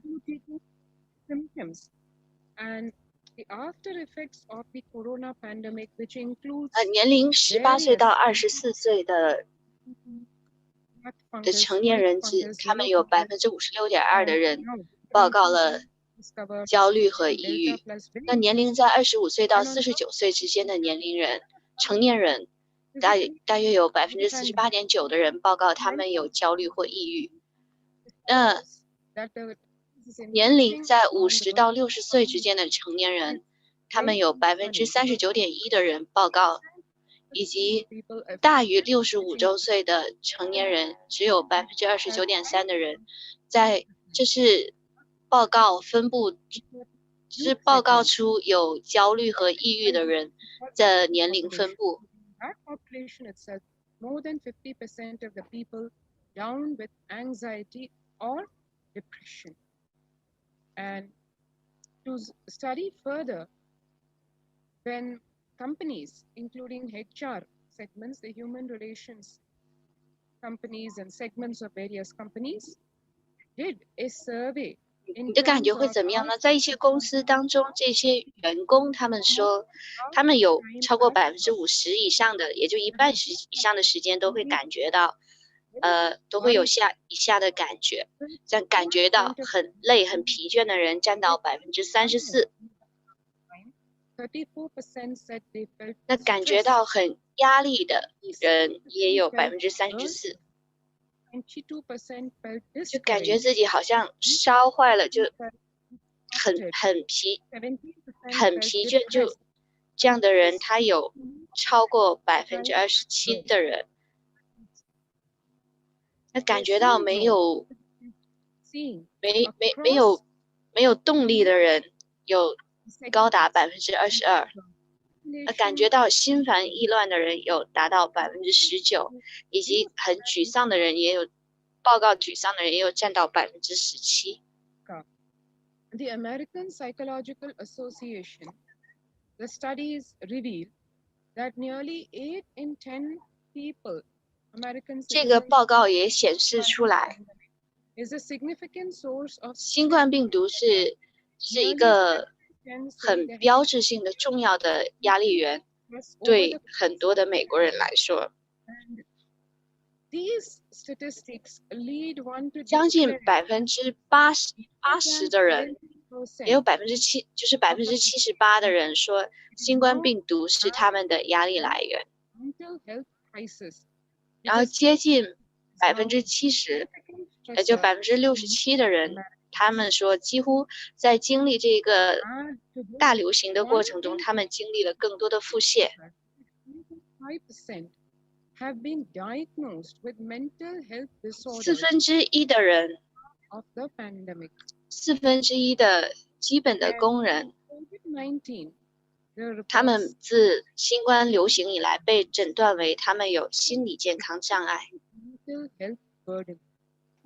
Because on the physical level, more than 60,000 healthcare workers in the US have contracted COVID-19. 那么新冠病毒会加剧现有医生的这一些心理健康的负担吗？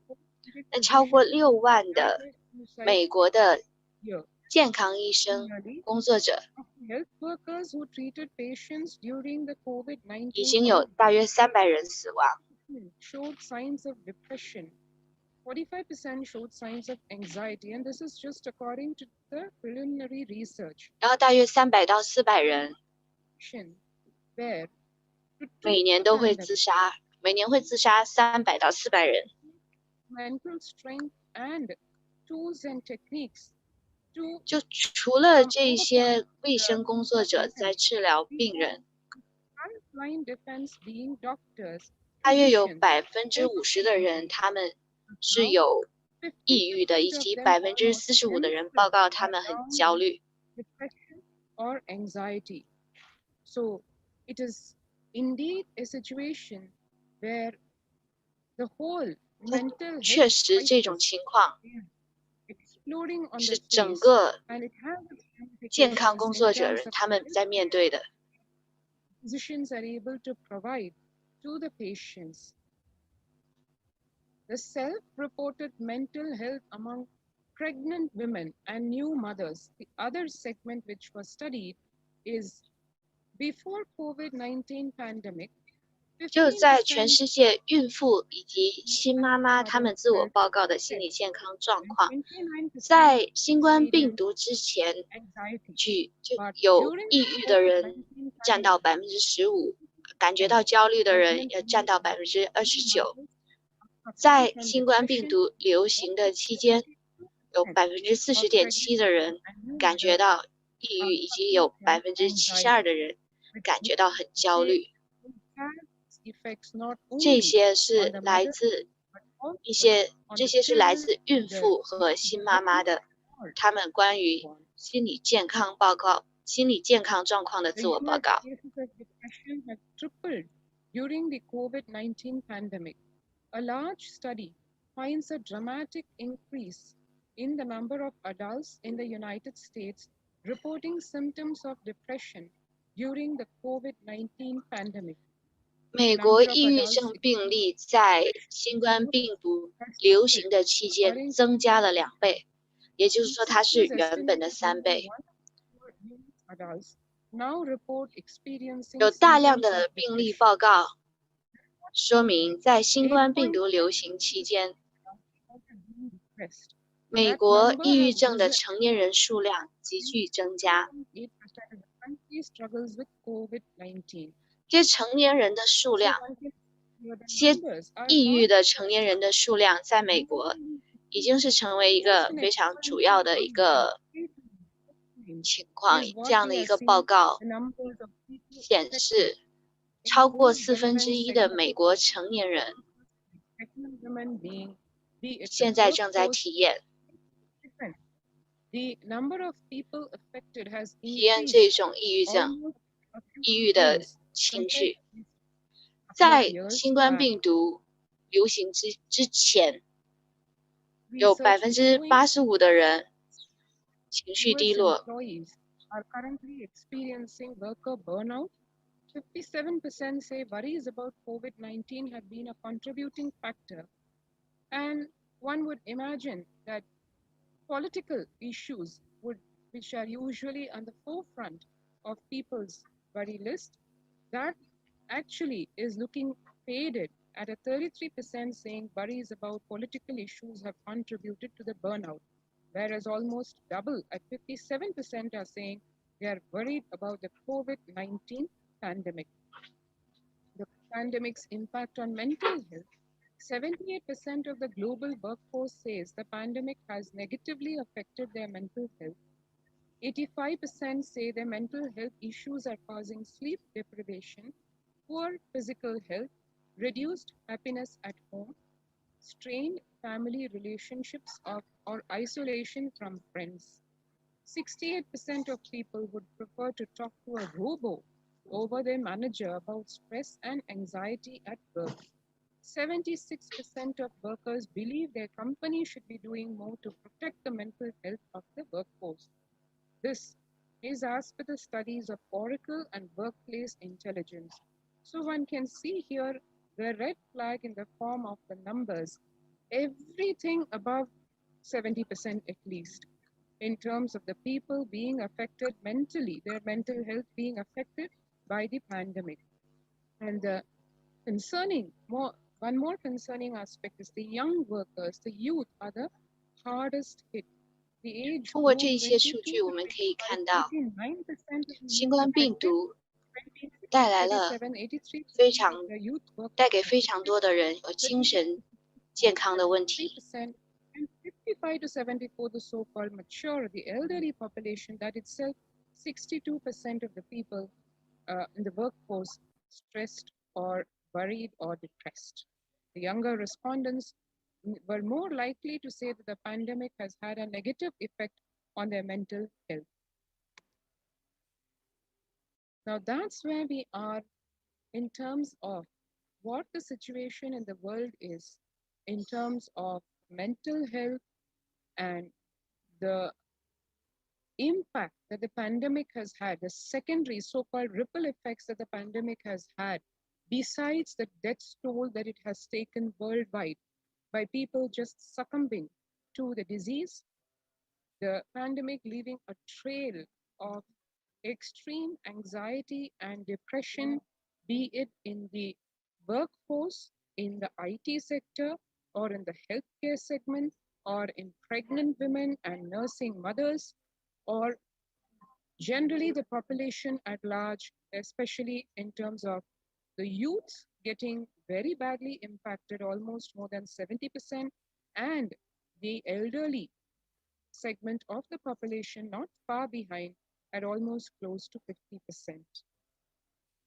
And in the light of this, what are the contributions that Kailasa, under the guidance and aegis of the Supreme Pontiff of Hinduism, Jagat Guru Mahasannidhanam, His Divine Holiness Bhagwan Nityananda Paramashivam, has to give to the world in the time of this extreme crisis? Let us see in the next few minutes after a short break.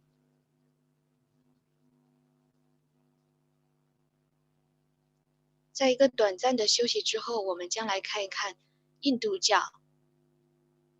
最高教皇为人类在新冠病毒期间做了哪些贡献。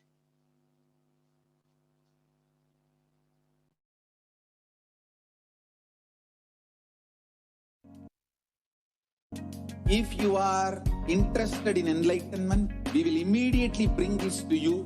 If you are not interested, we will explain the whole science, inspire you, and make you interested in enlightenment time. We need to cater this enlightenment science to the whole world wherever they are, because enlightenment is the birthright of all human beings. Kailasa is responsible to provide that to all human beings.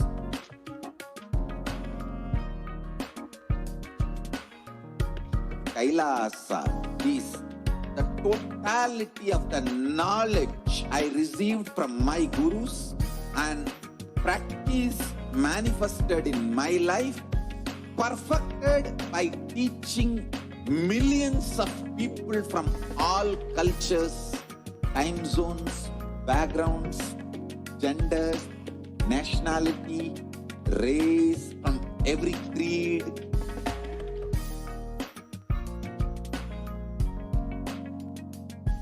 So this absolutely perfected knowledge available to you, served to you in your home without even you moving out of your couch, free of cost.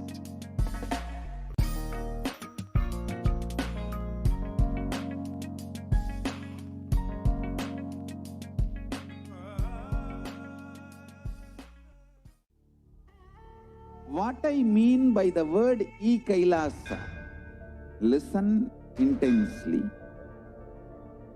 Enlightenment ecosystem, literally enlightenment itself, in your own home, wherever you are. If you cannot come to Kailasa, it's okay. Kailasa can come to you. Kailasa coming to you is e-Kailasa.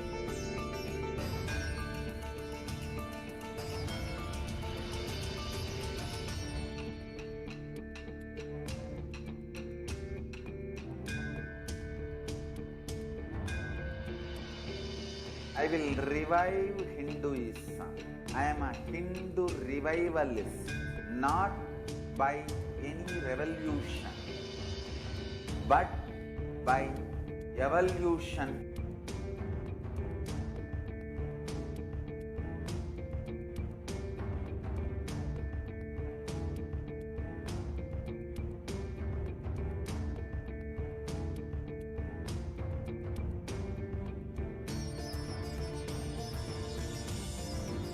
and setting model communities.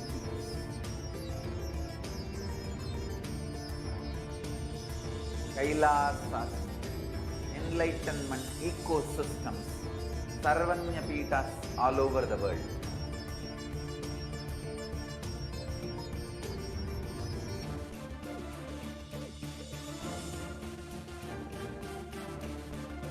All powerful cognition, knowledge, only when you live, power manifestation and possibilities manifestation happens. It's a fundamental truth.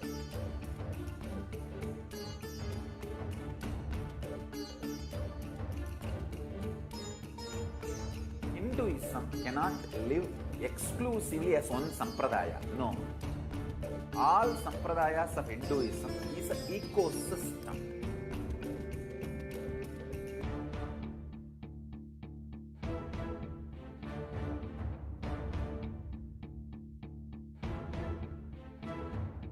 So don't keep quiet thinking that if one sampradaya is attacked, only that sampradaya is going to be affected. All of us are ecosystem.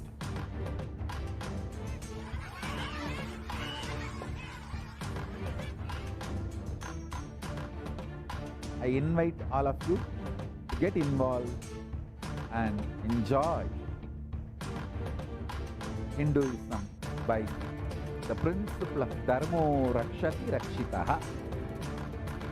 When you protect Dharma, Dharma protects you. We will make the whole planet flourish spiritually. The spiritual prosperity will happen to the whole planet. We all have to coexist together.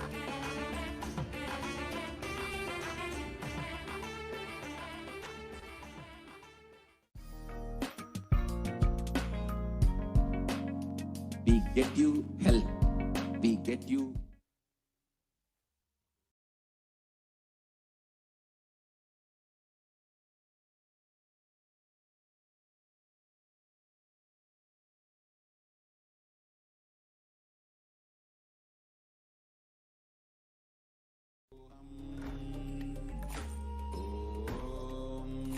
Nityananda Paramashivoham. Nityananda Paramashivoham. Nityananda Paramashivoham. Nityananda Paramashivoham. Nityananda Paramashivoham. Nityananda Paramashivoham. Nityananda Paramashivoham. Nityananda Paramashivoham. Nityananda Paramashivoham. Nityananda Paramashivoham. Nityananda Paramashivoham.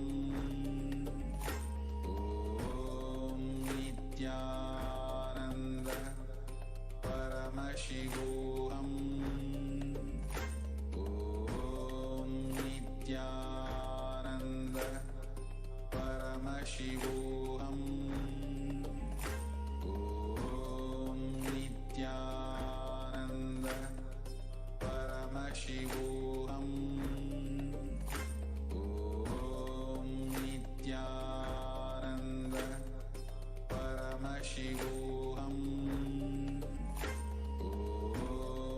Nityananda Paramashivoham. Nityananda Paramashivoham. Nityananda Paramashivoham. Nityananda Paramashivoham.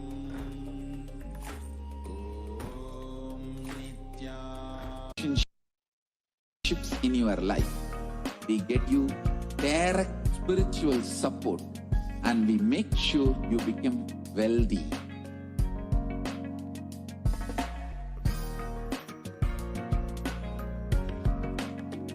We won't stop giving you just good life. We will literally not stop till you live enlightened life. Manifesting the state of Paramashiva, space of Paramashiva, powers of Paramashiva, being of Paramashiva.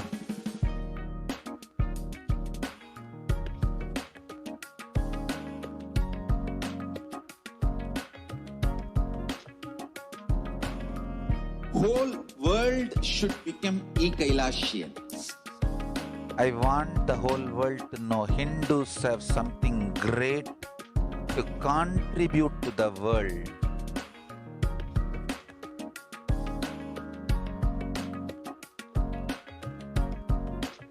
We have something great to contribute to the world.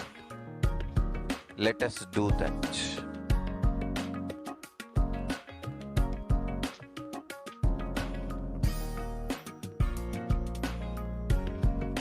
E-Kailasa is proper customized spiritual service helping you to identify your root patterns of suffering.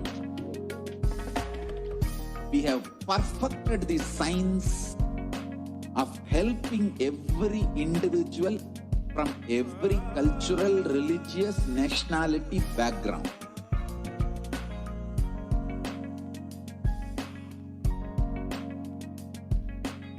You will have lowest reactionary assumptions, highest awakened response, alive response for life continuously.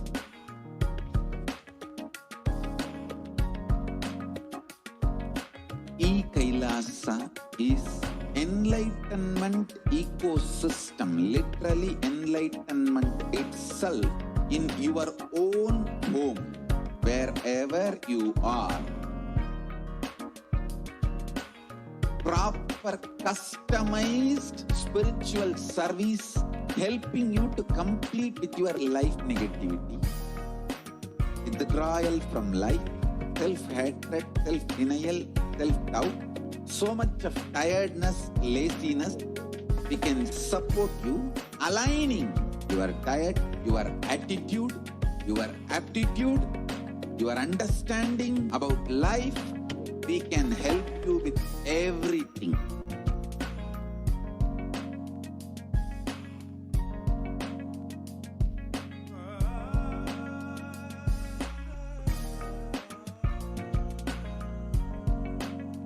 If you are interested in enlightenment, we will immediately bring this to you. If you are not interested, we will explain the whole science, inspire you and make you interested in enlightenment science. We need to cater this enlightenment science to the whole world wherever they are, because enlightenment is the birthright of all human beings.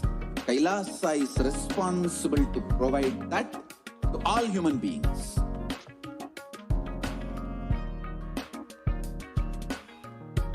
Kailasa is 我们现在要来看的是 from my gurus and practice manifested in my life, perfected by teaching millions of people from all cultures, time zones 的人类为人类的这个服务，就是每一个凯拉萨的这个寺庙生态系统都是认为幸福是所有人这个最高的这个基本权利。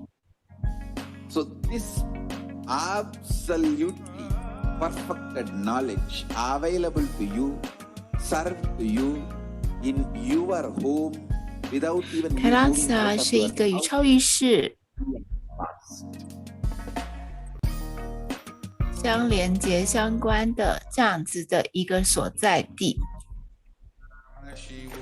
所有为了这个开悟而创造的这个灵性生态系统都将复兴建立起来，从此不再丢失，永远的为人类的持续的服务。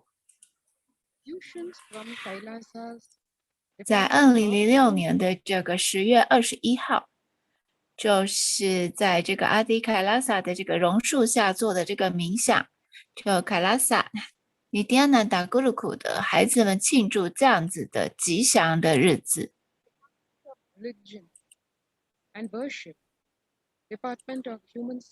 在2018年的这个12月22号，凯拉萨在这个帕拉玛希瓦冥想的这个工作，这样子的这个活动，就是参与这样子的传统的这个举旗的这个升旗仪式的这个庆祝。在2006年的12月14号的时候，大师呢就是主导了这样子的一个会议，就是活动，就是喜乐生活喜乐幸福计划的第2届一个冥想的这个工作坊，在印度教的 Chennai。在2006年的5月26号的时候，在工作人员跟大师的这个他的这个随护人员就是登上了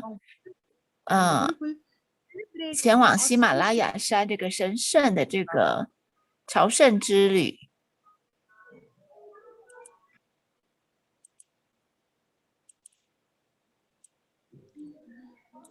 在2018年的12月31号，凯拉萨的人员还有巴拉玛希瓦的冥想参与者这个工作坊参加早晨的这个冥想传统的这个仪式。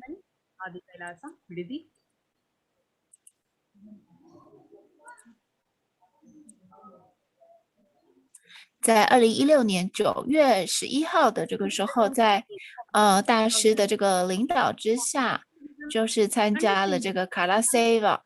就是还有志愿工作者提供了各种各样的这个实体的这个服务，不管是清洁或者是就是为了这个神圣的这个印度庙的这个就是各种的这个维护的这个服务。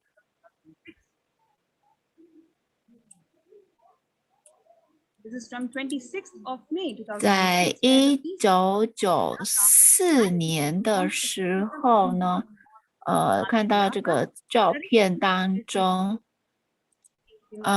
就是他跟他的这个那个老师左边一起的这个合照，在一个传统的这个一个传统的这个仪式，就是移交给大师，这是一个传统的这个仪式的这个记录。他把他这个在卡拉萨特曼纳马雷承认他的这样子的一个身份，然后就是再来的话，2017年卡拉萨在特曼纳马雷的这个卡拉萨，就是欢迎所谓的这个参观者来访的这个参观者来参与这样子的这个工作坊。还有呢，在洛杉矶的这个凯拉萨 California 加州的洛杉矶的这个凯拉萨，它是一个25000平方英尺的这个寺庙的一个整合的这个综合体，它是在西方世界最大的这个印度教的这个寺庙生态系统之一。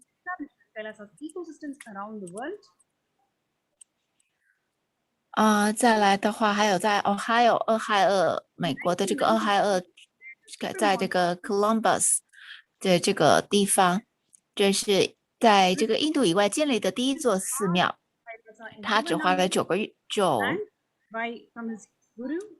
月就架构完成。这些神像是7英尺高的这个花岗，严重达6吨。他们这些神像的这个面容，大师有亲手做了这样子的这个雕刻处理外观，对。这是在Ohio的那些圣像。再来的话，在这个还有一些这样子的活动，就是大师给这个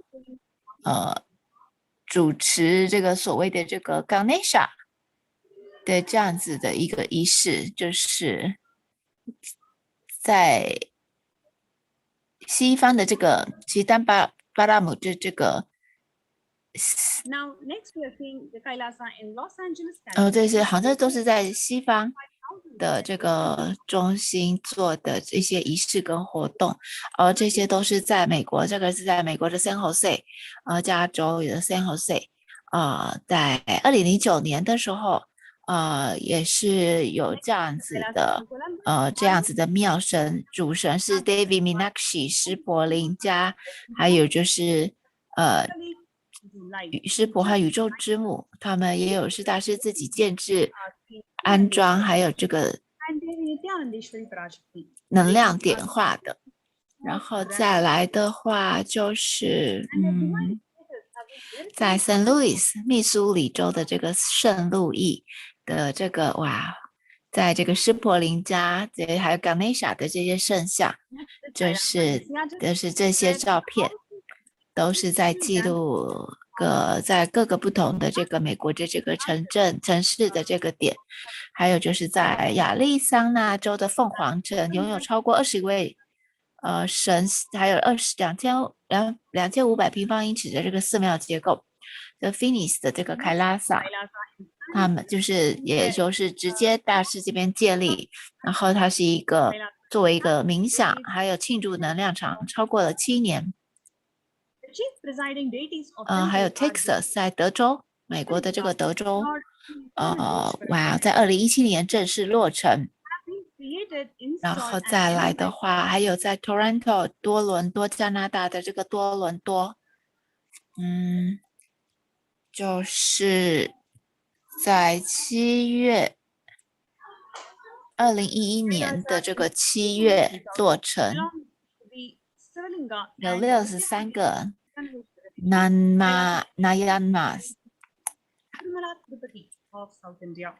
再来的话就是凯拉萨，多伦多，这还是在多伦多的这个照片，就是它的这个寺庙的这个生态系统持续为社区提供各种的这个寺庙服务，还有传统的这个印度教的这个仪式。Next is Kailasa in Phoenix, 但是在西方，在美国跟加拿大的各点，我刚刚看到的。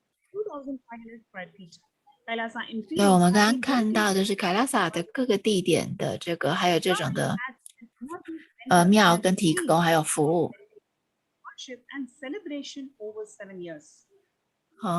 还有一些灵性的这个仪式。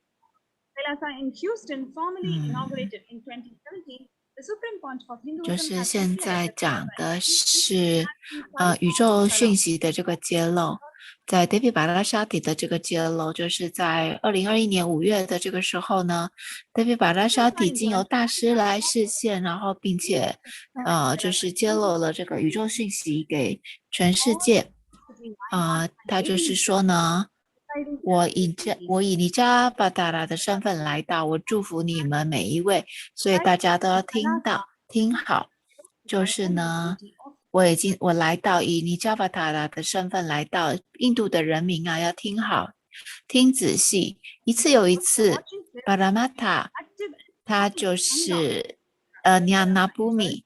就是在这样子的状态之下，开悟的这个存在，它会来到。我们不能让那个尼亚纳布米不孕，就是开悟的这个存有，必须要一次又一次的这个来到。他有提到了。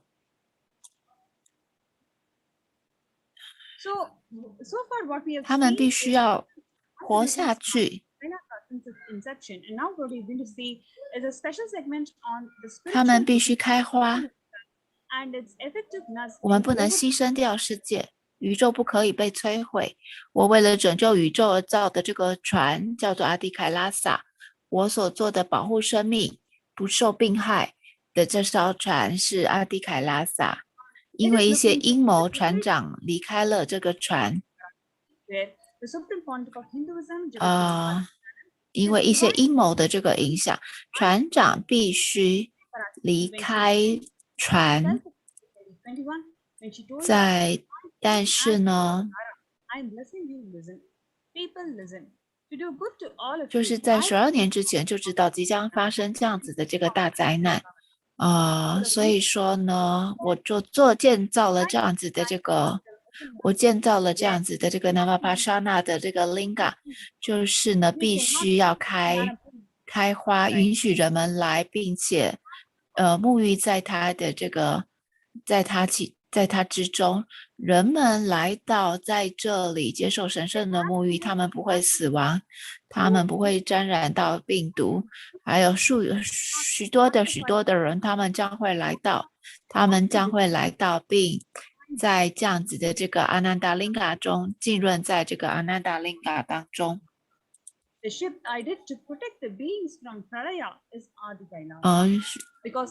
众多的人都会来这里追寻他们的这个健康，在这里饮用圣水跟那个药物，就是在那边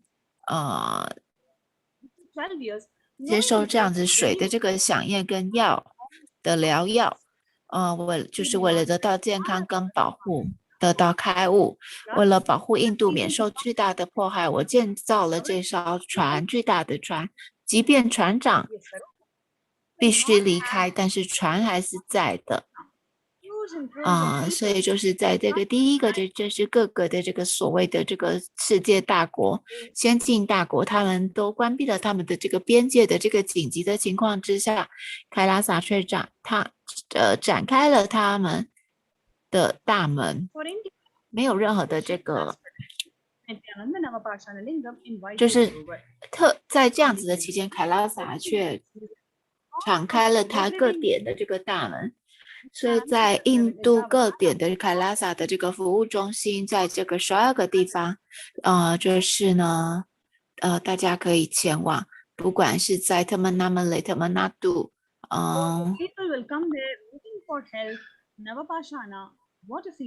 还有 Pucheri， 还有 Hyderabad， 还有就是特曼纳杜，还有在不知啦，就是这一些12个凯拉萨的各地的这个分点，都是对外都已经开放了。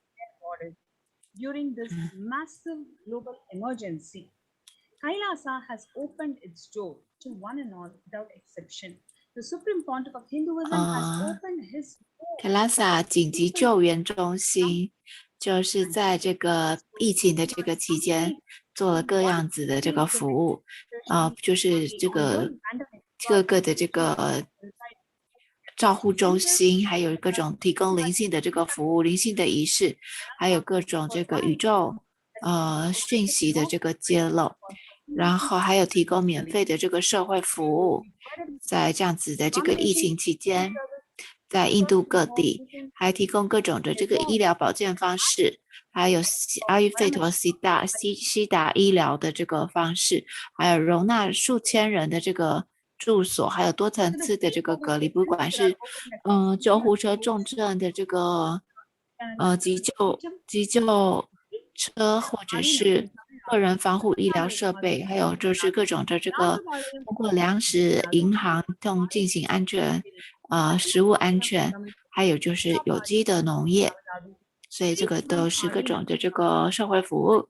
所以说呢，现在大家有机会可以前往这个安全中心，就是可以借由填写这个凯拉萨 ORG 的凯拉萨 Care 的这个连接来申请前往这样子的这个疫情期间的这个照护中心，就是大家可以去填这些的这个申请。然后的话，今天的现场的阿卡西阅读是在印度时间晚上10点钟，晚上10点钟加2个半小时，就是北京时间0点半，就是今天的这个开始的这个是预计的开始的这个阿卡西阅读的这个时间。And the infrastructure to accommodate 1,000 people, and the accommodation that guarantees you the multi-layer. 如果说你去申请前往这个阿迪凯拉萨，你可以点这个申请表单，然后得到在这个疫情期间得到保护，也得到大师的这个祝福，因为他打开了凯拉萨的这个大门，就是来为每一个人打开了凯拉萨的这个大门。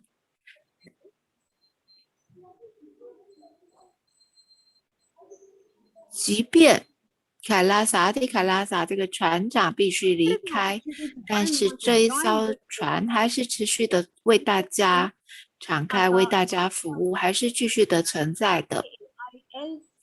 就是因为大师经历了各种的这个反印度教的这个迫害暗杀，所以呢，即便有这么多的这一些的迫害，但是呢，大师的阿迪凯拉还是为各位敞开了他的这个大门，让大家可以前来得到庇护，所以得到安全的这个照护。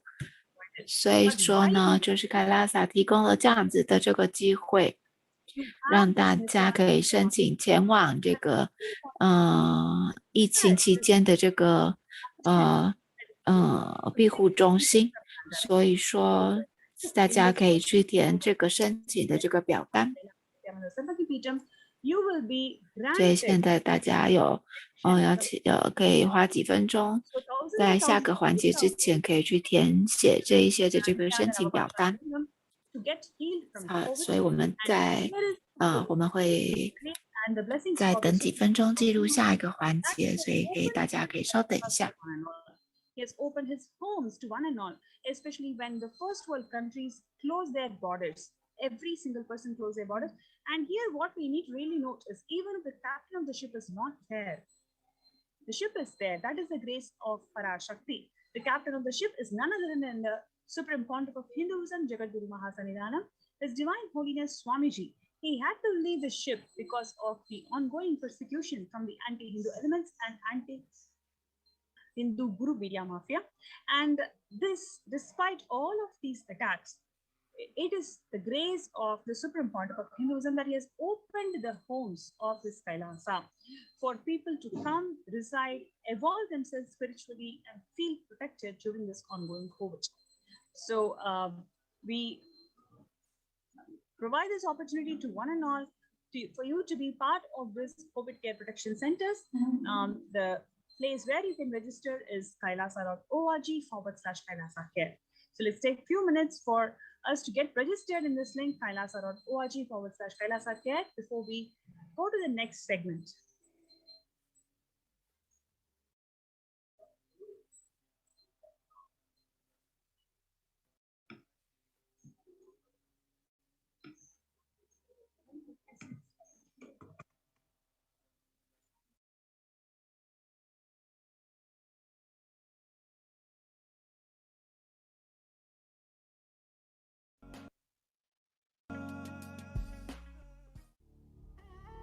What I mean by the word e-Kailasa, listen intensely. Enlightenment ecosystem, literally enlightenment itself, in your own home, wherever you are. If you cannot come to Kailasa, it's okay. Kailasa can come to you. Kailasa coming to you is e-Kailasa.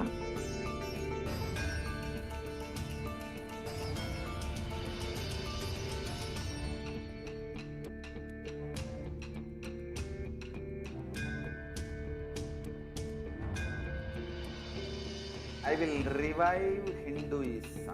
I am a Hindu revivalist, not by any revolution, but by evolution.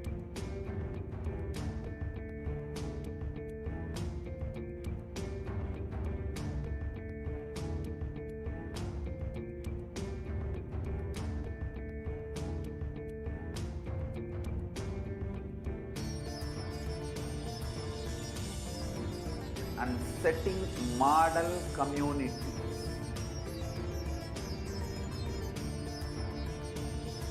Kailasa, enlightenment ecosystems, Sarvanya Pitas all over the world.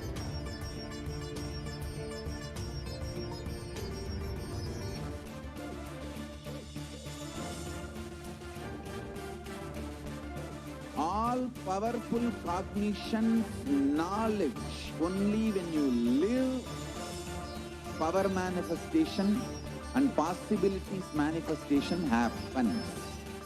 It's a fundamental truth.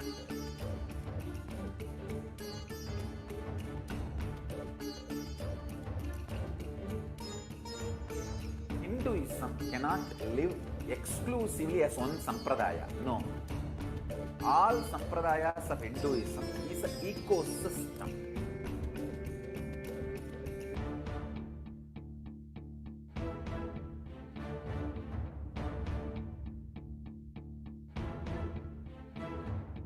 So don't keep quiet thinking that if one sampradaya is attacked, only that sampradaya is going to be affected. All of us are ecosystems.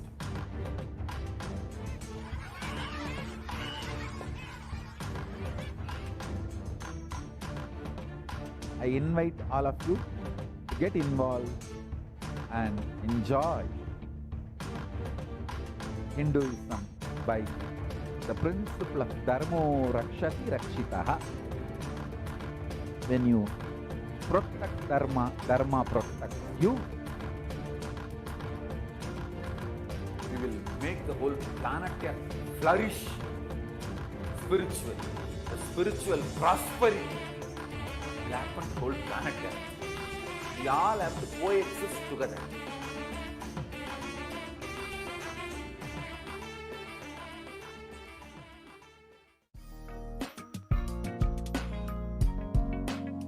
We get you health. We get you ability to build beautiful relationships in your life. We get you direct spiritual support, and we make sure you become wealthy.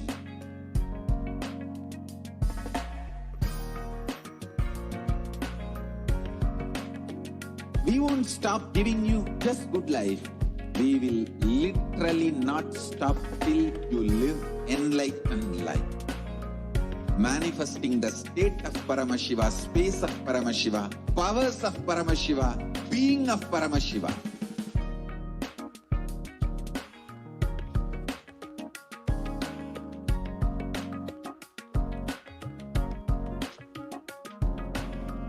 Whole world should become e-Kailashians. I want the whole world to know Hindus have something great to contribute to the world.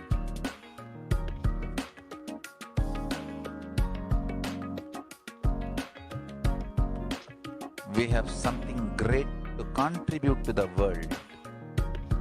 Let us do that.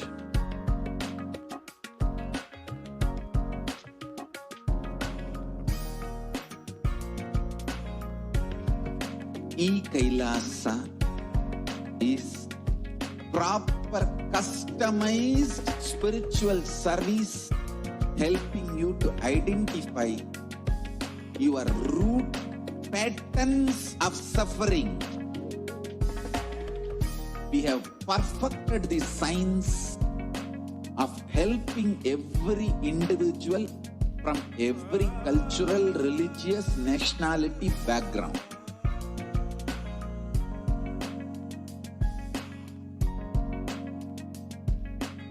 You will have lowest reactionary assumptions, highest awakened response, alive response for life continuously.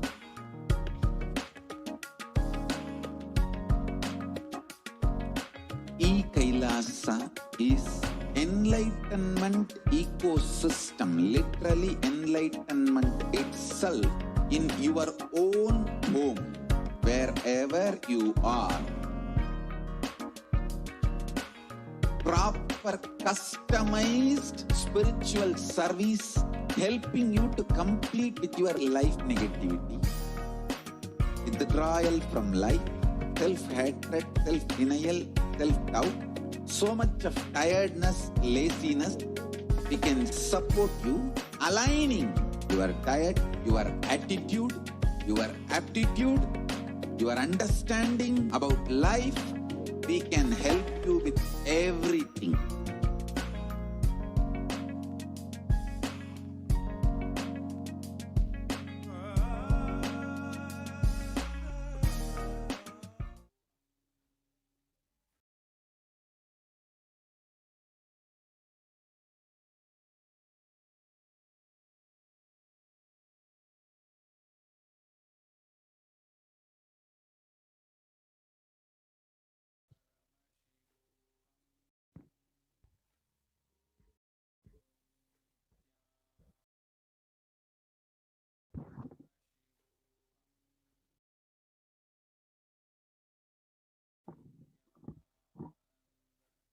Nityanandam. Welcome back to all of the viewers who are joining us for today's program as we are moving more and more towards the live PARASHAKTI Akashic reading at 10 p.m. IST today. And I hope every single one of you is sharing this with all of your friends, your family, and ensuring that everyone who is interested in the very least and wants to have the divine blessings of Devi PARASHAKTI in your life, and you can make sure that you share this link with everyone and anyone that you know. The Devi PARASHAKTI Akashic reading is at 10 p.m. IST and 9:30 a.m. EST. Make sure that you are tuning in and you're staying tuned for the live PARASHAKTI Akashic reading. Now we're moving into the next segment in today's program, the continuation in the series of presentations on the persecution of the Supreme Pontiff of Hinduism. And in so many different ways, we've heard the stories of survivors of child sexual abuse, the stories of survivors of brutal assault and rape, the stories of survivors who have literally seen their homes just light up in flames and need to be kicked out onto the streets. And in each of these instances, it is not just an attack against one adina, one monastery, one person, or even if you say it's an attack against the Supreme Pontiff of Hinduism, still it is an attack against Hinduism in its entirety. Hinduism for the last 1,000 years has been under continuous series of attacks and is literally going through genocide after genocide. And today, the dying population of Hindus is extremely alarming. But we have to ask ourselves, why are the bells not ringing? The number of Hindus in Pakistan is slowly dwindling to less than 1%. And even officials do not know how many Hindus are actually living there, and continuously who are being attacked and needing to flee. And the Hindus in Afghanistan, Hindus in Bangladesh, Hindus in Malaysia, in every single country that was once a Hindu desha, Hindu country, the Hindus are under attack. They're continuously facing violence by different anti-Hindu forces and supremacist forces. And the population of Hindus is dwindling, is dying, and is becoming more and more vulnerable. We have to ask ourselves, why isn't an alarm going off inside of each and every one of us? Why aren't the bells ringing that Hinduism is dying, that Hinduism is actually losing its numbers, losing its existence slowly in the world? We have to be disillusioned by the reality that we are living in. We have to be disillusioned by whatever idea that we have that Hinduism is still alive and that it is still in its most authentic form.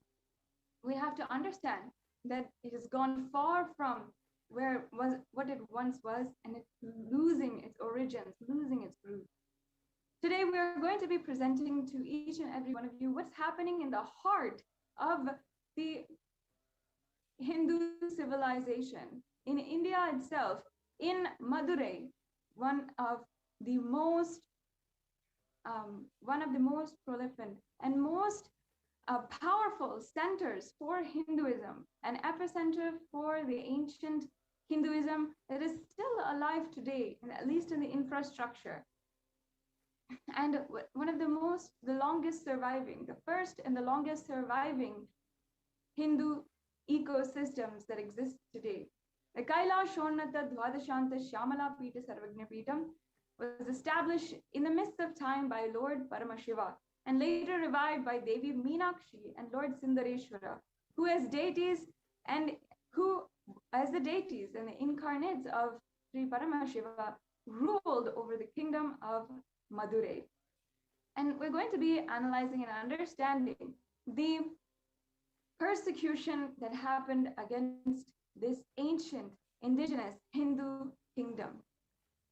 Devi Meenakshi, Lord Sundareshwara, and the Tirugnyana Sambandar, or the Guru Parampara of this ancient lineage of the Madurai Adinam of the Shyamala Pita Sarvagna Pita, and the Supreme Pontiff of Hinduism was coronated as the Guru Mahasannidhanam of the Shyamala Pita Sarvagna Pitam on the 29th of April in 2012. This grand and ancient lineage, starting from Meenakshi herself and Paramashiva in the form of Sundareshwara, and then revived by Sri Tirugnyana Sambandar in later years, and then after that, an unbroken lineage of Guru Mahasannidhanams who had ruled literally as the leaders of the sovereign kingdoms in India, in Bharata, in Hindu Desha. As you can see here, we have all of the preceding Guru Mahasannidhanams as a lineage who are predecessors of the Supreme Pontiff of Hinduism. And each of them worshipped and revered as sovereign leaders of the kingdom of Madurai, the kingdom of the Shyamala Pita Sarvagna Pitam. Yes, and here is the 292nd Guru Mahasannidhanam, the Shyamala Pita Sarvagna Pitam, and finally the lineage being passed down to the Supreme Pontiff of Hinduism himself on the 29th of April 2012. Now, I also have joining with me Ma Nitya Aryu about how the entire narrative of Madurai had happened. And I'd just like to welcome Ma Atmapriya Swami to the panel. Nityananda. Yes, so as we were narrating the glory and history of the ecosystem, the kingdom of Madurai, you could see these pictures which are actually displayed, where the Supreme Pontiff of Hinduism, His Divine Holiness, was declared as the 293rd Guru Mahasannidhanam of the Shyamala Pita Sarvagna Pitam, the Madurai, the oldest papal state and the monastic kingdom, at the age of 34 on 27th of April 2021. You can see the 292nd Pontiff who is coronating His Divine Holiness and giving him the staff, the traditional staff of Meenakshi to His Divine Holiness on the 27th of April 2012. And actually, Ma, I'd like if you can just describe it. Actually, I remember from our previous conversations about the glory of the Madurai Adinam and the coronation of the Supreme Pontiff of Hinduism, that you actually had mentioned how the 292nd Guru Mahasannidhanam actually saw and declared the Supreme Pontiff of Hinduism as an incarnation of Sri Tirugnyana Sambandar himself. Could you just share a little bit more about that and about how, what that means really to the whole world, what that means in the history of Hinduism, that Guru Mahasannidhanam is declaring this for the Supreme Pontiff of Hinduism? Yeah, yes. So it was way back in 2012 when some of the disciples of the Supreme Pontiff of Hinduism had met the 292nd Pontiff, and after a while he had actually told that he got a dream, and Paramashiva had literally told that Swamiji, the Supreme Pontiff of Hinduism, is going to be his successor of the Madurai Adinam, and literally it is blessings of Paramashiva and Meenakshi herself to have Supreme Pontiff of Hinduism as the 293rd Pontiff of Guru Maha Sannidhanam. So this was what exactly he had actually told in all the media, in the press, and that is after which he came to Adi Kailasa Sarvagya Peetham. He met the Supreme Pontiff of Hinduism, and he coronated him in both places, in Adi Kailasa and in Madurai. These are the pictures, as you had said. I remember very clearly. So he came to Adi Kailasa Sarvagya Peetham, where this is the picture which is projected over here, and also in Madurai when he coronated him, saying that he had a dream and revelation to him that the Supreme Pontiff is an incarnation of Tirujnana Sambandhar, and this has happened only by the blessings of Paramashiva and Meenakshi.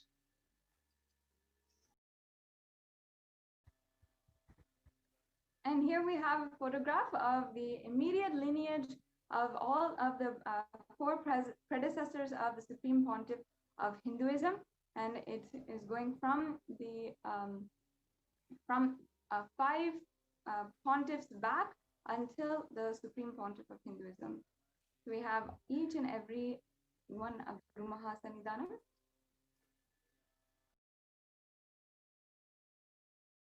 Yes, so these are the pictures you could see. The aftermath of the coronation of His Divine Holiness as the 293rd Pontiff of the Madurai Kingdom.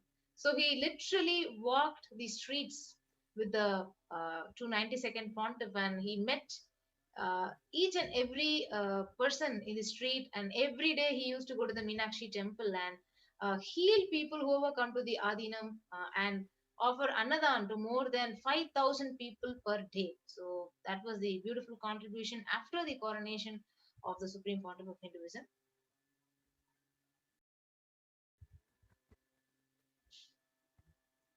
Yes, and as we can see here, the Supreme Pontiff of Hinduism, after having been coronated, is visiting the Madurai temple with the 292nd Guru Maha Sannidhanam.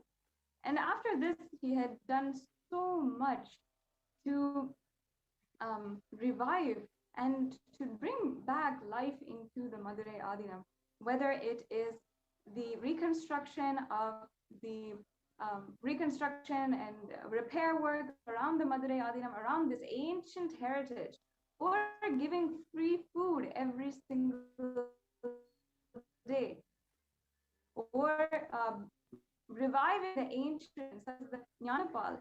With Atmapriya Swami, would you be able to even tell, I think even yourself, you had served as one of the doctors in the medical camps that were going on. Could you tell a little bit more about what kinds of services that that the Supreme Pontiff of Hinduism was spearheading there, and how was the reaction? How many people came to Madurai Adinam, came to the SSJP or the Shamala Pita Sarvagya Peetham every day? And what was, like, if you can give us a picture, like what was a day in the life of Madurai when Swamiji was there? Yes, so when the Supreme Pontiff of Hinduism was there in Madurai, so literally in terms of Annadan, I could see around more than 200 volunteers were staying in campus in the Shamalapita Sarvagya Peetham, and we were cooking and serving pure sattvic organic food in the Madurai Adinam, and per day, like for one meal. So we used to give 3 meals 24/7. So it is not only limited to 3 meals. Anytime anyone walks in, they can actually have a full meal, a fulfilled meal. So minimum 1,000 to 2,000 people, they enter the campus and they have a fulfilled meal. And the beauty was the crime rate. So the local police officer, he came one day to have the darshan of Supreme Pontiff of Hinduism, and he said that literally the crime rate of the whole area had reduced because the theft, the robbery was the high level in that area just because they didn't have food. So the Supreme Pontiff of Hinduism was coronated right after 2 months. The whole crime rate has decreased, and even I was a witness to that when the police officer was actually sharing it with the devotees and the Supreme Pontiff of Hinduism itself. So that was the level of enriching just in terms of Annadan, which was done in the Shamalapeta Savajna Peetham when the Supreme Pontiff was coronated. So later when in the medical camp. So I was also part of the medical camp, and almost 3 medical camps were conducted with a team of more than 50 doctors in more than 10 to 12 specialties, in various specialties, and around more than 10,000 people around the whole area near the Shamalapeta Savajna Peetham were actually benefited by the medical camp. So, and the Supreme Pontiff also had a huge vision of building a big hospital, a multi-speciality hospital in the Shamalapeta Savajna Peetham. So that was in regards to the contribution in terms of medical facilities and medical camp. Yes, ma'am. Amazing. Can you tell us a little bit about what it was like as yourself serving in these medical camps? How were the patients? How did they really feel about Swamiji holding these medical camps, and how many people in the medical camps also were benefited in the surrounding area? Yes. So as I actually mentioned, more than 10,000 to 15,000 people were benefited in each medical camp. So we had conducted more than 3 to 5 medical camps. So the people, like the basic food and medicine is what people are yearning for. So that was fulfilled, and the early diagnosis. Not only that, so even if they had any diagnosis of any disease or any problem, the next day they used to come to the Supreme Court of Hinduism, take his darshan during the Sarva darshan and get it healed. So this was a huge service was actually offered in the Shamalapeta Savajna Peetham when the medical camp was actually conducted, and we had a team of more than 50 doctors, all of them who were initiated disciples of the Supreme Pontiff, and everyone, like literally, not only the doctors, we had more than 100 volunteers in the medical camp who had come over there and distributed free medicines. So whoever came to the medical camp received free medicines for whatever problem and medical illnesses they were actually facing. Wonderful.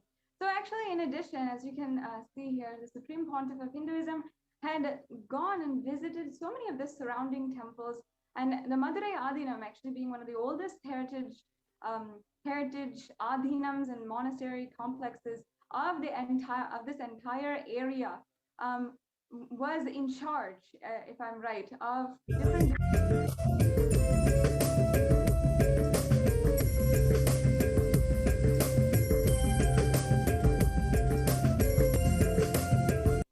and the Adhinam. So as a part of this, the Supreme Pontiff of Hinduism had visited these temples, had initiated so many repair projects, not just repair, but recovery, reconstruction, and had initiated even volunteers coming from all over the world in order to begin the restoration of these ancient heritage. And these are some of the oldest temples in the area, if I'm right. So can you tell us a little bit about the restoration projects that Swamiji had spearheaded at this time, led, and he even led and started to do the same, like lead all the volunteers in restoring. We have footage of that, which is an amazing thing. If you can describe that, Ma, we'd really like to know about these restoration projects that the Supreme Pontiff of Hinduism spearheaded at this time. Yeah, so actually there are 4 temples which are a part of the Madurai Adhinam. We can see the Kanchanam, the Kachanur temple, and 2 more temples which are a part of the Madurai Adhinam. So the Supreme Pontiff, actually, he physically visited all these 4 temples. These are the ancient temples which are a part of the Madurai Adhinam, the Shamalapeta Savajna Peetham. So he literally, we could actually, we can also see few visuals and pictures of how Supreme Pontiff, he physically was there. He was physically cleaning each and every pillar and each and every statue, each and every deity inside the temple. And he was literally supervising the whole temple area. So literally sitting there and monitoring and cleaning the whole temple. And he was actually an intense part of the cleaning process and the revival process of the all 4 temples. So that is what is the video which we are watching here. So he went, not only visited the temples, he was actually on ground. He just did the work. I don't know, I don't have words to say, but literally I was also a part of the project. Right. So we do have footage of the Supreme Pontiff of Hinduism himself, cleaning the temples. I think we just have to, that would be amazing to show that footage in particular.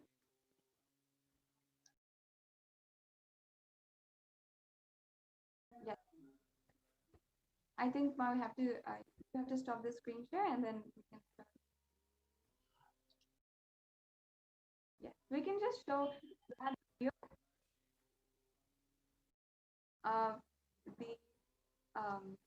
of the Supreme Pontiff of the Supreme Pontiff of Hinduism himself,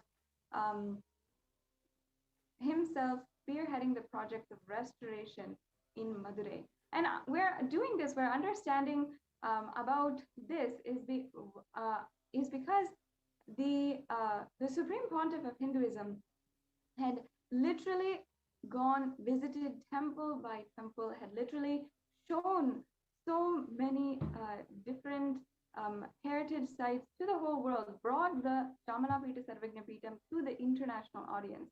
And from all over the world, volunteers had literally signed up to come to start and join in on these projects. And there was, as you can see here, these are some of the temples where the Supreme Pontiff of Hinduism himself led the restoration projects.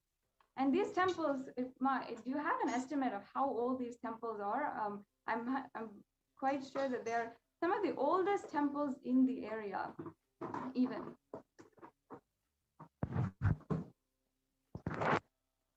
These temples, such as the Kanjanur temple and in Kanchanam, the temples there are some of the oldest temples that are in the area, as well, of course, and are all under the purview, under the responsibility of the Madurai Adinam itself. So that's why, as the Supreme Pontiff of Hinduism, he himself went and not even visited, he himself went to these temples, led the projects, led these massive restoration projects. As you can see here, the Supreme Pontiff of Hinduism himself directing the whole team for the restoration of this temple, and he himself going and cleaning the deities, going and cleaning the cobwebs off of the temple pillars. All of this really shows the amount of contribution that the Supreme Pontiff of Hinduism was determined to do, and not only that, what he was successfully doing. These temples for hundreds of years did not even see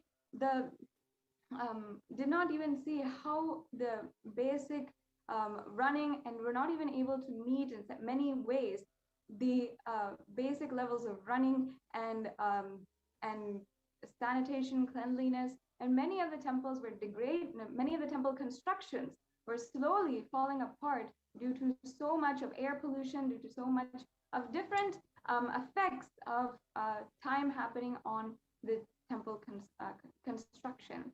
And due to this, the Supreme Pontiff of Hinduism saw it necessary, absolutely necessary, to ensure that these projects are underway and happening, and therefore he himself went and cleaned these temples, as you can see here. Now, the very why we are showing this, and the very astonishing fact is then, despite having contributed so much, shown in so many different ways, the amount of restoration he was doing, the amount of contribution he was doing, how, as Mahatma Priya Swami mentioned before, literally the crime rates in the surrounding area of the Kailashonatha Shamanapita Sarvagnapitam had decreased, and 10,000 people in the surrounding areas were continuously being benefited. It's not a joke to be able to do this kind of good to the people. And people around Madurai were celebrating the Supreme Pontiff of Hinduism continuously, always visiting the temple, visiting Madurai temple when the Supreme Pontiff of Hinduism had graced and received the blessings of Devi Meenakshi. Every single morning there would be a procession to the Devi Meenakshi Madurai, the main temple of Madurai, and both the 292nd Guru Mahasannidhanam and the Supreme Pontiff of Hinduism as the 293rd Guru Mahasannidhanam would go to the temple to receive the darshan of Devi Meenakshi. And at that time, literally crowds of people would be gathering around just to have a glimpse, the blessings, and seek the guidance of the Supreme Pontiff of Hinduism. So in this way, the Supreme Pontiff of Hinduism has given so much has contributed so much to the Madurai Adinam, to Madurai itself. It's not a joke to be able to say that 10,000 people in the surrounding areas were continuously being benefited. As you can see here, as I mentioned, the Pontiff of Hinduism going to the temple to receive the darshan. And like this, going to every single temple. And not only that, the programs that were being offered when Ma Atmapriya Swami joins us back, we'll see how the programs that were ongoing continuously in the Madurai and in the surrounding areas were also benefit people. Programs about how to live a conflict-free life, how to overcome anxiety and fear, and how to really be able to live life powerfully.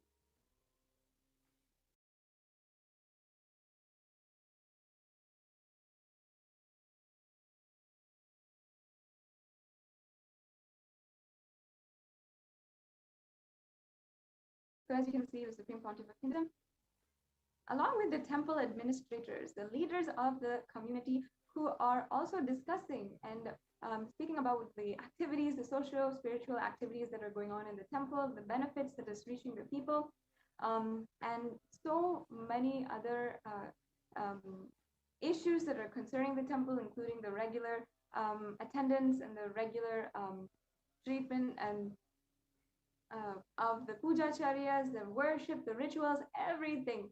The Supreme Pontiff of Hinduism would be consulted for his guidance by the temple administrators and the leaders of the surrounding area.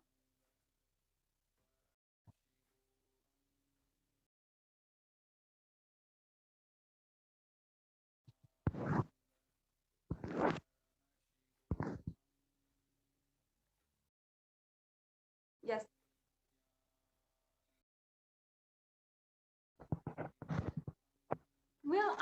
We'll be understanding next.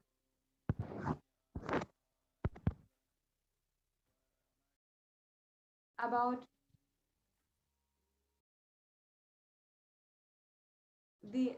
sorry for that technical glitch.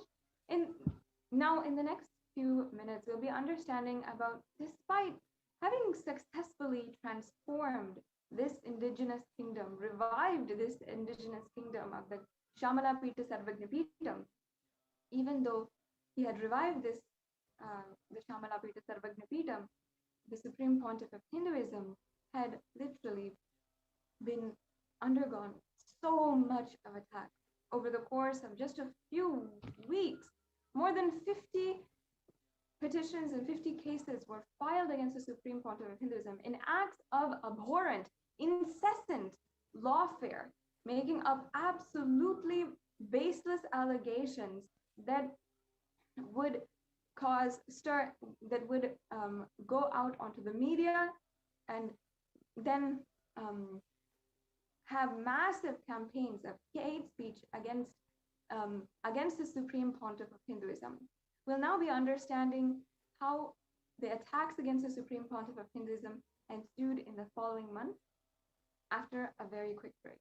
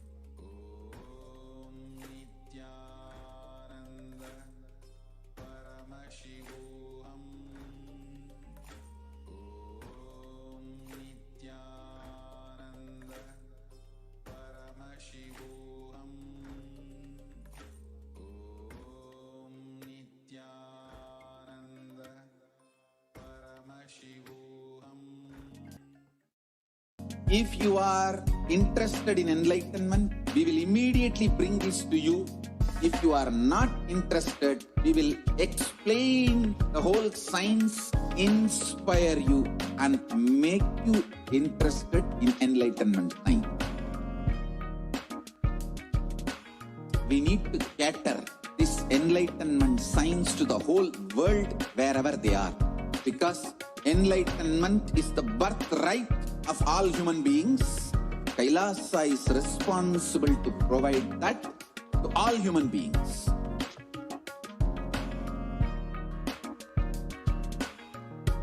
Kailasa is the totality of the knowledge I received from my gurus and practice manifested in my life, perfected by teaching millions of people from all cultures, time zones, backgrounds, genders, nationality, race, from every creed.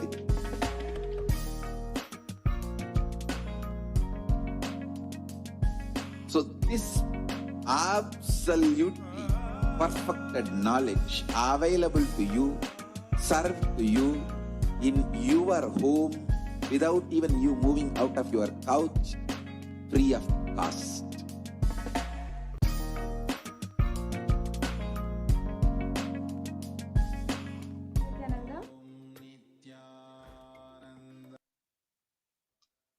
Yes, Nityananda.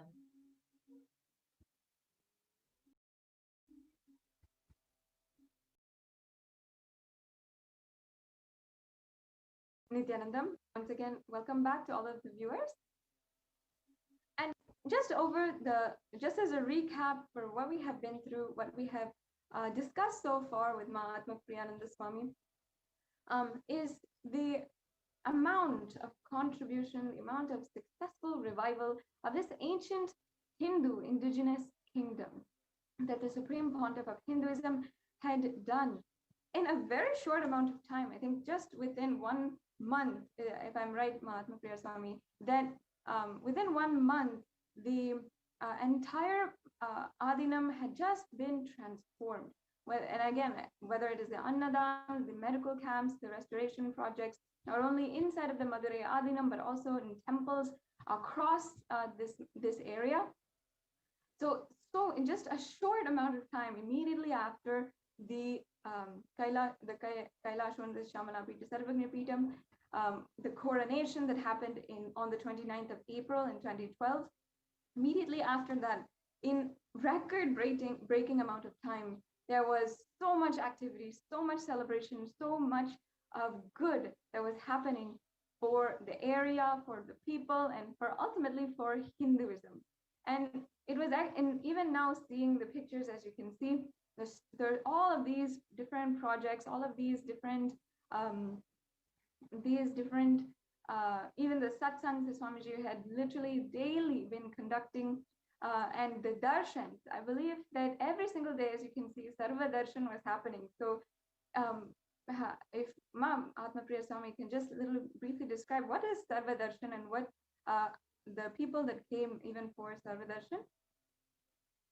Yes, so all the localites of the Madurai kingdom, so who are living in and around the temple, and all the people, the local public, they literally used to visit the Madurai Adinam. So earlier, before the Supreme Pontiff of Hinduism was before coronation, so all of them used to come to the temple, but it was after when Supreme Pontiff of Hinduism was coronated, literally around every day, around 1,000 people used to come take the darshan. The Sarva Darshan is the darshan with the Supreme Pontiff used to actually meet the public. He used to listen to their problems, heal them literally by talking to them and giving them the spiritual healing. So these are the various pictures which we could see. So literally, at least all the people in the local Madurai kingdom, that whole place would have been benefited by this Sarva Darshan, which is literally free.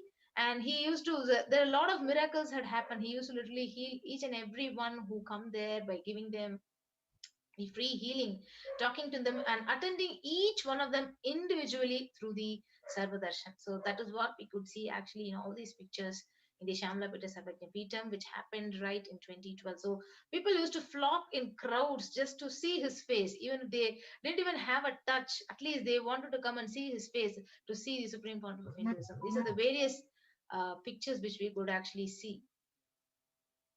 And also here, the tradition of Jnanapal that the Supreme Pontiff of Hinduism had revived. Can you explain a little bit about that, about how, what was the tradition and how the Supreme Pontiff of Hinduism revived it? Yes, actually, in the Hindu tradition, in the Vedic heritage, it is a symbolic offering of the wisdom to people. So that is when it started with the great saint Jnana Sambandar, when he had the breast milk of Devi PARASHAKTI, and he literally experienced that oneness, the superconscious breakthrough in him. The same tradition was actually revived by the Supreme Pontiff of Hinduism, and you can see those pictures in Shamalapita Sarvagyapeetham offering the enlightening milk, which is called as the Jnanapal, to all the visitors, to all the pilgrims, to all the devotees who visited the ashram here. Both the 292nd and the 293rd pontiffs are actually having the enlightening milk, and they're distributing it to their visitors and the pilgrims. So it is a symbolic offering of wisdom to all the people. So that is the heritage and the tradition of the Shamalapita Sarvagyapeetham. Yes, and amazing. As you can see, so it's not just the amount of things he was conquering, the Annadan, the medical camp, but even the sacred traditions, the revival of these sacred traditions that were lost so many thousands of years ago, that the Supreme Pontiff of Hinduism was reviving and distribute and giving to the public. And that just that sacred sentiment, literally once again, is like Meenakshi was living among them again, living in Madurai once again. And as you can see in the photos and everything, it literally how Queen Meenakshi attended to her people in her kingdom. The Supreme Pontiff of Hinduism was attending every single day and reviving the community, reviving this ancient indigenous Hindu kingdom. And after that, if you see the incessant attacks, the amount of extreme that the anti-Hindu militant forces had gone to ensure that what the Supreme Pontiff of Hinduism was doing, the amount of good that he was doing, was stopped or needed to be stopped. And even though today we can say that the Supreme Pontiff of Hinduism has now started again the amount of contributions that he's doing in an absolutely new breakthrough way. At that time in 2012, there was an onslaught of attacks against the Supreme Pontiff of Hinduism by anti-Hindu militant forces that had really been invested in ensuring the Supreme Pontiff of Hinduism needed to be eliminated. First, many of them had been had started lawfare which are basically false cases that would try to gain the public opinion on the against the appointment of the Supreme Pontiff of Hinduism as the 293rd Guru Mahasannidhanam. So in so many different ways, they're literally making up lies, making up just out of thin air, making up lies about what's going on inside of the Adinam, portraying that using the media, which they own, the anti-Hindu forces own the media, using the media in order to portray that to the public and to illegally move their lawfare cases against the Supreme Pontiff of Hinduism. So, Atmapriya Swami, if you can just brief us on a little bit about what were the lawfares, the cases that were filed against the Supreme Pontiff of Hinduism that were absolutely baseless, that allegations were just so atrocious. If you can share your insider point of view on that and share that with the viewers, please. Yes, so actually, you could see here, after the coronation of the Supreme Pontiff of Hinduism, around the Hindu leaders from more than 53 organizations, they had actually pledged their support to the Supreme Pontiff as the 293rd Pontiff. But the 10th of May 2012, so if you see, a false case, a lawfare was actually filed by an unknown anti-Hindu militant who actually he filed a case that the appointment of the Supreme Pontiff of Hinduism as the 293rd Pontiff is illegal. So that was the first illegal attack which started. So it continued on the 12th of May 2012, where you can see a false complaint claimed to have visited the Madurai Adinam on the night of 12th May, that he was served holy water spiked with intoxicants, and that he has reached an inebriated state, and in front of him his divine holiness and several women were in compromising position on beds made of white tiger skins and elephant tusks. So this is what is the most stupidest of the case which was filed, because I was a witness and I was an inmate there, right in Madurai Adinam, doing all these services.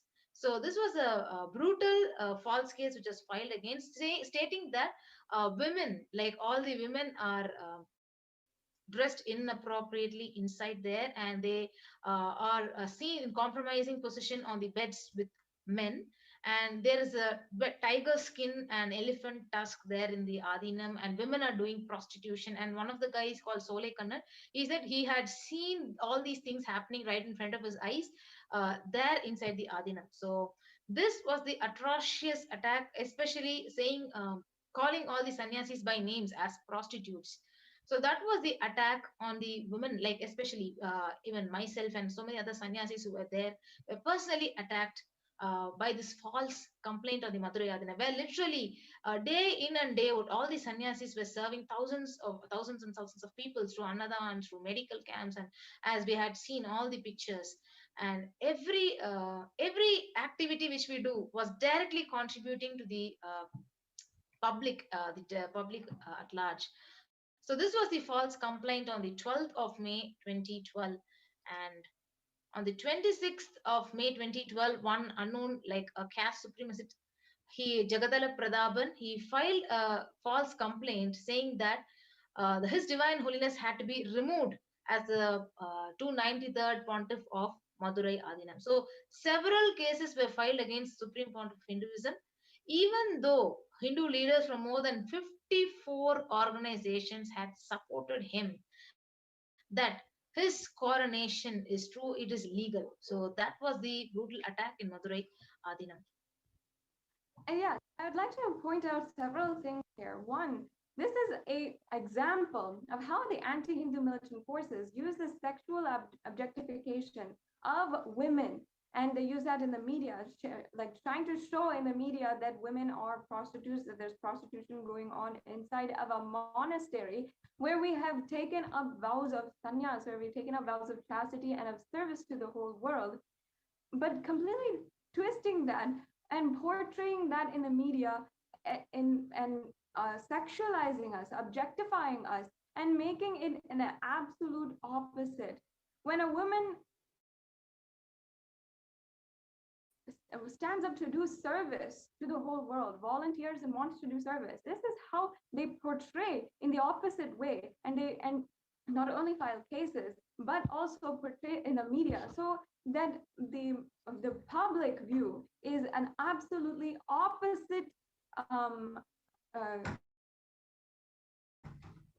frame or image that is portrayed to the whole world, thus literally assassinating the character of the Supreme Pontiff of Hinduism and all of the women sannyasis. And it's like, and thus all after that, then justifying the attacks that they do, the rapes and assault that they do against the women, just with this, just with the media, talk, and then what the campaigns in the media have been speaking about and spreading hate speech about the women of inside the Adinam. And not only that, they use the legal cases as well as the media hate speech that is being spread in order to justify the subsequent violent attacks against sannyasis of the Nityananda order. And in Madurai also, we saw several different attacks where literally our sannyasis were hospitalized. Even the Supreme Pontiff of Hinduism had to intervene and go to the hospital to ensure that the sannyasis were healed and being taken care of, and even the destruction of the properties, like the cars, they were crashed and like literally stones pelted into the cars, the property of the Adinam, property of Kailasa. What had really, honestly, we have to ask ourselves, what had provoked this violence when we're doing so much of good inside, when we're doing so much of good and we're we're successfully reviving an indigenous Hindu kingdom. The way that the anti-Hindu militant forces had literally conspired and strategized these attacks in order to ultimately oppress the Hindu kingdom, continue further, and ensure that the work of the Supreme Pontiff of Hinduism was delayed and could not be done. As you can see here, this is some of the most brutal staged mobs of the anti-Hindu militant forces. They literally send these henchmen and these people to attack the sannyasis, and then in the media they'll try to portray as if there is hatred, there is so much of public outcry in quotes against the sannyasis, whereas the truth is they sent their henchmen and their hired people in order to literally cause so much of havoc, violate the sannyasis and sannyasinis, and literally put them in the hospital. Yes, so here you could see the visual where two sannyasis at the Madurai Adinam's Kanjanur Agnishwara temple, so part of the Madurai Adinam, the Shyamlapeta Sarvajna Peetham. So a mob of at least 100 people, they beat up the sannyasis and they escaped, but the mob, they smashed their car, and the two sannyasis, they managed to drive away, and first they ran to the first local police station, and then they filed a complaint, and then they went to the hospital. They themselves got admitted. So that was the sad pictures. You can see the visuals, how the people, the mobs are beating up the sannyasis and they're attacking the sannyasis just for the good which we had done to the public. And a really disheartening thing here is that in the heart of the whole Hindu civilization, in Madurai itself, the anti-Hindu, such amount of oppressive power, such a supremacist oppressive power, where they can conspire these attacks, and we're literally powerless to stop it. As you can see here, some of the really heart-wrenching photographs of the sannyasis who were hospitalized and the Supreme Pontiff of Hinduism attending to them personally.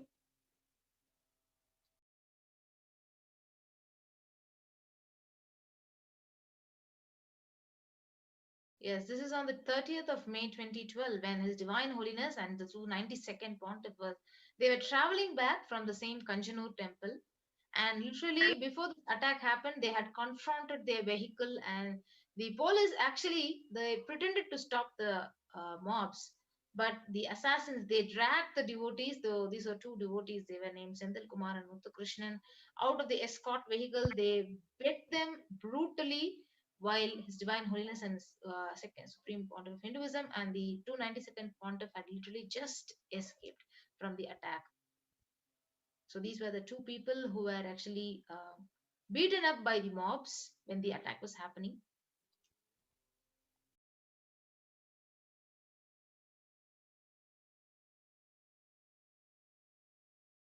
And would it be possible, Mahatma Swami, if you can share a little bit about what was going on inside of the Adinam? Were all of you afraid of what's going to happen next, of a different raid? I know you yourself personally have been through the attacks in 2010, and you know the power that these anti-Hindu militant forces have, and they will go to any extent to make sure that what they want is done. So can you share a little bit about what was going on inside as a woman, as a female sannyasi? what was happening inside of the Adinam.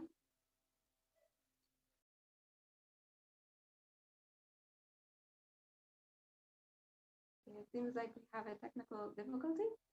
And I just like to share with all of the viewers also, once again, that the attacks against the Supreme Pontiff of Hinduism that happened surrounding the revival of the ancient Hindu indigenous kingdom, the Kailash known as the Shamala Pita Sarvajna Pitam, was literally a brutal forced attack that was destroying once again, one of the most ancient Adinams, one of the most ancient heritage sites and heritage structures of Sanatana Hindu Dharma. And the Supreme Pontiff of Hinduism, as we had explained before, in just a matter of a few weeks after his coronation, crime rates in the surrounding area of the kingdom had gone down. The restoration of temples had started. The people were being fed free food every single day. Medical camps were going on. A surrounding population of 10,000 people was being attended to, and they were feeling so uplifted by the presence of the Supreme Pontiff of Hinduism. Yet there was so much of brutal onslaught that the Supreme Pontiff of Hinduism had to undergo. Why does this have to happen? What were the intentions of these anti-Hindu militant forces? And not only that, they have specific agenda against Hinduism.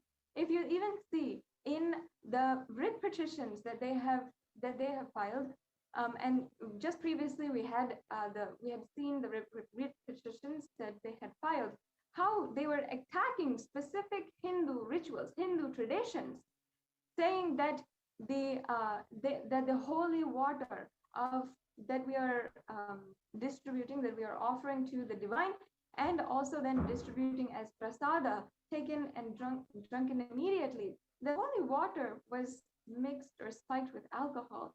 Can you imagine if this was said against any other religion? If this was said in any other circumstance, this is a direct, just hurting the religious sentiments. How can they take something so pure, something so sacred as a Hindu sacred ritual that is ongoing, the offering of waters to the feet of the Guru and the feet of the deity, and then taking that as prasada? But they abused that, and they literally twisted that and made it seem as though there was some crime happening there.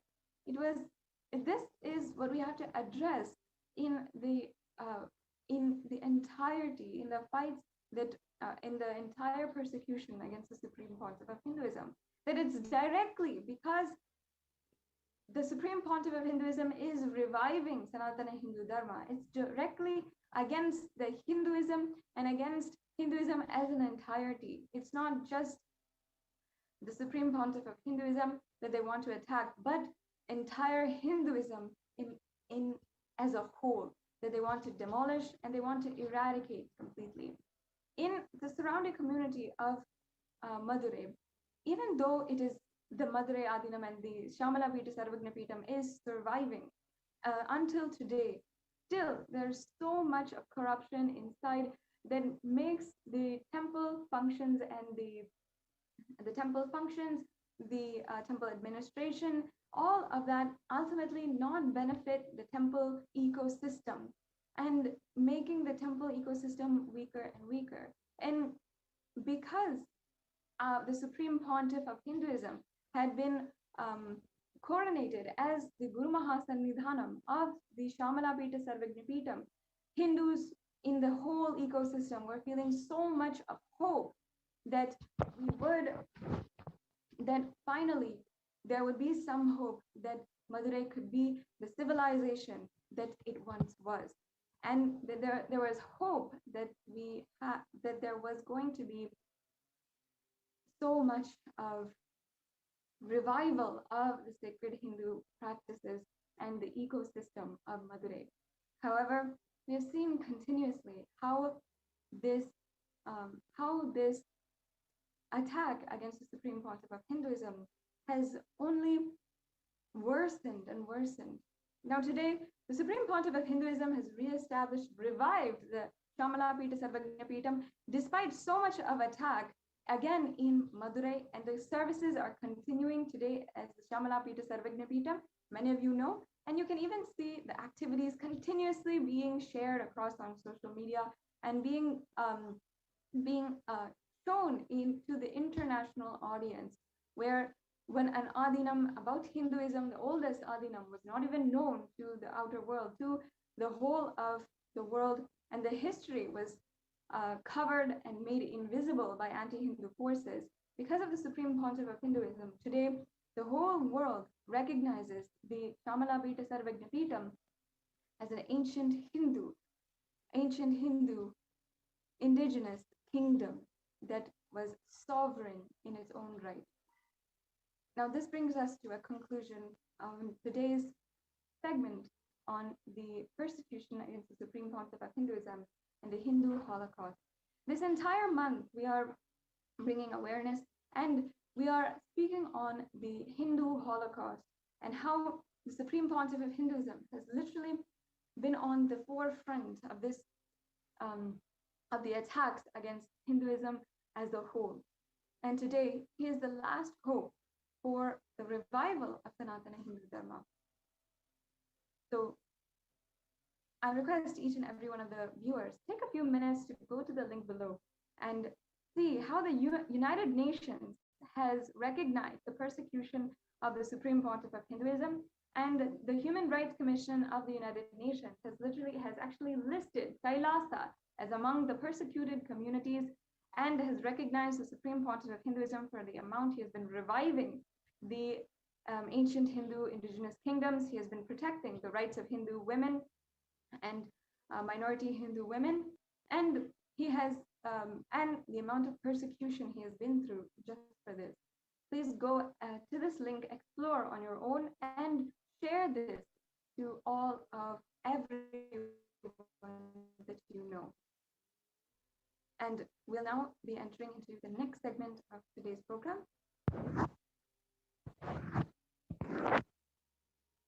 We're continuing also with the explanations of the persecution of Supreme Pontiff of Hinduism after a very quick break.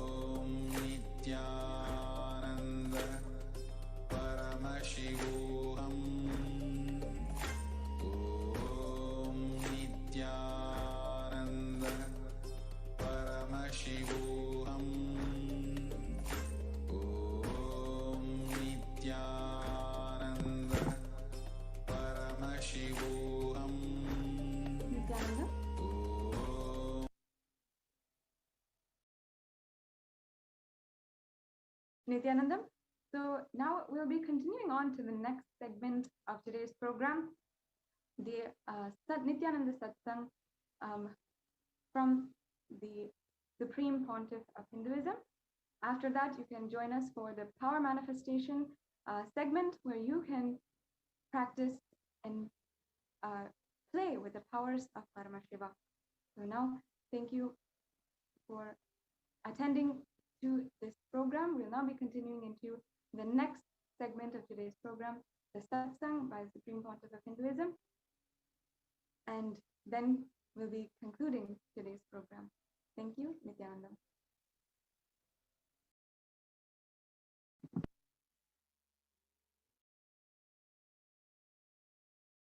Connecting with the divine with your eyes closed is meditation.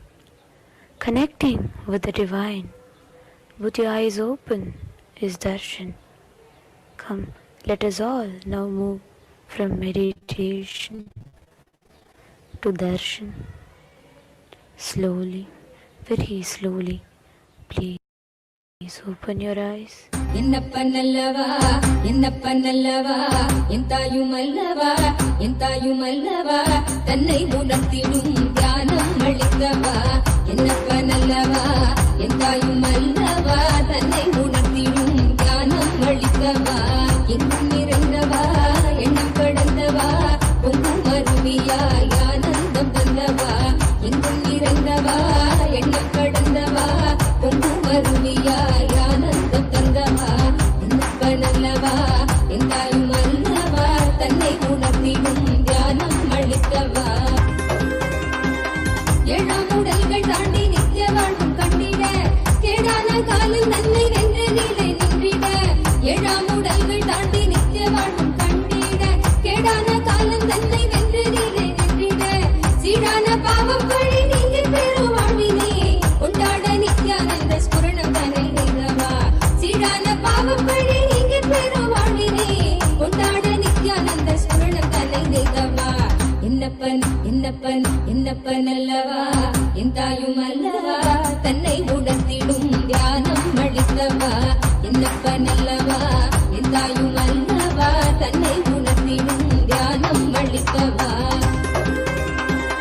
ஏழாம் உடல்கள் தாண்டி நித்திய வாழ்வும் கண்டிட கேடான காலில் நன்மை வென்ற நிலை நின்றிட ஏழாம் உடல்கள் தாண்டி நித்திய வாழ்வும் கண்டிட கேடான காலம் தன்னை வென்ற நிலை நின்றிட சீரான பாவம் பழி நீங்கி பெரும் வாழ்வினே கொண்டாட நித்யானந்த ஸ்புரணம் தன்னை நிகவா சீரான பாவம் பழி நீங்கி பெரும் வாழ்வினே கொண்டாட நித்யானந்த ஸ்புரணம் தன்னை நிகவா என்னப்பன் என்னப்பன் என்னப்பன் அல்லவா எந்தாயும் அல்லவா தன்னை உணர்த்திடும் தியானம் அளிக்கவா என்னப்பன் அல்லவா எந்தாயும் அல்லவா தன்னை உணர்த்திடும் தியானம் அளிக்கவா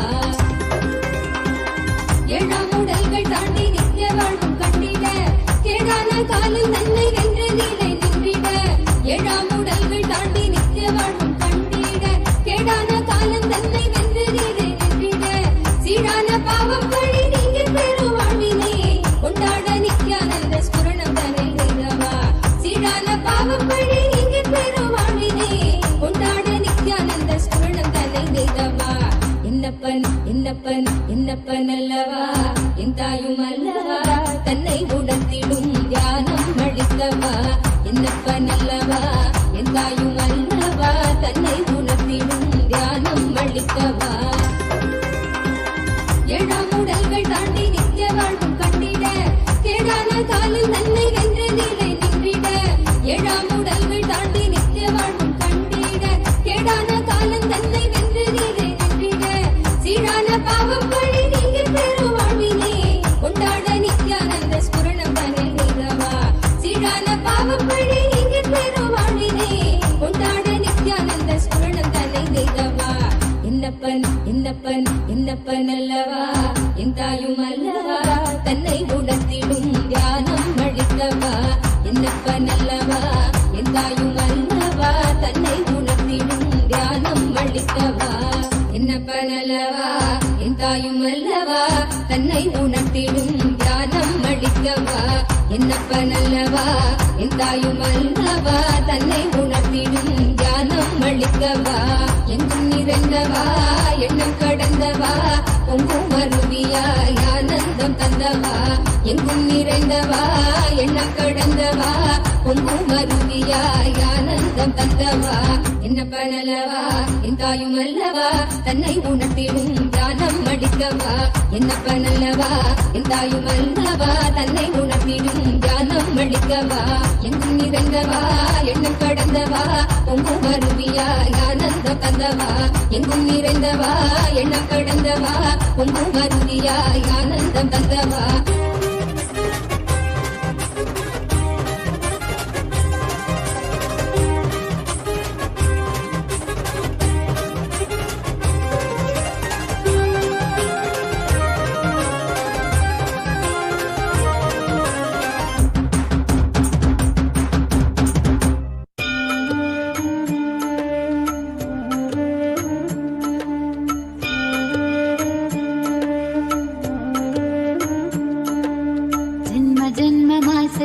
தவமோ உற்ற நண்பனாய் நித்யானந்தன் வந்து உதித்தான் ஜென்ம ஜென்மமாய் செய்த தவமோ உற்ற நண்பனாய் நித்யானந்தன் வந்து உதித்தான்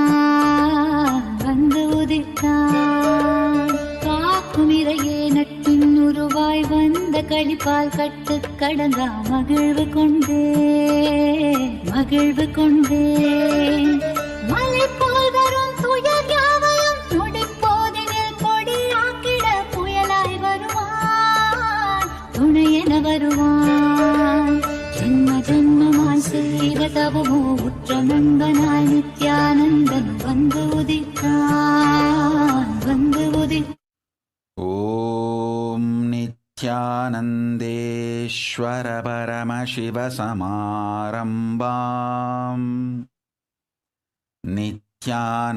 நித்யானந்தேஸ்வரி பரமசக்தி மத்யமாம் அஸ்மதாச்சார்ய பர்யந்தாம் வந்தே குரு பரம்பராம்.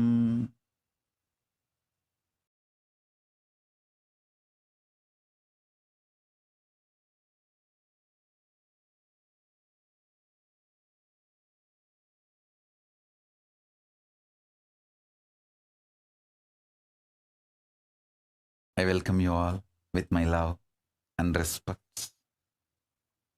I welcome all the devotees, disciples, Samajis, Satsangis, Shri Mahans, Mahans, Kotari, Tanedar, visitors, viewers, Sarvanyapita Kartas, Ejamans, Manifestors, Sarvabarityagis. I welcome all of you with my love and blessings.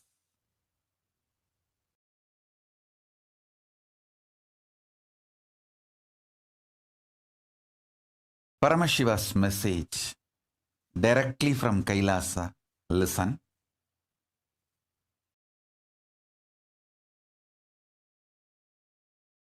Ferociously, not softly, not politely, not mildly, but ferociously breaking the obsessive, compulsive, reactionary patterns.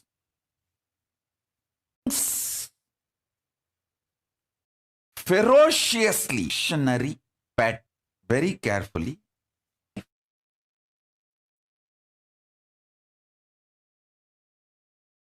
Then I'll translate. Listen.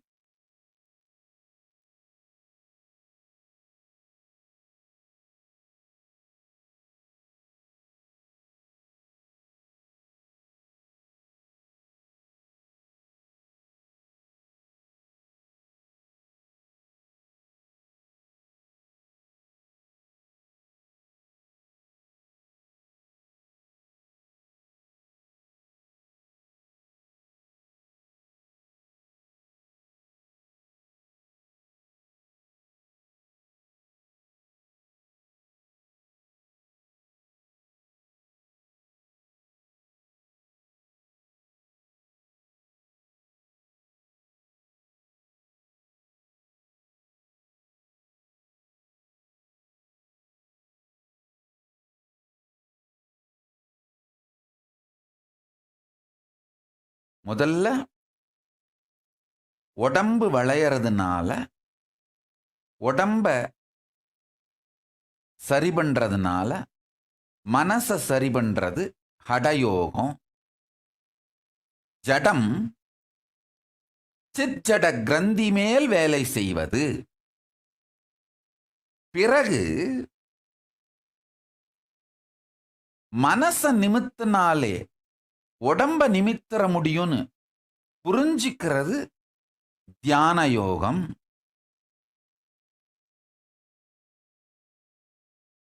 சித்தோட பவரை சக்திய கிரந்தி மேல செலுத்தி ஜடத்தை மாற்றுவது. பிறகு சித் மலர்ந்தாலே கிரந்தி ஜடம் இந்த ரெண்டுமே நம் விருப்பத்தின்படி இயங்கும்னு தெரிஞ்சுக்கிறது யோகம், சமாதி யோகம். Now I'll translate. Listen.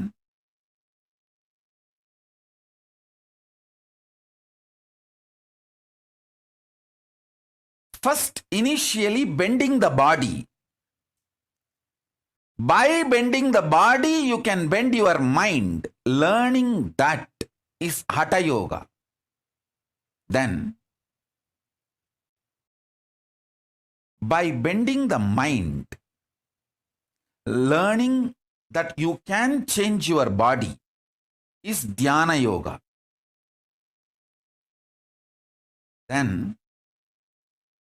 realizing by bending your consciousness, playing with your consciousness itself, you can change the mind and the body is Samadhi Yoga.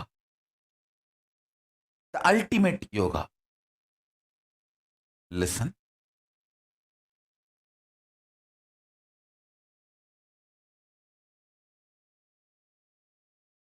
Then, after a few days, I had the opportunity to have darshan of Arunagiri Yogeshwara. That time, I was asking him some clarification. Beautifully, Arunagiri Yogeshwara explained to me. I'll repeat again the exact statement.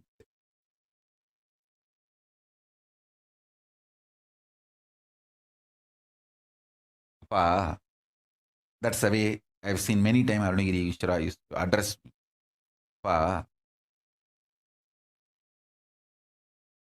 படிப்படியா பண்ணா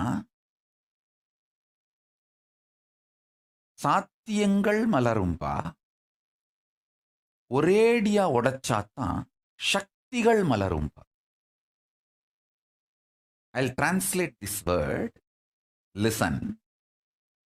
See, if you break your patterns step by step, slowly, you will achieve the great possibilities. But if you break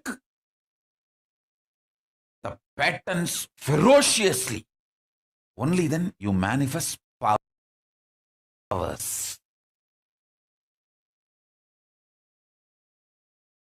Very beautifully he told me, see, if you do yoga every day, one day you do 10 Surya Namaskar, next day you make it into 25, then you make it into like 50 Surya Namaskar, then you add Surya Namaskar and Pranayama, then you add Surya Namaskar and Pranayama and meditation. This way you will manifest your possibilities. But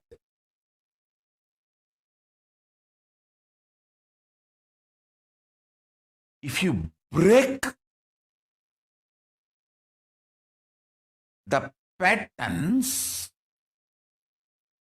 not step by step, just in one stroke, ferociously. You manifest powers, not just possibility. See,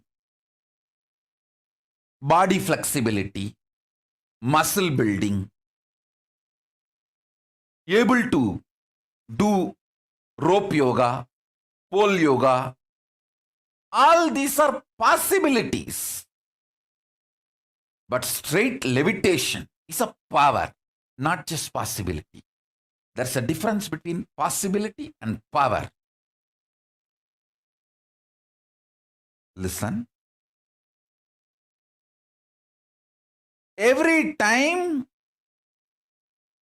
you break your patterns step by step, you manifest possibilities.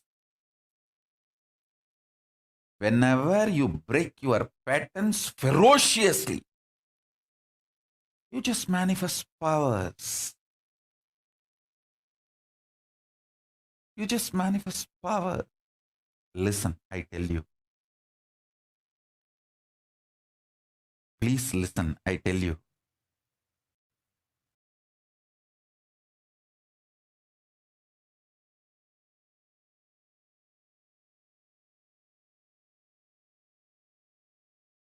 Understand?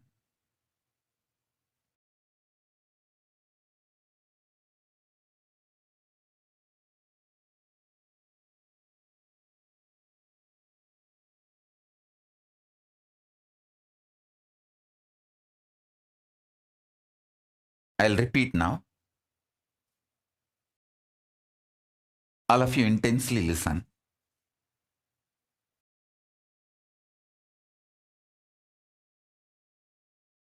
For example,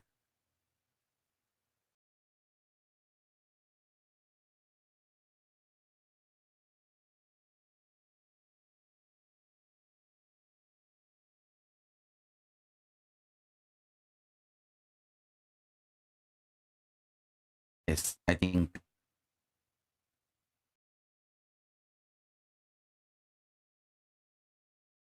people are able to see and hear. Let me repeat now. Whenever you break your patterns, the obsessive, compulsive, reactionary patterns,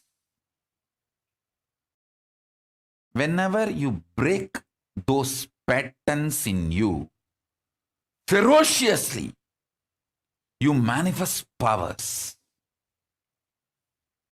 I tell you, this really happened. One person came to me with rheumatoid arthritis problem. It was very severe. The fingers have started getting twisted, and the effect of the disease is seen even physically, not just in the form of pain alone. The body started getting distorted.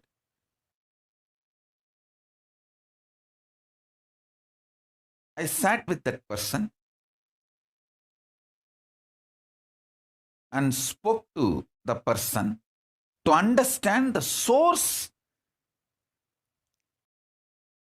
Obsessive compulsive reactionary pattern of her which triggered this disease in her. Please understand. All diseases are triggered inside you due to some compulsive reactionary pattern.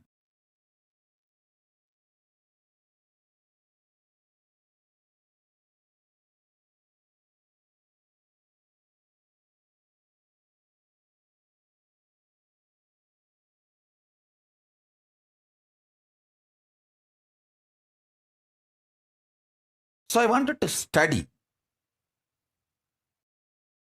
for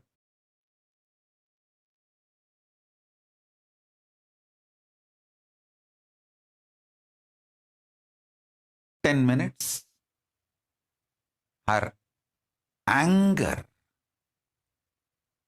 towards mother-in-law and how she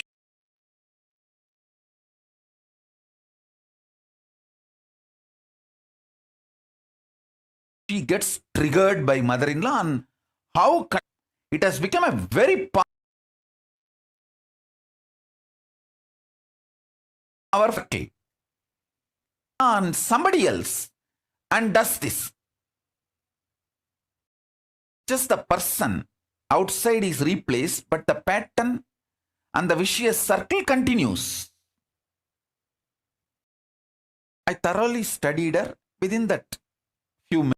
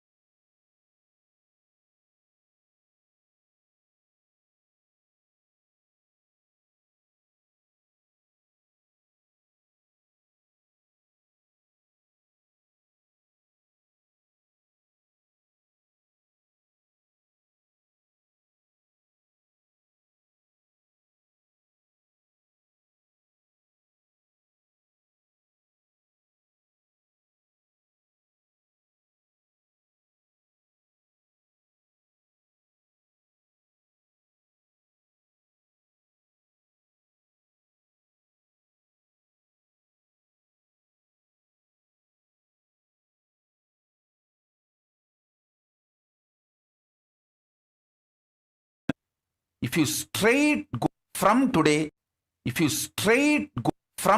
you are going to see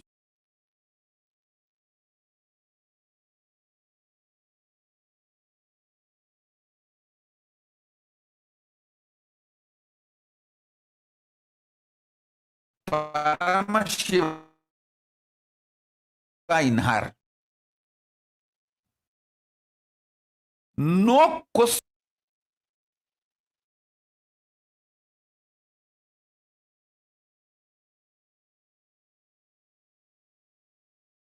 of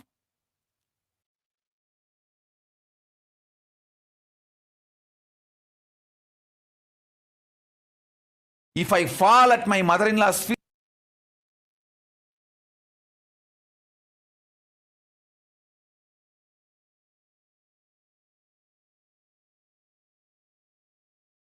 crumple me under her feet and jump on me and kill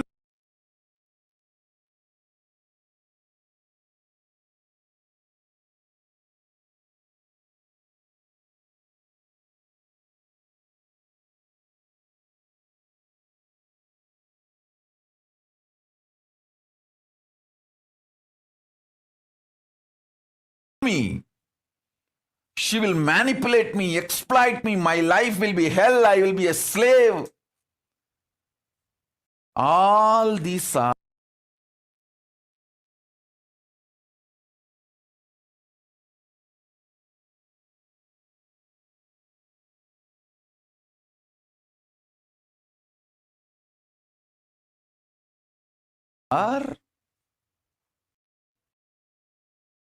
the cousin brothers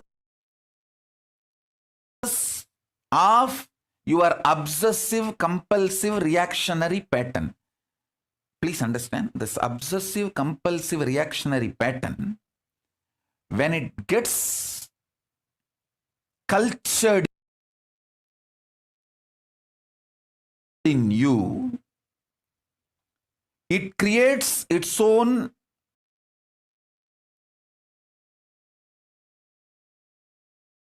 fears, insecurity, jealousy,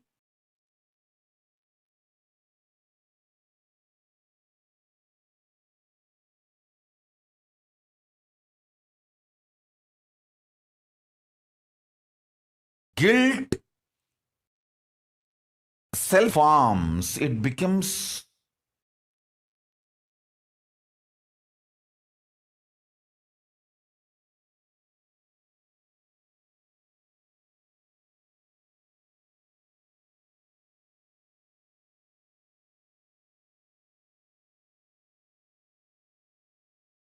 literally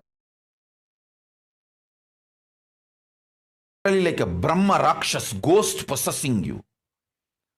And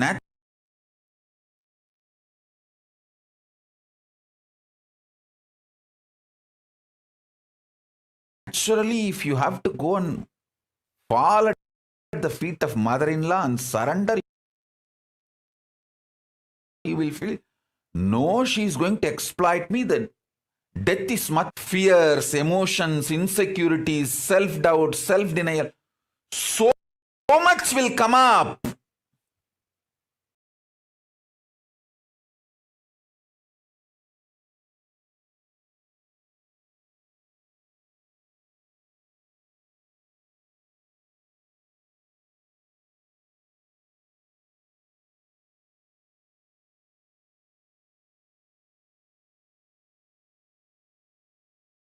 But if you are capable of breaking all of that, I told her, think levitation. I asked, are levitation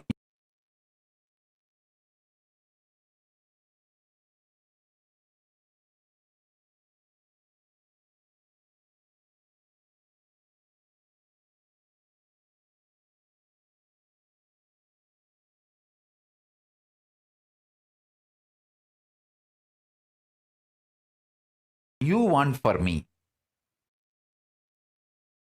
I said, I'm too devoted.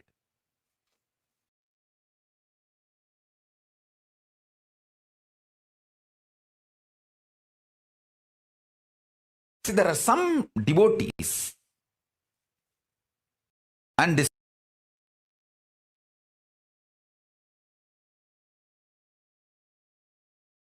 disciples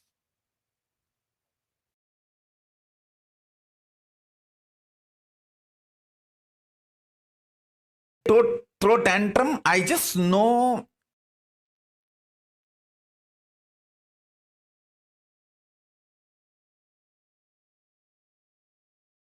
they are just throwing tantrum, but they don't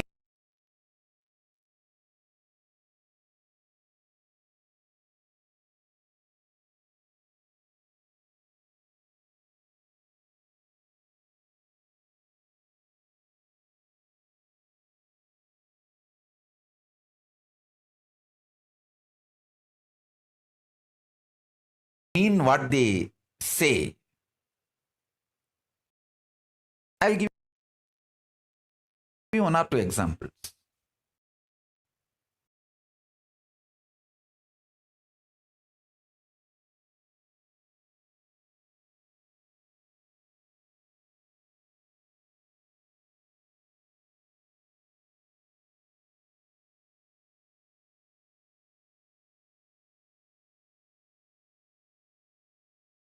If she tries to argue, some arguments, if she tries to bring it to me, I will never answer her argument.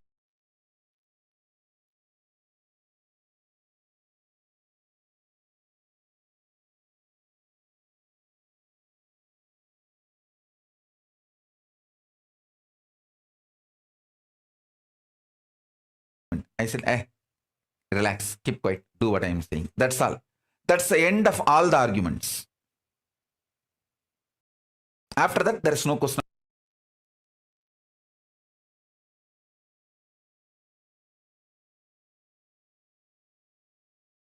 of any argument.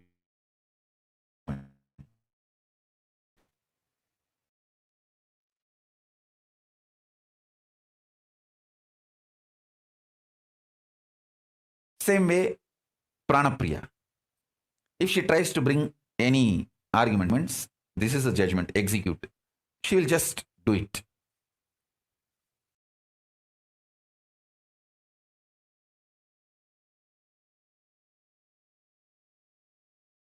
A frog which got 1 rupee coin newly wanted to check the power of the money it got. So the elephant was going outside house, came out of that frog hole and standing, waving that 1 rupee coin towards the elephant and saying, "Hey, now I became so rich. You are crossing a rich man's house without saluting the rich man." Will that the shouting of frog, even if he hears, he will say, "Hey, keep quiet," and he will walk.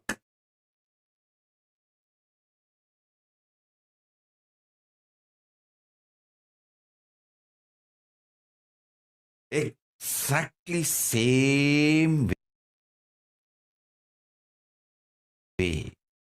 If you treat your patterns, you will manifest powers.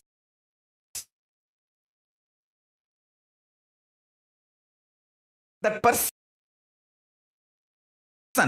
with the rheumatic arthritis,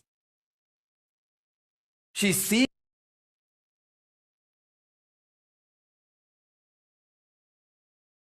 me only first time attending the program, but before even seeing me physically and devoted. Very sincere. So I told her, naturally, I want power for you, not just the possibility. She asked me that, do you want me to manifest possibility or powers? I said, naturally, powers, not just possibilities. I want the best for you. Within next 48 days, she manifested the power of levitation, complete healing of rheumatoid arthritis. I don't want to name that person because I will bring that person to the pre-satsang hosting. She will come and share. She actually did.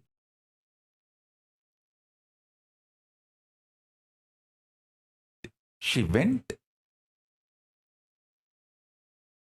and fell at the feet of saying that I am not even going to justify where I am right, where I am wrong, where you are right, where you are wrong. Just I am dropping the past. From now, I am going to see you as Paramashiva.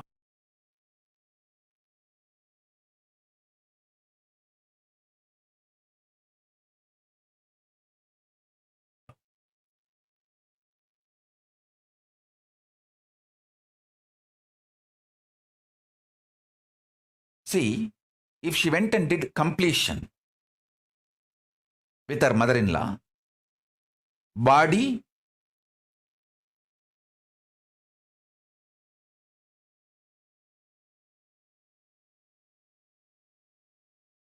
but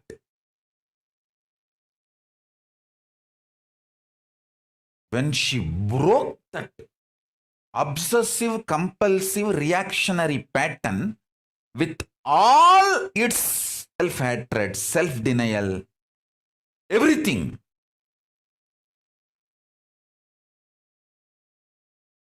she just manifested not just possibility, she just manifested power. Not only she got healed of the whole rheumatoid arthritis problem, the whole body got filled so much with samana energy. She started experiencing levitation. I tell you, listen, I tell you.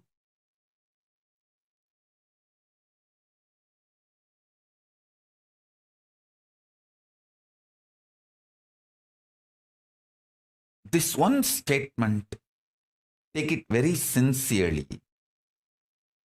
Even once you behave with your obsessive compulsive reactionary pattern ferociously and break one pattern and manifest powers, the kind of the courage you will feel, you will straight walk towards enlightenment. Because after that, every obstruction, every barricade, every stopping will look very funny.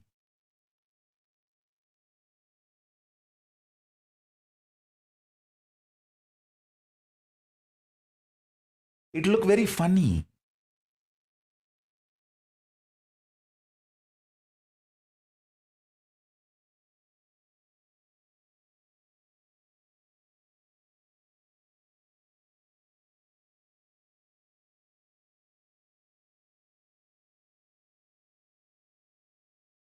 Ma Nitya Jalandhara Siddhananda. 55. The root of our reactionary compulsive patterns. See, I can tell for you, self-hatred is your reactionary compulsive pattern. From today, eat well.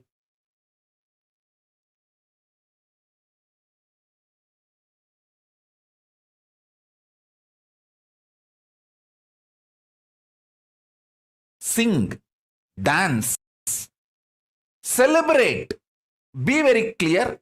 Paramashiva is enjoying through you. All your problems will be solved. You have so much of hatred towards anything, become almost like a tumor in you. Break that. Eat well. Sing, dance, do anything which makes you happy, which does not destroy your health. That's all. You will be free.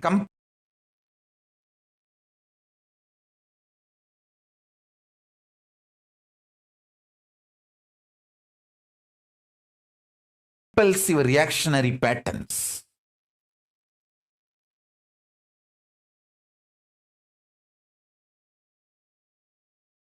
This answer is for her. So this word is a guru walk for her.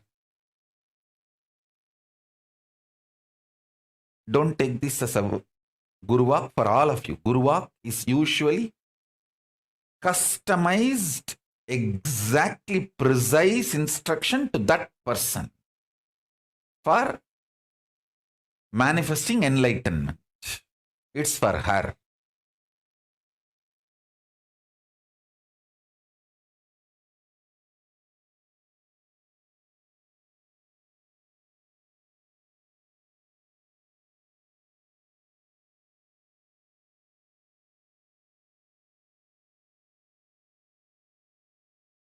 Swati MN is asking, Swamiji, what about all the wrong they have done?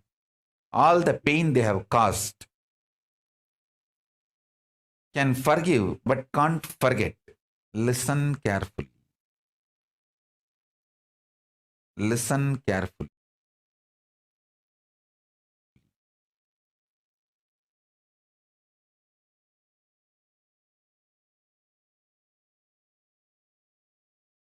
You continue to exist as slum pig, dirty buffalo, as long as you don't want to get out of your drain,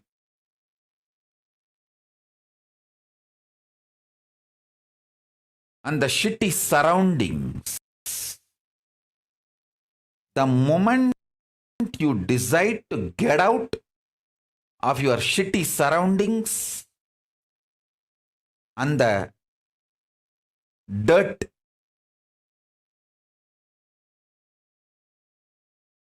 pit, the moment you decide to get out, you raise yourself to the level of God.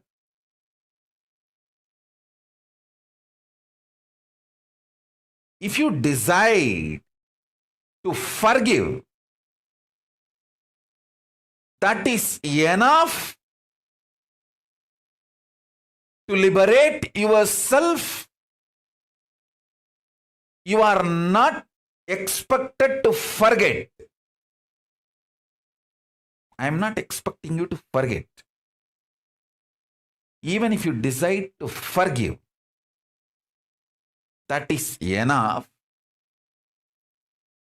When internally, consciously you change, simply the other person's action, reaction, everything changes in just few days. The other person will feel insecure that you may start getting back to your anger, violence. So just till the other, see, when you go and surrender to your mother-in-law, I am giving you this example.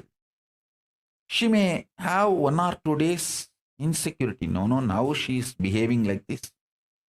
I don't know, maybe this woman is drugged. And after a few days, she may become same old daughter-in-law. Who knows?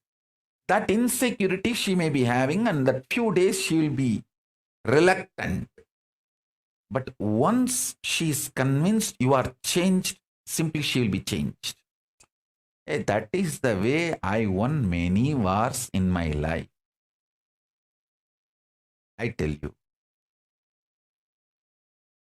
Many people who declared war on me, I won in all those wars just by not declaring war on them back.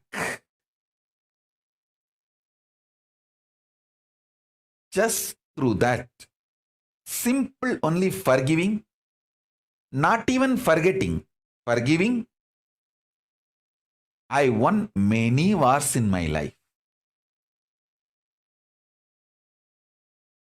So if you just forgive honestly with integrity, you will manifest powers.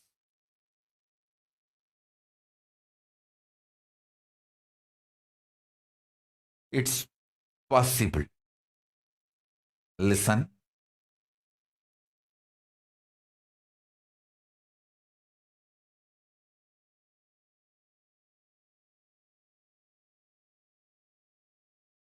In the example I gave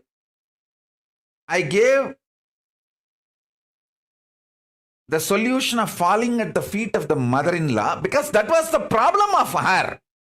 I am not telling all of you just go and fall at the feet of mother-in-law, you will start levitating. No.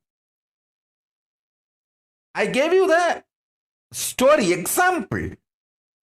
The lesson you need to catch is first find out what is your compulsive reactionary behavior pattern.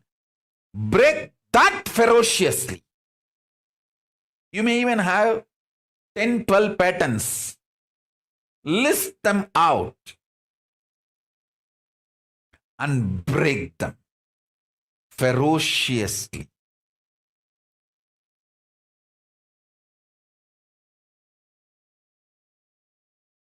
That's it. That's it. Listen.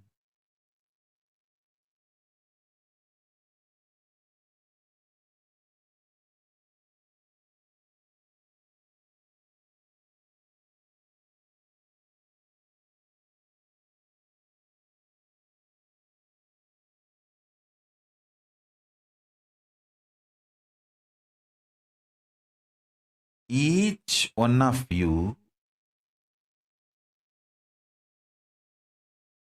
is literally my extension. the life which is in all of you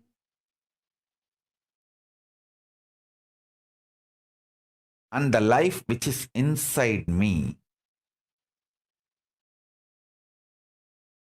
all of us are extension of the same source, Paramashiva,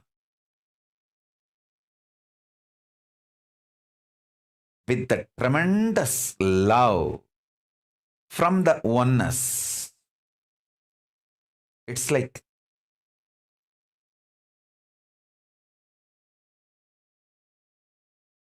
in India, in kindergarten schools, the kids will be forcibly made to sleep during the noon time after food. All of you have to just lie down in a row, and naturally kids, when they have so many friends, they don't want to sleep, they want to play.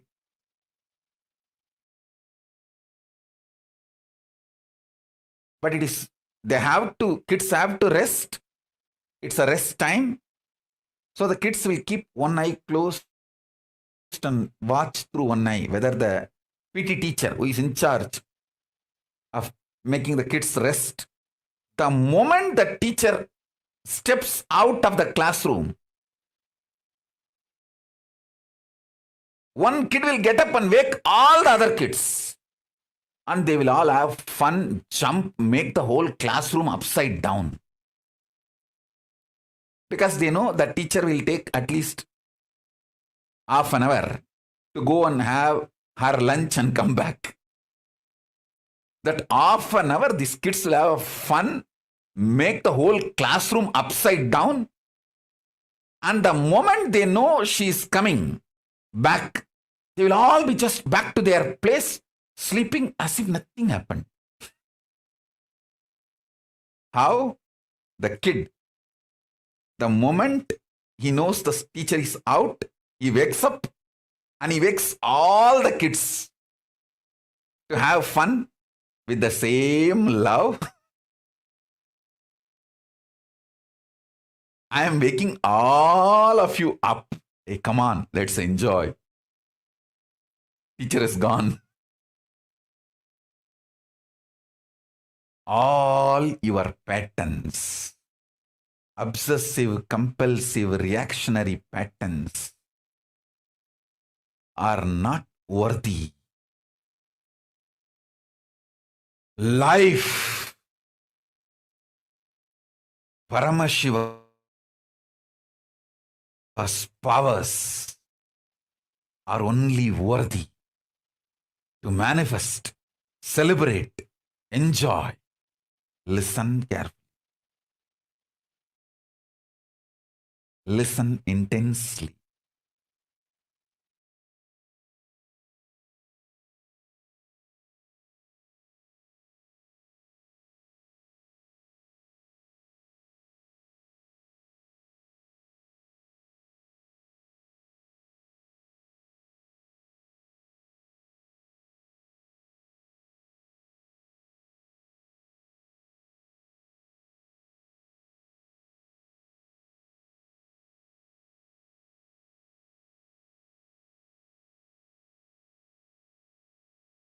Unable to build collective integrity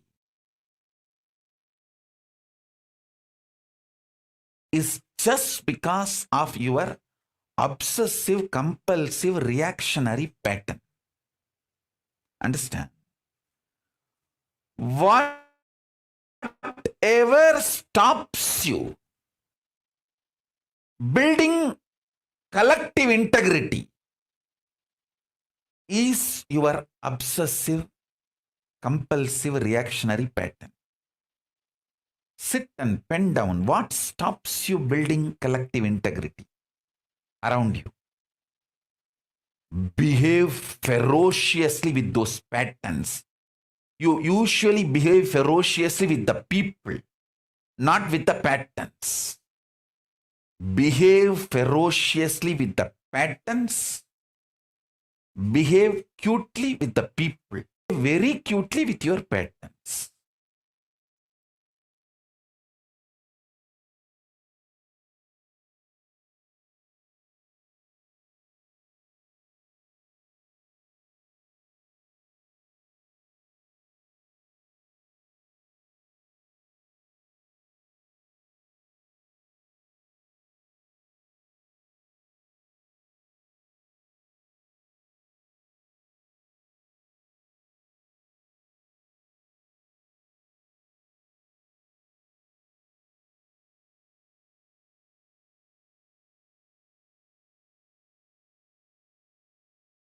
Every time you behave ferociously with your patterns and break, you manifest at least one power of Paramashiva.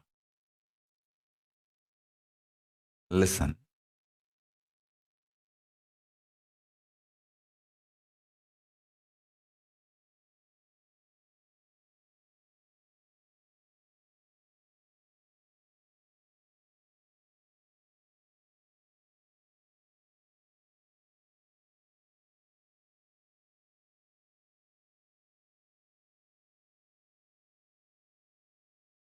To behave ferociously with your pattern, you don't need anything other than feeling connection or trust on me, because the trust you have on me will naturally manifest as the courage to execute my words.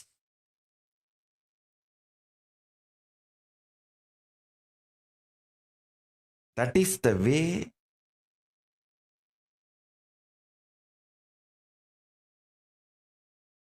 I manifested Paramashiva. See, my extreme love for my gurus,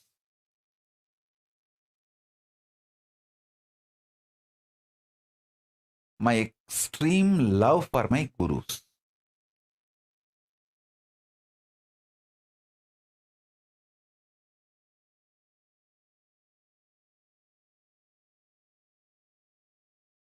I'll tell you one small incident.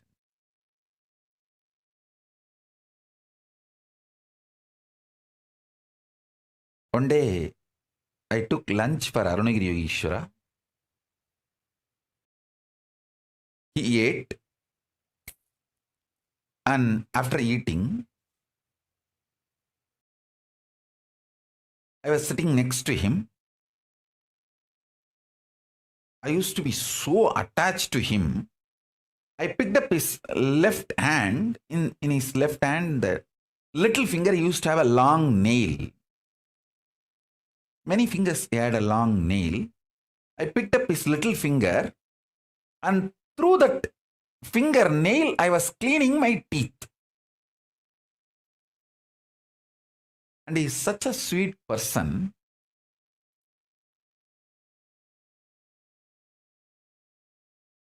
Not only he did not stop me, and not even showing any irritation or any difficulty in his face. I was having his left hand in that little finger, that nail I was using, and cleaning the teeth.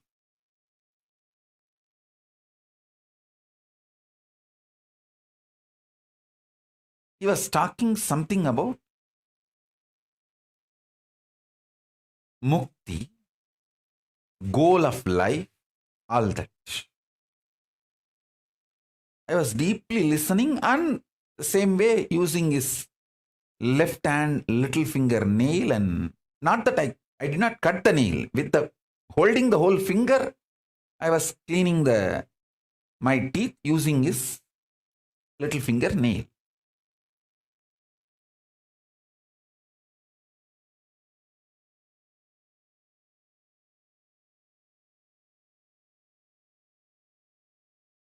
I'll try to exactly repeat the whole flow of the information from Akashic records so that all of you can understand.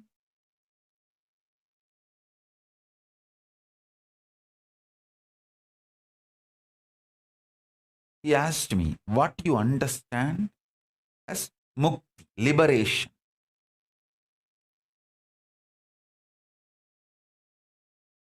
Because he was teaching me about goal of life is mukti, liberation.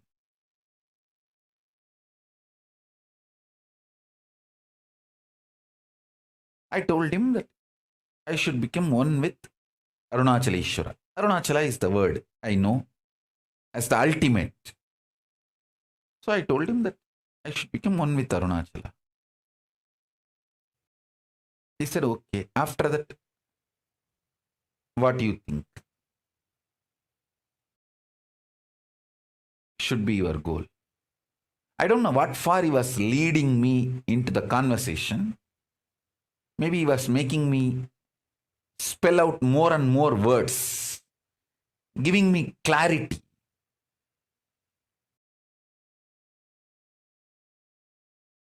So I told him that if I become one with Arunachala, whoever remembers me will be naturally remembering Arunachala, so they will also get liberated. Because Smaranat Mukti Arunachalam. At the time when I uttered this, he had a wide smile in his face. I was holding his left hand and cleaning my teeth and talking and cleaning, and with the right hand, with his right hand, he just held my cheeks. How the kids, we hold the cheeks of the kids and conjify. He held and shook my face and said, Tatastu, Tatastu, Tatastu. Blessed me. And I could see very clearly that very blessing entered into the whole being and started manifesting. Not only as my liberation, me becoming one with Paramashiva, Arunachaleshwara, and liberated. Anyone remembers me, remembers Arunachaleshwara. So I am only just a symbol of Arunachaleshwara. I am just one stone of Arunachala hill, that's all. Or one small tree. We should not even say small tree. Anything in Arunachala is great. It is not just Guru Bhakti. Millions of good things comes to you along with Guru Bhakti. Same way when you lose Guru Bhakti, millions of things lose. Go away from you. Millions of good things go away from you along with Guru Bhakti. When Sonnavannam Saida Perumal walked out of Kanchipuram, it is not just Perumal walked out of the Kanchipuram, Lakshmi walked out along with Perumal. Bhudevi walked out along with Perumal. All the auspiciousness, Mangalatva, all the best thing, everything walked out along with Perumal. Kubera walked out.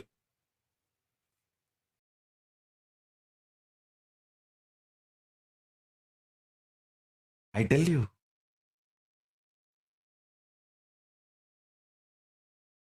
When Sonnavannam Saida Perumal came back to Kanchipuram, everyone, all the auspicious energies came back.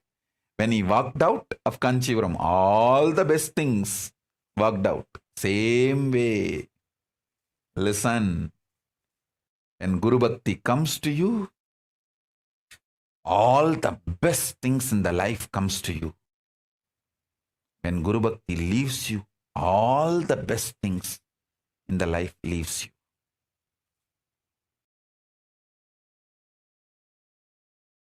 Because Guru Bhakti has too many wonderful things.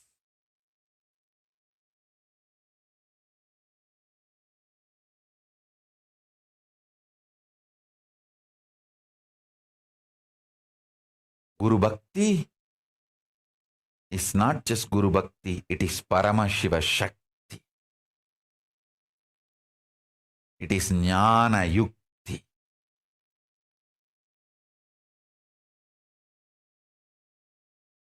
That is why I insist so much on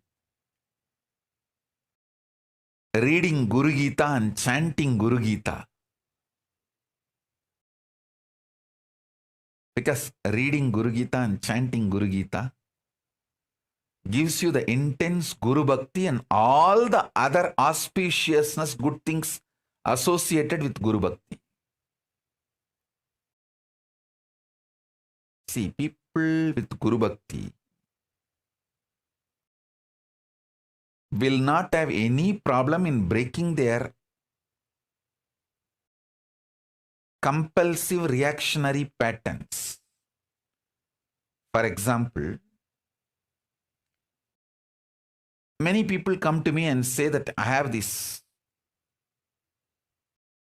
eating disorder. I eat like anything. And then suffer. Again, eat.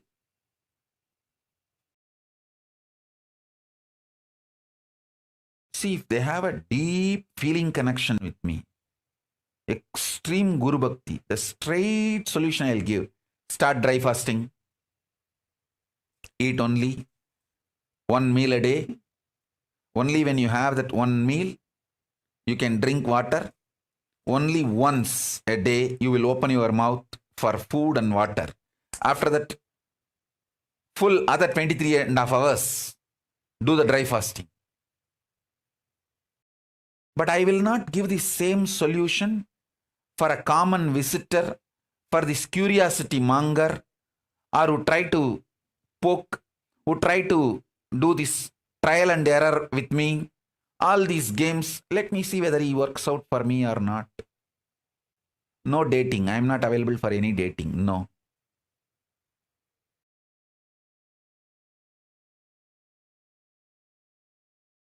All this kind of people, I will never give that solution. I will tell them, you please practice Nirahara Samyama. Slowly, you reduce 10 meal into 9.5 meal. And after 1 month, you reduce 9.5 meal into 9 meal. And after 1 month, you reduce 9 meal into 8 meal. By the time bloody, you will lose all inspiration and go back to 12 meal. So that is your fate. What can I do?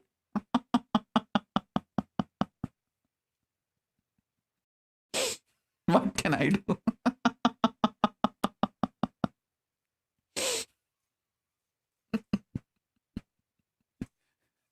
Salali, Jalali. You walk. What can I do?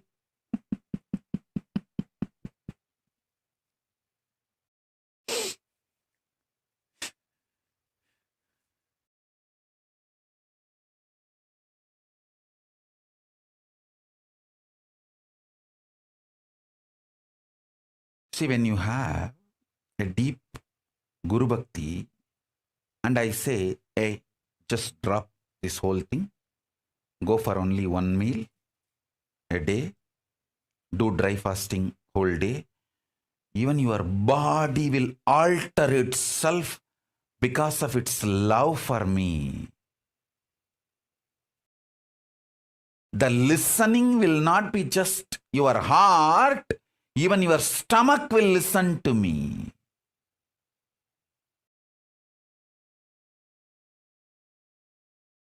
Even your stomach will listen to me. Not just heart. I tell you, in my life, I have seen 200 people living more than 100 years. In all the 200 people, a common practices, few practices I have seen. The Jain food lifestyle. Jains eat very little That also only when the sun is up, not after sunset. The Jain food lifestyle and Lingayats food lifestyle. Veerashaiva Lingayats, they eat only once a day after the puja. Many of the great Lingayat sannyasis I have seen in my life. Only once a day they will eat after the puja. After that, neither water nor food. Many people whom I have seen in my life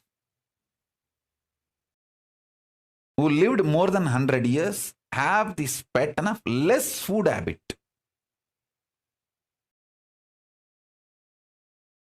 Less quantity but good organic quality food.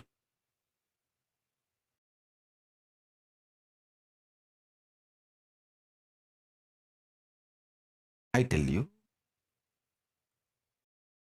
Guru Bhakti is like a spiritual entanglement, that umbilical cord connection. I myself eat only once a day. My very bio-memory of the tejas, that very energy, very bioenergy enters into your being because of your Guru Bhakti, and you vibrate in that same high frequency, and simply that becomes too easy for you also.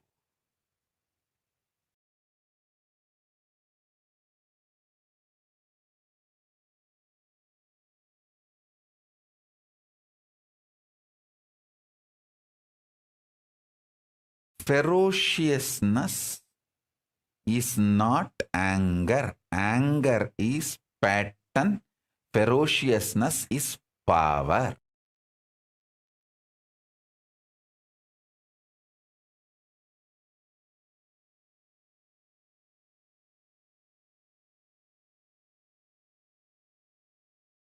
Listen.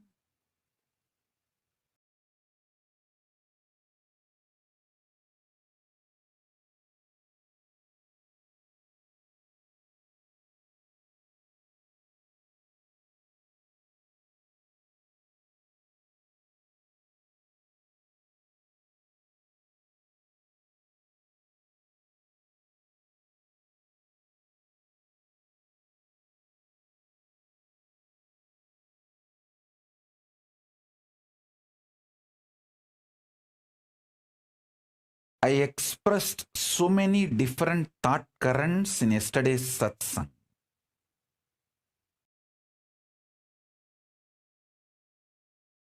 About collective integrity, beautiful story of how the Brahma Kapala swallowed the Sudarshana Chakra, and how the Kala Bhairava wearing the skull mala, Brahma Kapala mala. I explained various concepts.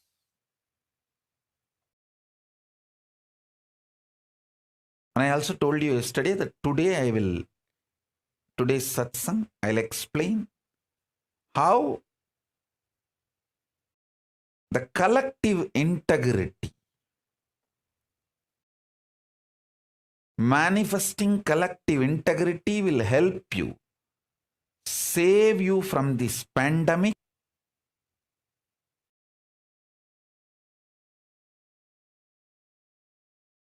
I remember once, see, one of my guru, Narayana Swami Tata, all the unresolved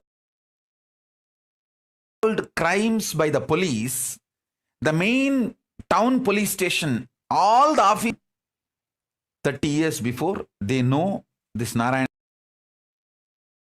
Swami Tata whom I am talking about. This Tata is instrument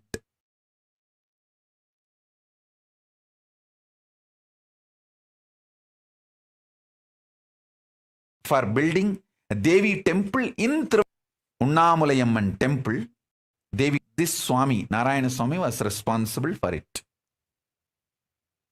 And that is a separate story. I'll tell that story later. Now, you listen to this Narayana Swami Tata's Leelas and few things. All these police people will come to him for resolving all the unresolved crimes. He will use his powers and give all the details, where that criminal is hiding, where that thief is sitting, where that he will tell very clearly who has murdered, how the murder happened, and police will go and solve the crimes. One day, one person caught in a crime, not because he did a crime, but he was in a wrong place with the wrong people. So his friends took him, saying that, come on, let's go for rounds to roam around.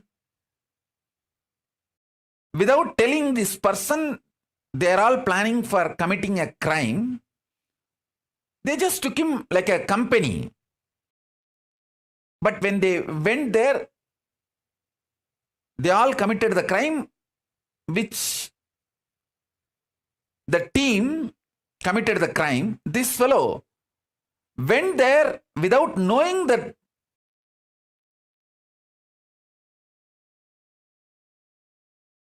the plan was a crime. And this fellow was a devotee of this Narayana Samhita. His name, that person's name, I still remember, Sivan Pillai. That Sivan Pillai is a devotee of Narayana Samhita. That Sivan Pillai was called by his friends, come on, let's go for a trip. They took him. But his friends did not tell that they are planning to commit certain crime and they are taking this fellow along with them for that crime.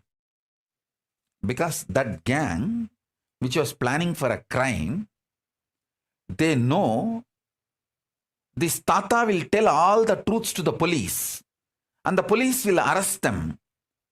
But if Tata's devotee is part of their gang, the Tata may save that gang to save his devotee.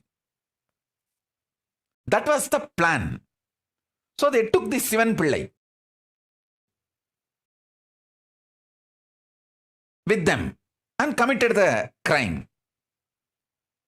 The Sivan Pillai did not participate in the crime, but he was part of the team. He ran back to Tata, Narayana Swami Tata, and begged that they are going to commit this crime and they just took me with them. Even though I have not done the crime, but I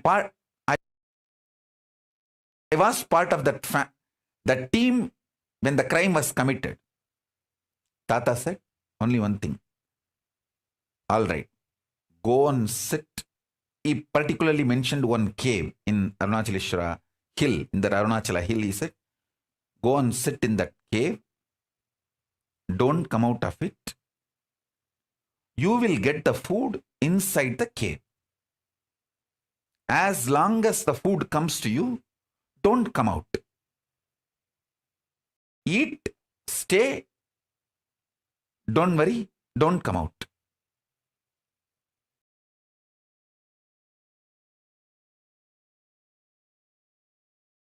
This fellow is such an obedient disciple, he went and did the same.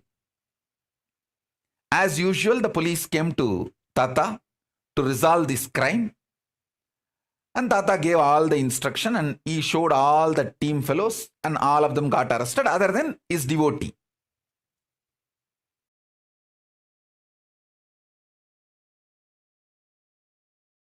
those fellows got arrested and put in jail.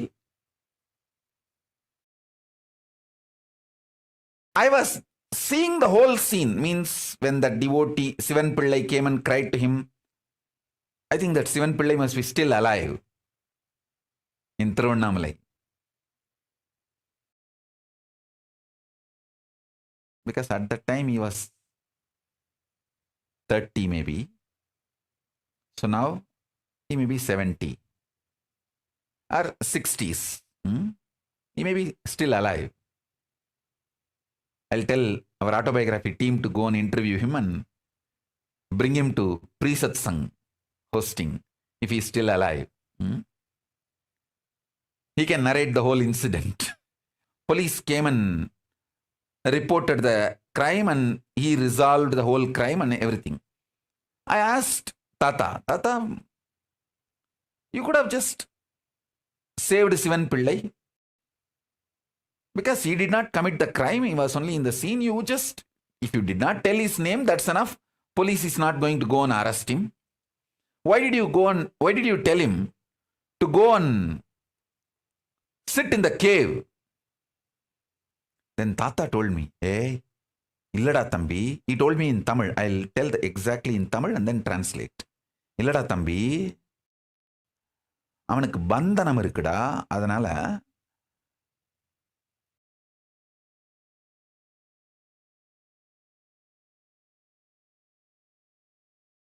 பந்தனத்தை பந்தன யோகமா மாத்தத்தான் குகைக்குள்ள போய் உட்காந்து தியானம் பண்ண சொல்லிட்டுண்டா. அவனுக்கு பிரச்சனை solve ஆயிருச்சு. Means he was supposed to get arrested in the graha situation. He has the jail.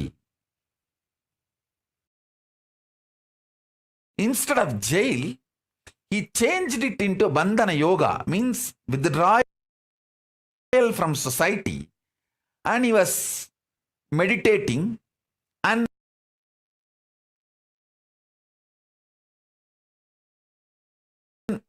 the same punishment is now used. See, if he has gone to jail, he would have been physically, mentally broken, lost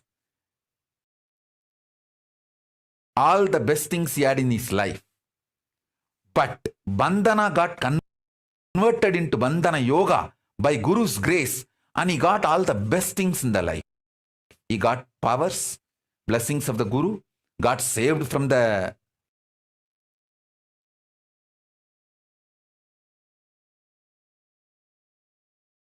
jail and all the other, instead of all the worst.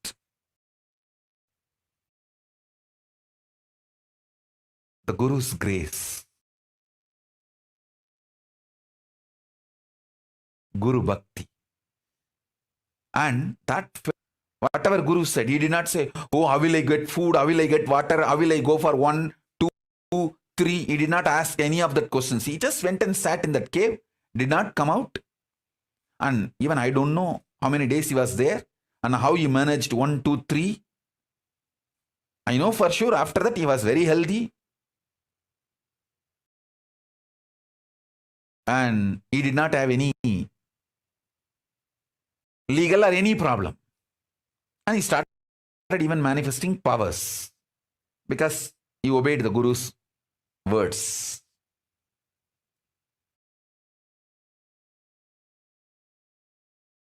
The possibility of bandhana became converted into bandhana yoga. Bandhana Shapa got converted into bandhana yoga by Guru's grace.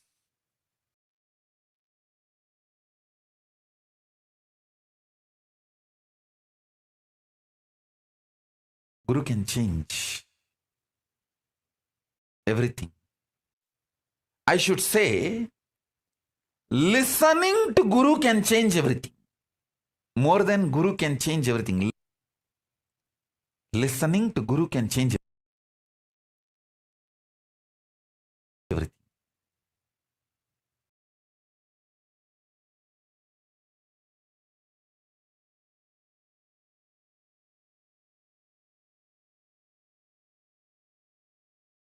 from Tiruvannamalai, if he is still alive, he can share exactly the crime number, exact year when the crime happened.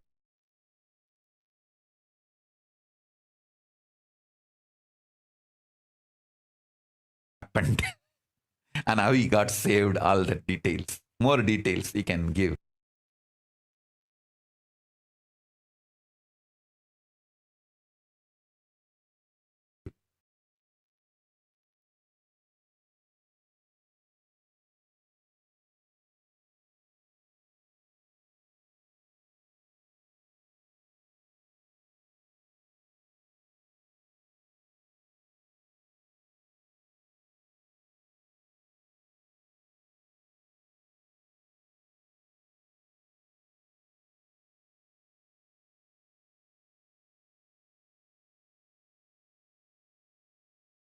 All you guys just sit. After attending that Arunachala Smaranam, I'm feeling that intense samadhi manifesting. Just sit and enjoy Arunachala. I'll sit with you guys for some time. Enjoy Arunachala Smaranam, and experience liberation.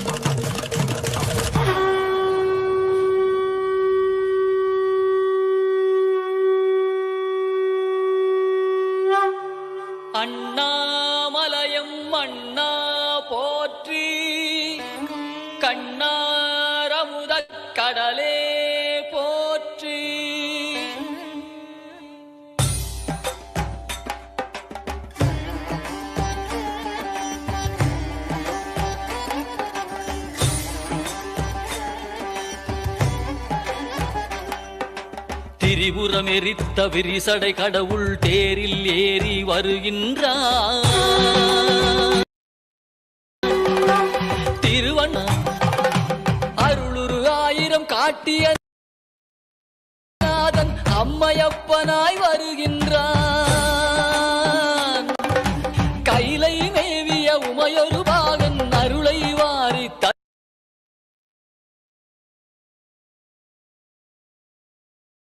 வருகின்றான். அண்ணாமலையான் வருகின்றான்.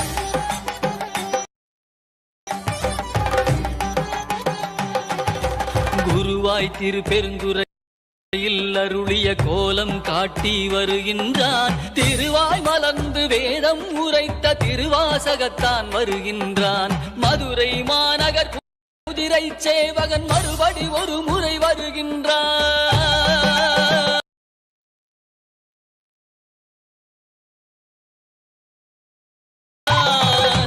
கைலை மேவிய உமையான் அண்ணாமலையான் வருகின்றான். அருளை வாரி தருகின்றான்.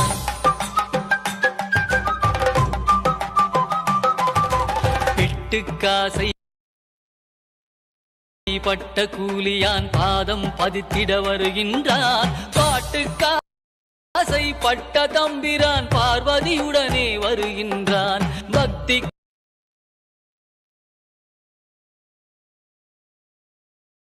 காசை பட்ட எம்பிரான் பசுபதீஸ்வரன் வருகின்றான்.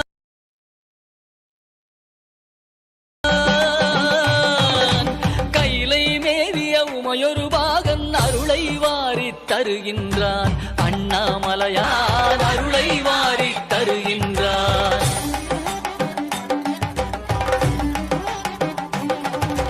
பன்றிக்கன்று தாய்முலை தந்த பரமதயாளன் வருகின்றான். பன்றிக்கரியை உண்டு மகிழ்ந்த குடுமித்தேவன் வருகின்றான். பரிந்து வந்து பிரசவம் பார்த்த தாயுமானவன் வருகின்றான். கைலை மேவிய உமையொரு பாகன் அருளை வாரி தருகின்றான். அண்ணாமலையான் வருகின்றான், அருளை வாரி தருகின்றான். அண்ணாமலையான் வருகின்றான், அருளை வாரி தருகின்ற வீதி விடங்கன் வருகின்றான். அமர் நீதிக்காக அடியார் கோலம்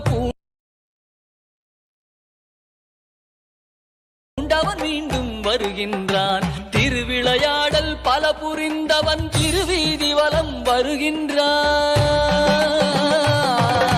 கைலை மேவிய உமையொரு பாகன் அருளை வாரி தருகின்றான். அண்ணாமலையான் வருகின்றான், அருளை வாரி தருகின்றான். அண்ணாமலையான் வருகின்றான், அருளை வாரி தருகின்றான்.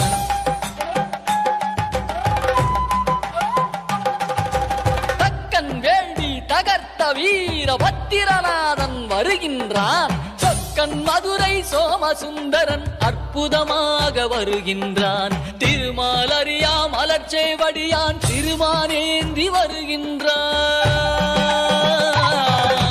கைலை மேவிய உமையொரு பாகன் அருளை வாரி தருகின்றான். அண்ணாமலையான் வருகின்றான், அருளை வாரி தருகின்றான். அண்ணாமலையான் வருகின்றான், அருளை வாரி தருகின்றான்.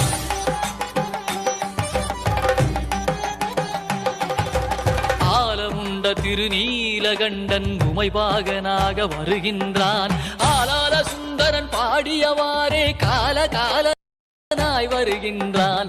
கருவேர் அறுத்து கருணை பொழியும் கைலையம்பிரான் வருகின்றான். கைலை மேவிய உமையொரு பாகன் அருளை வாரி தருகின்றான். அண்ணாமலையான் வருகின்றான், அருளை வாரி தருகின்றான். அண்ணாமலையான் வருகின்றான், அருளை வாரி தருகின்றான்.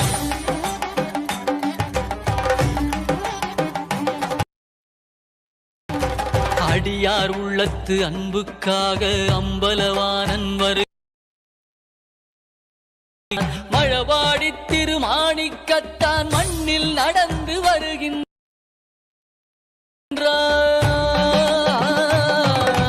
கைலை மேவிய உமையொரு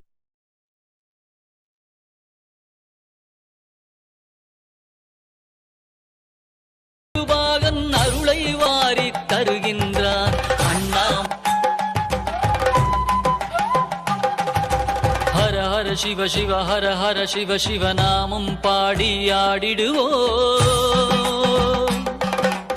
அவன் அருளாலே அவன் தாழ் வணங்கி அவனடி நிழலை அடைந்திடுவோம். ஹர ஹர சிவ சிவ ஹர ஹர சிவ சிவ ஹர ஹர சிவ சிவ ஹர ஹர சிவ சிவ ஹர ஹர சிவ சிவ ஹர ஹர சிவ சிவ ஹர ஹர சிவ சிவ ஹர ஹர சிவ சிவ ஹர ஹர சிவ சிவ ஹர ஹர சிவ சிவ ஹர ஹர சிவ சிவ ஹர ஹர சிவ சிவ ஹர ஹர சிவ சிவ ஹர ஹர சிவ சிவ ஹர ஹர சிவ சிவ ஹர ஹர சிவ சிவ ஹர ஹர ஹர சிவ சிவ ஹர ஹர சிவ சிவ ஹர ஹர சிவ சிவ.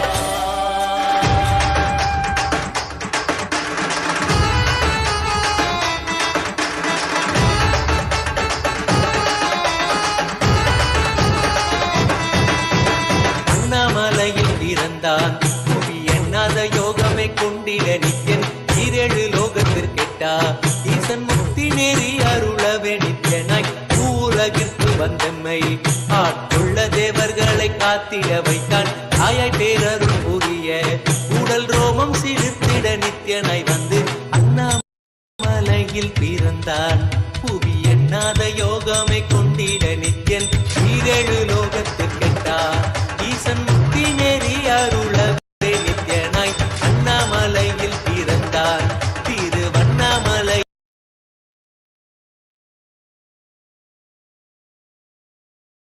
பிறந்தான்.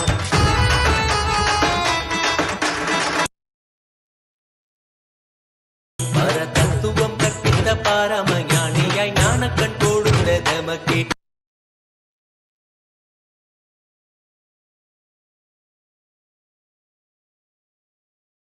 ரூபம் காட்டிய மாய வித்தை செய்யும் நித்யன், மாய வித்தை செய்யும் நித்யன்.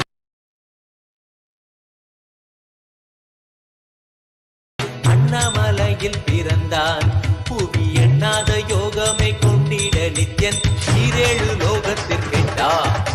அண்ணாமலையில் பிறந்தான்.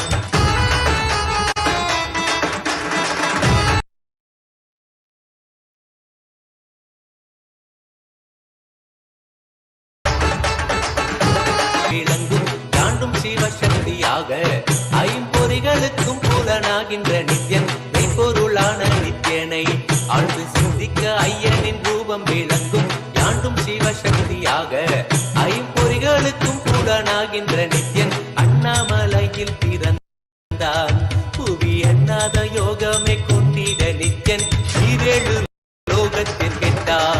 ஈசன் முக்தி நெறியாருளவே நித்யனாய் அண்ணாமலையில் பிறந்தான், திருவண்ணாமலையில் பிறந்தான்.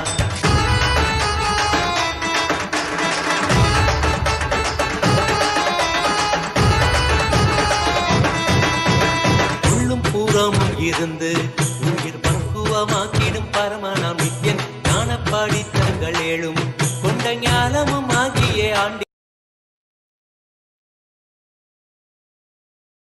நித்யன், உள்ளும் புறமும் இருந்து உயிர் பக்குவமாக்கிடும்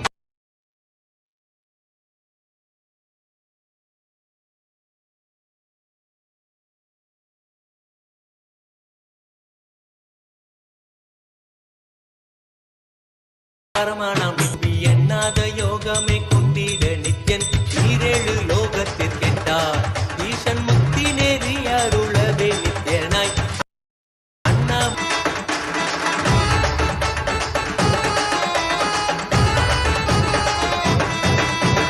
ஆப்த வாக்கியங்களான அருள் கவிதை ஒன்றிடும் நித்யன், ஆப்த வாக்கியங்களான அருள்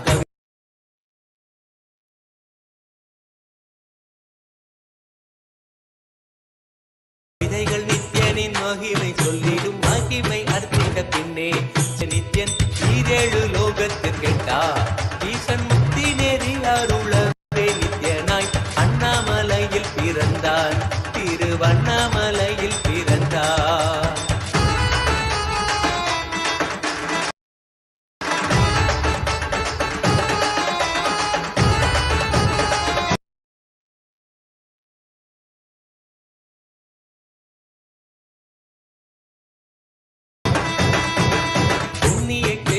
தனிலே நித்யன் உன்னத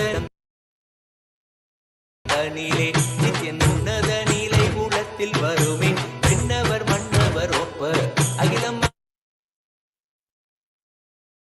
So with this, I bless you all.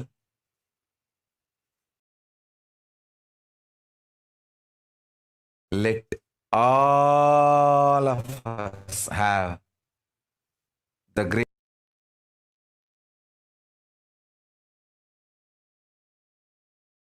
auspicious punya power chala smarana.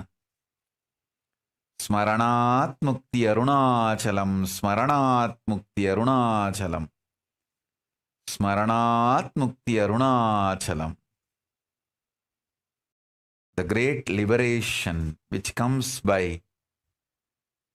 just remembrance of Arunachala.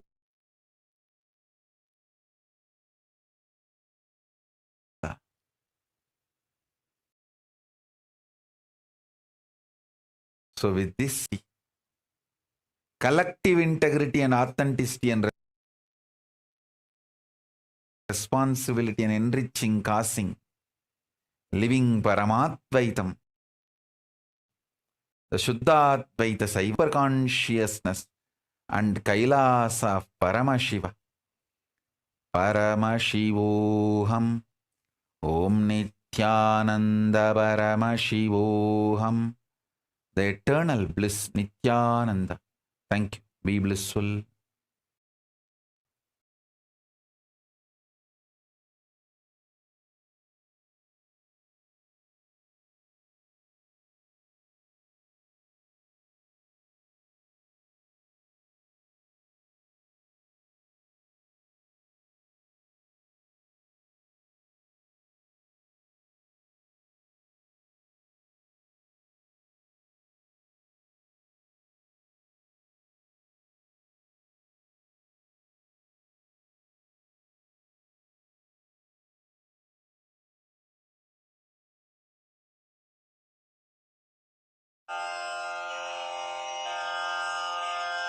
श्रीकैलासोन्नतद्वादशान्तश्यामला पीठारूढ